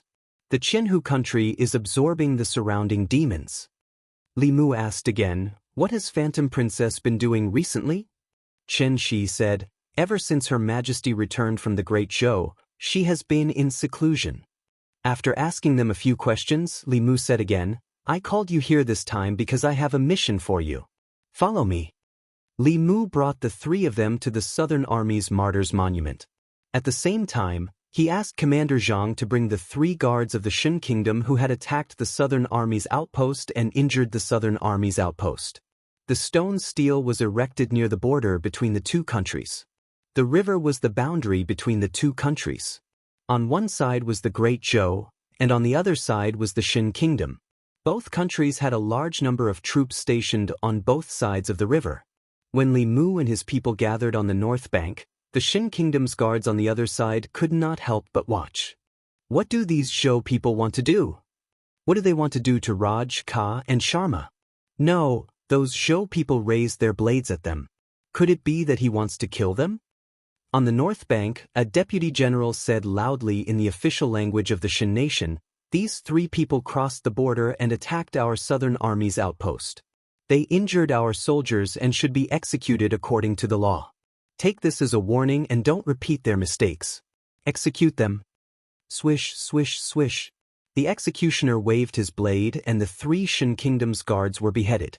Blood sprayed on the ground below the monument. Since the time of the previous emperor of the Great Zhou, The Xin kingdom had enjoyed many privileges in the Great Zhou. One of the most important privileges was that the Great Zhou had no right to punish the Xin kingdom's citizens. No matter what crimes the Xin kingdom's soldiers and civilians committed in the Great Zhou, they would be handed over to the Xin kingdom's imperial court for punishment. The Xin kingdom naturally would not punish its own citizens. In the past, it would only put on a show and release them. But just now, they had seen with their own eyes that their friends and compatriots were executed by the Zhou kingdom. Not only did this not frighten them, it made them even angrier. We will settle this score with you sooner or later. Raj, Ka, and Sharma will not die in vain. We will avenge you. Just you wait. I will drag 10 times the number of Zhou kingdom's citizens to accompany you in death. A large number of Xin kingdom's soldiers looked across the river. Their voices were filled with grief and indignation. Then, another scene occurred across the river that they could not understand. They did not know when it started, but a gray fog suddenly enveloped the corpses of Raj, Ka, and Sharma. Moreover, it continued to spread. After being killed by the Zhou kingdom's people, the dozen or so corpses of the Xin kingdom's guards who were kneeling in front of the monument were also enveloped by the gray fog. The gray fog was deathly silent. The noisy Xin kingdom's guards on the other side of the river also slowly quieted down. The gray fog gave them a strange feeling from the bottom of their hearts. A terrifying atmosphere spread among the Xin kingdom's army. Ao Run looked at the gray fog from afar and felt extremely uncomfortable. He carefully asked Li Mu, "Master, what are they doing?" Li Mu lightly said, "Refining corpses." Ao Run took a deep breath. These Xin kingdom's people were too pitiful.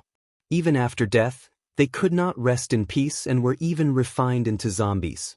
Although he did not sympathize with these people who had no bottom line compared to him, he still could not help but feel fear from the bottom of his heart. What made him even more afraid was that the way his master looked at those corpses just now was very familiar to him. After Ao Run carefully recalled, his body could not help but tremble. Wasn't that the way his master looked at him when he first captured him?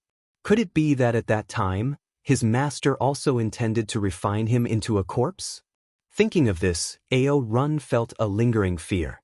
If it was not for his quick-wittedness at that time, perhaps he would have already become an obedient flood dragon corpse. A sense of fear spread throughout his body. Ao Run's legs went soft and he directly knelt down. Li Mu looked at him and asked, "What are you doing?" Ao Run swallowed a mouthful of saliva and knelt on the ground. He conveniently said, "Master, are your legs sore? Let me help you massage them." El Qingxin also hurriedly ran over and stood behind Li Mu. He said, "Let me help you massage your shoulders." The longer she stayed by this man's side, the more terrifying things she saw. In the past, she thought that death would be the end of everything. She did not expect that death was not the end. She could not imagine that after death, the corpses would still have to suffer such torture. Beside Commander Zhang, a secretary's throat moved. He asked, "General, they are already dead. Is it too inhumane for us to do this?" Commander Zhang looked at him and coldly asked, "Humanity? What is humanity?" "Humanity is our soldiers, our people. Do we have to endlessly suffer the harassment of the Xin kingdom's people? Let me tell you what humanity is. Humanity is to do our best to protect the people of our Great Zhou. Anyone who dares to offend our Great Zhou will have to pay a painful price. Even if they die, their corpses will continue to atone for their crimes." The secretary swallowed a mouthful of saliva and lowered his head. He did not ask any more questions. 2 hours later, on the south bank, hundreds of Xin Kingdom's guards waited anxiously. The gray fog on the other side of the bank finally dissipated.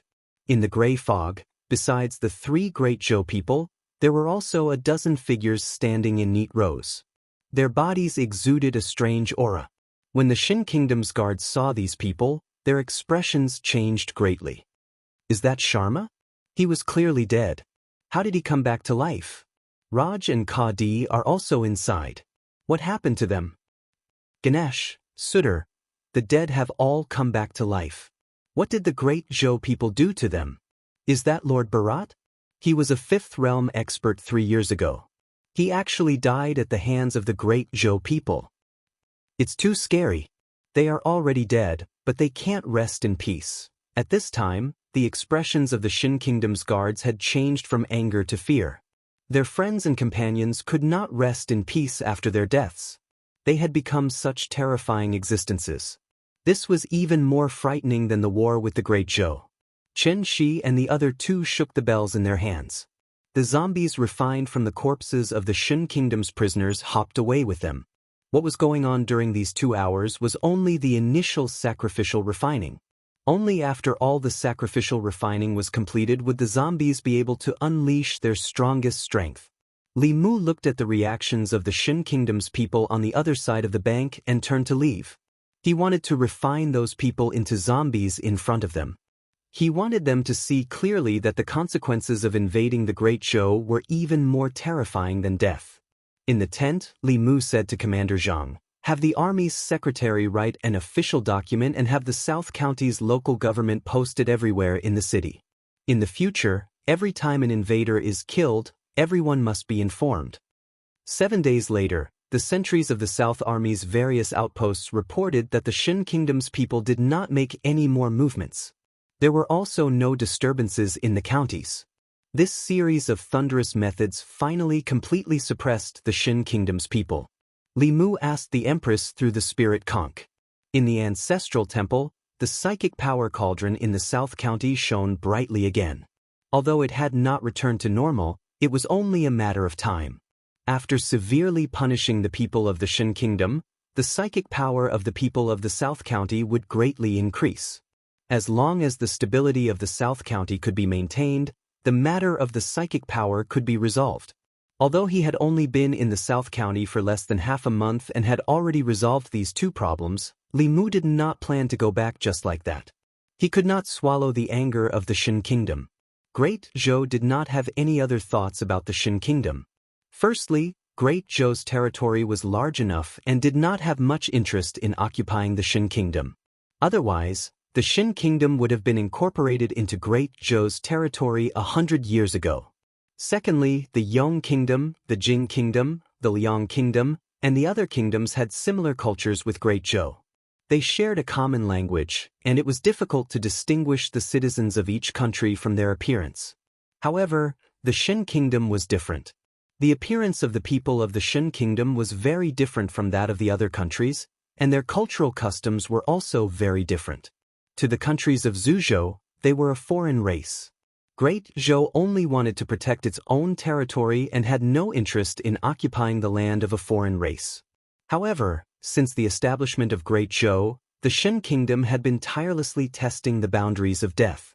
Whenever Great Zhou was in trouble, the Shin Kingdom would take advantage of the situation and disturb the psychic power of the people of the South County.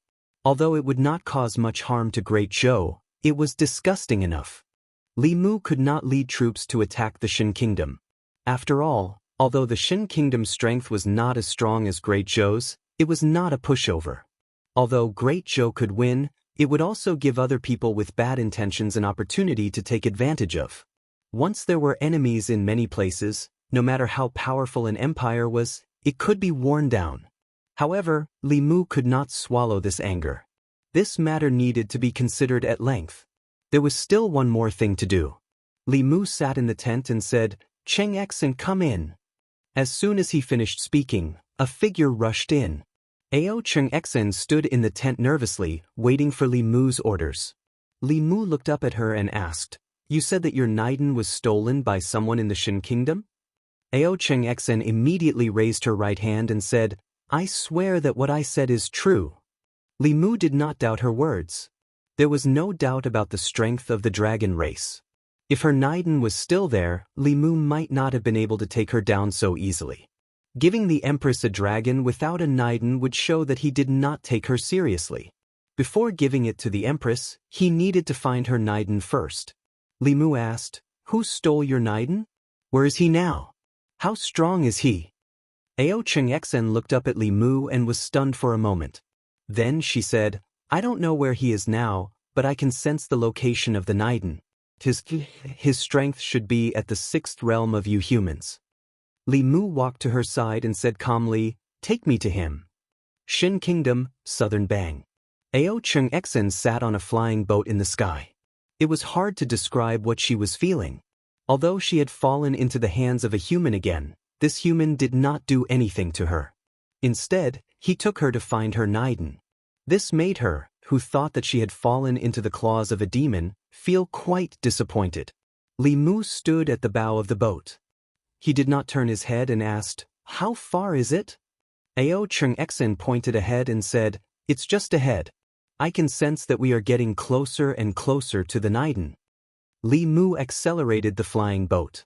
When they reached the sky above a certain plane, the flying boat suddenly stopped and rapidly descended. Outside a certain village, in the dense grass, a woman's screams and cries for help could be heard. The 5 men laughed obscenely and violently tore off her clothes.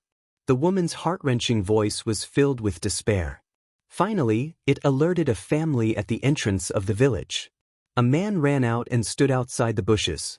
He shouted, "What are you doing?" The 5 men looked back at him and pointed at the woman on the grass. The man looked at her exposed skin and a lustful light flashed in his eyes. He took off his long robe and slowly walked in. When the woman saw this, her eyes were filled with despair. However, just as the 6 men were about to tear off the last layer of her clothes, their bodies suddenly left the ground and slowly floated in the air.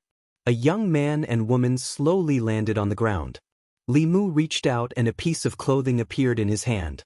The clothing automatically flew over and covered the woman. The woman hurriedly used the clothing to cover her body. Li Mu looked at the 6 men. They felt a sharp pain between their legs and then fainted. Ao Chung Exen stood behind Li Mu and secretly sized him up.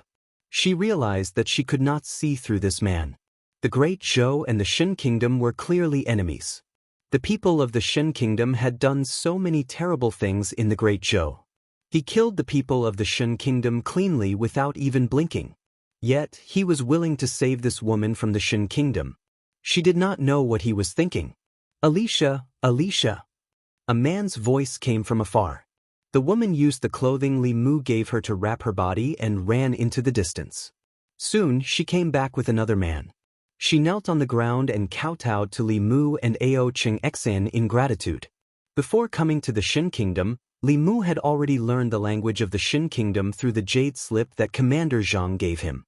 For cultivators like them, there was no language barrier at all. Li Mu did not say anything in the face of their gratitude. He took Ao Chung Exen and flew back into the sky.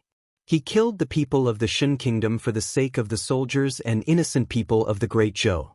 He saved this woman from the Shen Kingdom only because of his own conscience. However, before he left, he took another look at the young man. A strange look flashed across his eyes. Chapter 5:10. On the flying boat, Ao Qingxin seemed to have sensed something. He said to Li Mu, "That person is very strange." Li Mu asked casually, "What did you see?" Ao Qingxin said, "Spiritual qi. He has gathered a lot of spiritual qi." Li Mu stood at the bow of the boat and looked down. Under the influence of Old Wang, he had read a lot of books. Of course, what he saw was not only spiritual qi. For a person who had never cultivated before to have such dense spiritual qi around him, it could only mean that he had a special physique. It was very likely that he was a rare innate spiritual body. As the name implied, he could use his body to attract spiritual qi. This was a physique more suitable for cultivation than the 5 elements physique, pure yin and pure yang. Hyunjinko was an innate spiritual body. With this talent and the inheritance of his sect, he was able to become the headmaster of the Fulu school. If that young man from the Shen Kingdom was born in the Great Zhou, he would definitely be a genius that all the major sects would fight over. Unfortunately, he was born in the Shen Kingdom. Looking at his clothes, he should be the lowest of the low. The Shen Kingdom's royal family divided the people into 4 classes. The cultivators of the sects and the royal family were the first class, the nobles were the first class, and the merchants were the first class. The common people were the lowest class. The common people could not receive education and could not cultivate. No matter how talented they were, it was futile. Li Mu had already realized that although talent could make cultivation twice the result with half the effort, the decisive factors were 1's hard work, 2's luck, and of course, The most important was the inheritance. A person with an innate spiritual body cultivating for 100 years was not as good as a person with mediocre talent receiving a strand of Emperor's Qi. After all, a person's 100 years of hard work could not compare to the years of hard work of hundreds of millions of people in the Great Zhou. On the path of cultivation, most of the so-called top geniuses would eventually become ordinary people. He quickly put this matter to the back of his mind. At this time, Ao Qingxin suddenly pointed to a short mountain in front of them and said excitedly, "I feel it. My inner core is there." Li Mu stood on the flying boat and looked at the short mountain in the distance. At the top of the hill, there was a magnificent temple. A row of stone steps extended from the top of the hill to the foot of the hill. On the stone steps, there were many people slowly climbing up. Every few steps, they would kneel down in kowtow. From their bodies, there was a faint aura of telekinesis. Within the Shen kingdom, sects flourished. This was the origin of Buddhism, and countless sects flourished here. Even the Shen kingdom's royal family used sects to control the Shen kingdom. Although the Shen kingdom was not as big as the Great Zhou, it had a large population and was very suitable for the development of sections. This was obviously the location of a sect. Before Li Mu and Xianxia could get close, a figure suddenly flew out from the temple. It was a tall and sturdy man with bulging muscles. He didn't have any hair on his head and held a Buddhist staff in his hand. He frowned at Ao Weixin and asked, "Evil dragon, what are you doing here instead of guarding the lake?" Ao Qingxin stood on the flying boat, turned around and looked at Li Mu, then summoned up his courage and said, "Give me back my inner core." The bald man sneered and said, "If you want the inner core, come and get it yourself." Xianxia looked at Li Mu again. Li Mu said indifferently, "If he wants you to get it, go get it yourself. Don't worry, I will watch over you from the side." When she had her Naiden, she wasn't this baldy's opponent. Now that she had lost her Naiden, she couldn't beat him. But at this moment, she didn't have any other choice. She could only summon 2 pitchforks and bite the bullet to attack the baldy. Li Mu stretched out his hand, and the shrunken Dao bell floated in his palm and kept spinning. "Go!" Li Mu waved his hand, and the Dao bell suddenly flew to Xianxia and merged with her body. Xianxia only felt that something had happened to her body, but the bald man's staff was already smashing towards her. She could only raise her pitchforks to block. Clang! The staff and pitchforks collided, and there was a deafening sound. Xianxia's body floated in the air, but the bald man was bounced back with his staff. Xianxia was stunned for a moment, then she spat out a mouthful of dragon's breath without hesitation. The bald man hurriedly responded. He waved his sleeves and hid his body behind his wide monk's robes. But this treasured robe was still burned with 2 big holes. He was shocked and angry, and his hands formed a seal. At this moment, the young man's voice suddenly sounded in his ears. "Formation." As soon as he said this, his body was suddenly bound by the power of heaven and earth. He couldn't move, and the spell he was about to cast was also interrupted. Although he immediately used his spiritual power to break free, the dragon girl didn't let go of this opportunity. A pitchfork pierced towards his head. A golden light burst out from the top of his head and bounced the pitchfork away, but he was also injured. Blood flowed down from the top of his head, blurring his vision. Ever since he stepped into the 6th level, he hadn't been injured for a long time.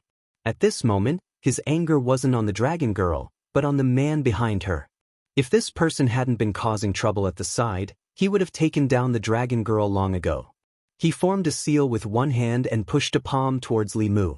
In the void in front of the two, an illusory palm print suddenly appeared and pressed down on Li Mu. At the same time, the space Li Mu was in seemed to be completely sealed. Palm prints appeared in all directions around him, sealing off all his escape routes. When the palm prints arrived, Li Mu's body suddenly disappeared. The many palm prints resisted and melted, and Li Mu's body appeared again.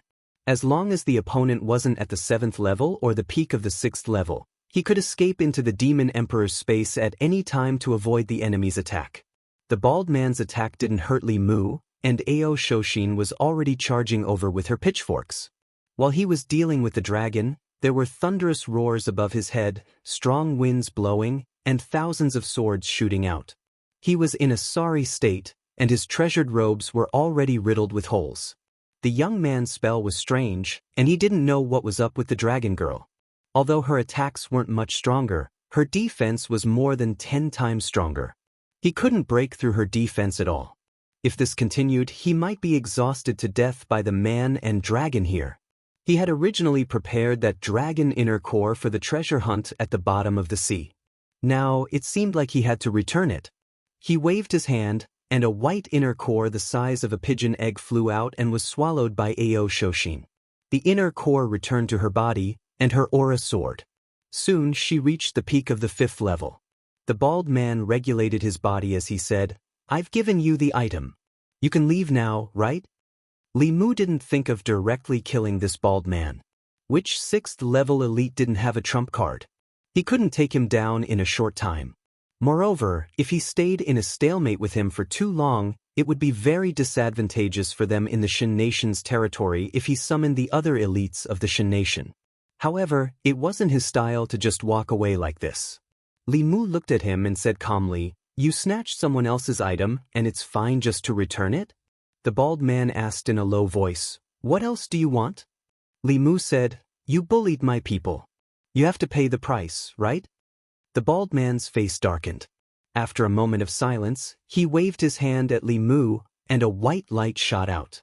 Li Mu reached out to catch it, and a jade scroll appeared in his hand. The bald man said, "This is a map of an ancient secret realm that I obtained in my early years. I'll give it to you." Li Mu used his psychic power to check the jade scroll, and found that there was indeed a map imprinted in it. The location marked on the map should be in the Southern Sea. No wonder this bald man wanted Shoshin's inner core. Without the dragon inner core, it was very difficult for humans to move in the deep sea. Every time they dived a certain distance, they would need to use their transcendence energy to resist the water pressure. Below several thousand meters, 6th level elites would need to use all their transcendence energy to barely move. If they encountered any threat, they would be doomed. He kept the jade scroll and said, "Shoshin, let's go." Ao Shoshin, who had regained her inner core, was in a good mood. She immediately flew onto Li Mu's flying ship. The bald man looked at the flying ship leaving, and his face darkened. He turned into a ray of light again and flew into the temple. The believers on the mountain path did not know that a great battle had happened in the sky. They were still climbing the mountain and praying devoutly. On the flying ship, Li Mu handed the jade scroll to Shoshin. After Shoshin checked it, she nodded and said, "That is indeed the Southern Sea. However, it is not easy to find. The sea is very big, much bigger than the countries on land. It is very, very difficult to find a place in the sea, and it is also very easy to encounter danger." The ancient secret realm was indeed very attractive to Li Mu. There would often be Dao arts inheritances from the previous era there. However, Li Mu did not have the time to look for them now. He still had to settle the matter of the Shin country. The arrogant group of Shin country people at the border was temporarily intimidated. However, according to their temperament, it would not be long before they would forget this painful memory. The flying ship landed outside a city in the northern bang of the Shin country. Ao Shoshin asked Li Mu in confusion, "Are we not going back?" Li Mu said indifferently, "There is no hurry." In the past, his understanding of the Shin country was all from the mouths of others. Since he had come to the Shin country this time, he wanted to see for himself what kind of country it was. The difference in appearance between the two of them and the Shin country people was too great. Li Mu and her changed a little, and they did not seem that special. In the small city, Li Mu and Shoshin walked side by side.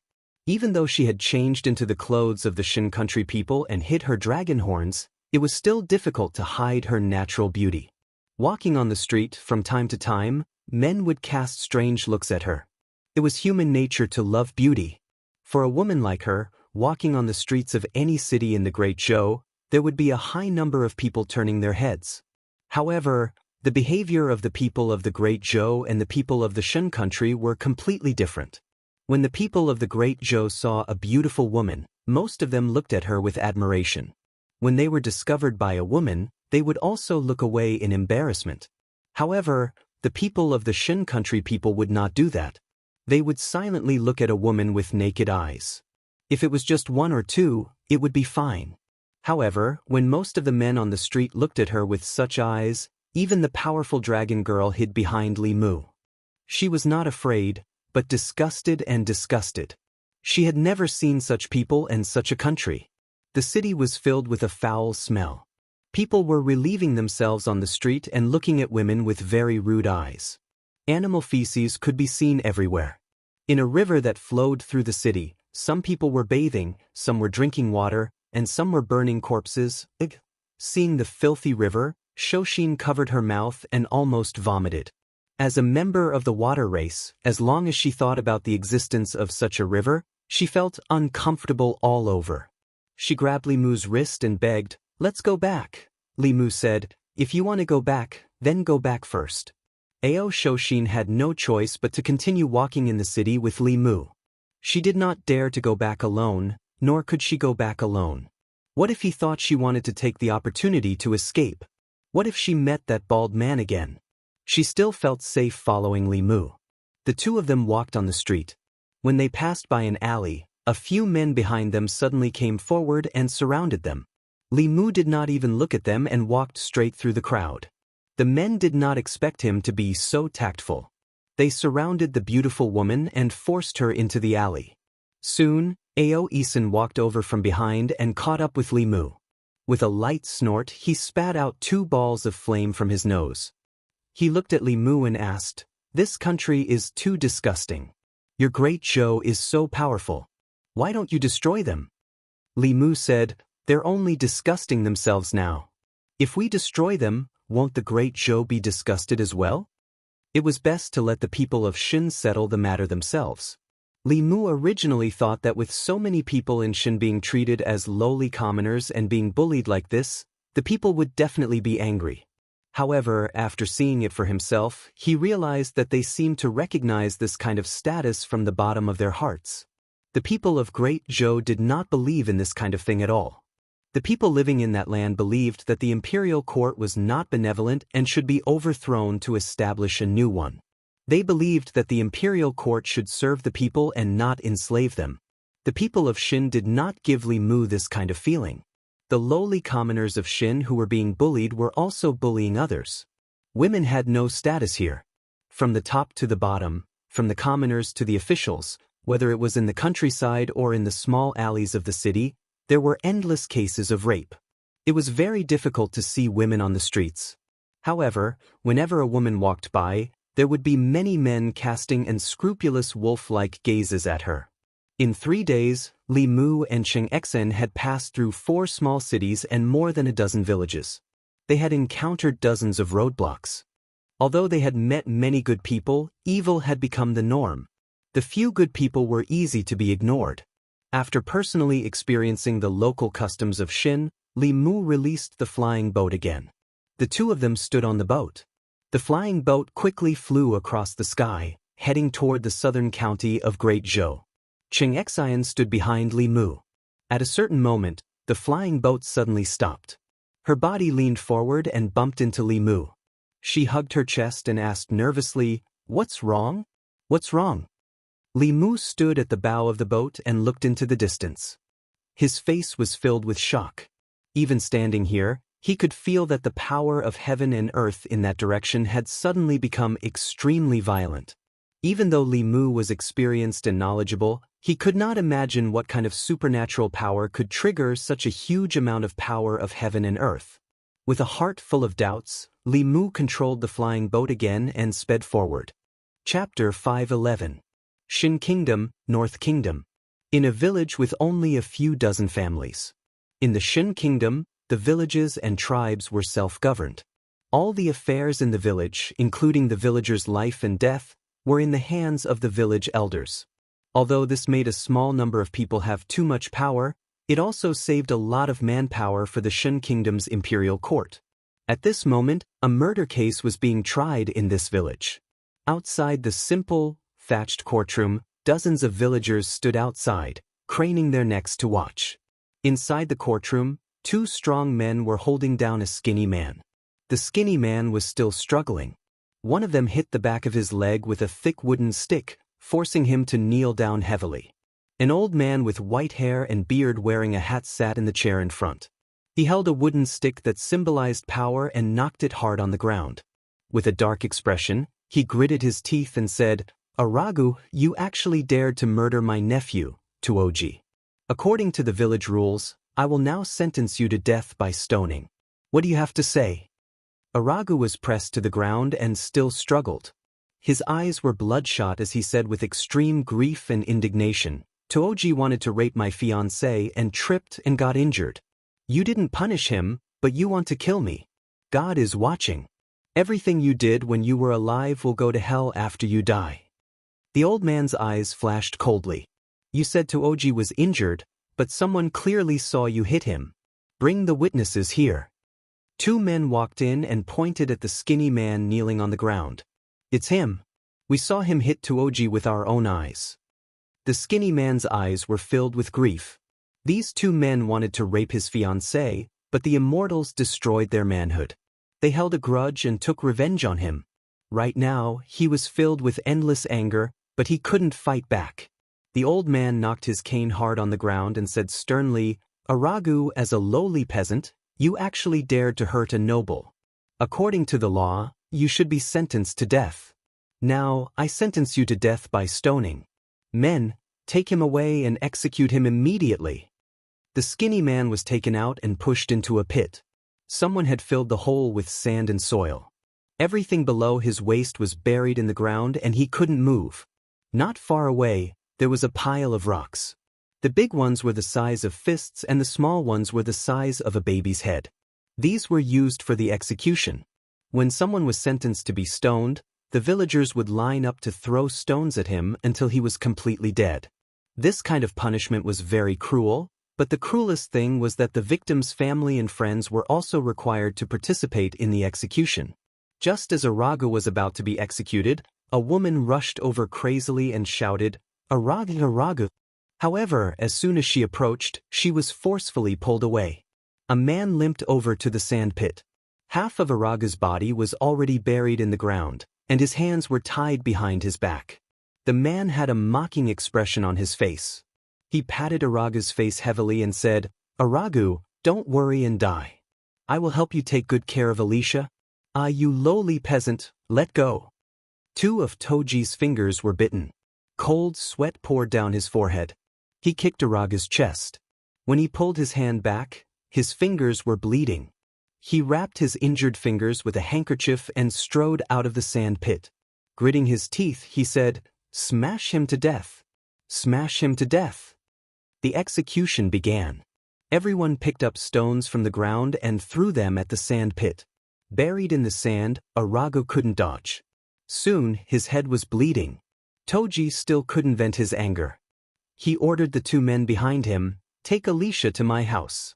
I want this peasant to see the consequences of offending a noble." His two men received the order and forcefully dragged Alicia away in front of dozens of villagers. Buried in the sand pit, Aragu's eyes were bloodshot. He roared like a beast, but he was trapped in the sand pit and couldn't move at all. On the other side, Alicia used all her strength to break free from the two men. She looked back at Aragu and said sadly, "Aragu, Alicia will still be your wife in the next life." With that, she slammed her head against the stone wall. A blood-red flower bloomed on the wall. Alicia's body fell limply to the ground. Toji's subordinate reached out and touched Alicia's nose. He stood up and said in disbelief, "Lord Toji, she's dead." Toji waved his hand unhappily and said angrily, "This stupid woman. So what if she's dead? She's just a peasant. Drag her down and bury her later." With that, he crossed his arms and watched coldly as everyone executed Aragu. After Alicia committed suicide, the figure in the sandpit let out a roar and stood there in a daze, not moving at all. Hard rocks fell on him, but he didn't dodge or dodge. He just stared blankly at Alicia's corpse. At a certain moment, all of the executioners, including Toji, suddenly shivered inexplicably. The surrounding temperatures seemed to drop. They felt as if a huge rock was pressing down on their chests. In the sky, the clouds changed. A gust of wind blew on the ground, blowing sand and rocks. Everyone couldn't care less about the execution. They all covered their faces with their sleeves and hid behind the stone wall. In the sand pit, half of Aragu's body was buried.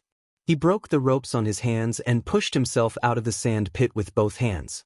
His eyes turned blood red. He took a step forward and disappeared. The next time he appeared, he was already in front of Toji. Toji opened his mouth wide in shock.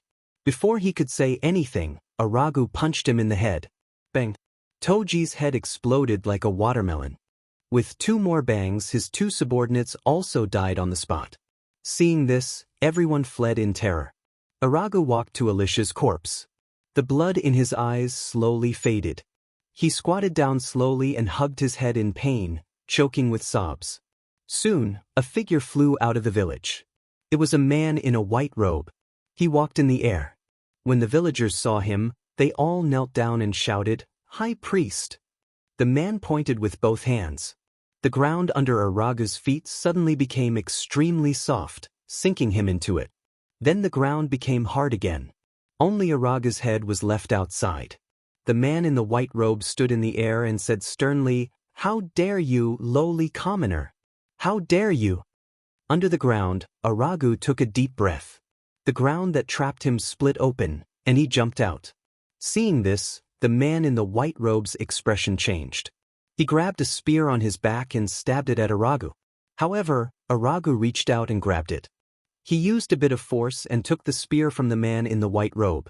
He bent it and threw it aside. The man in the white robe couldn't do this himself. Seeing this, he was scared out of his wits and fled as if his life depended on it.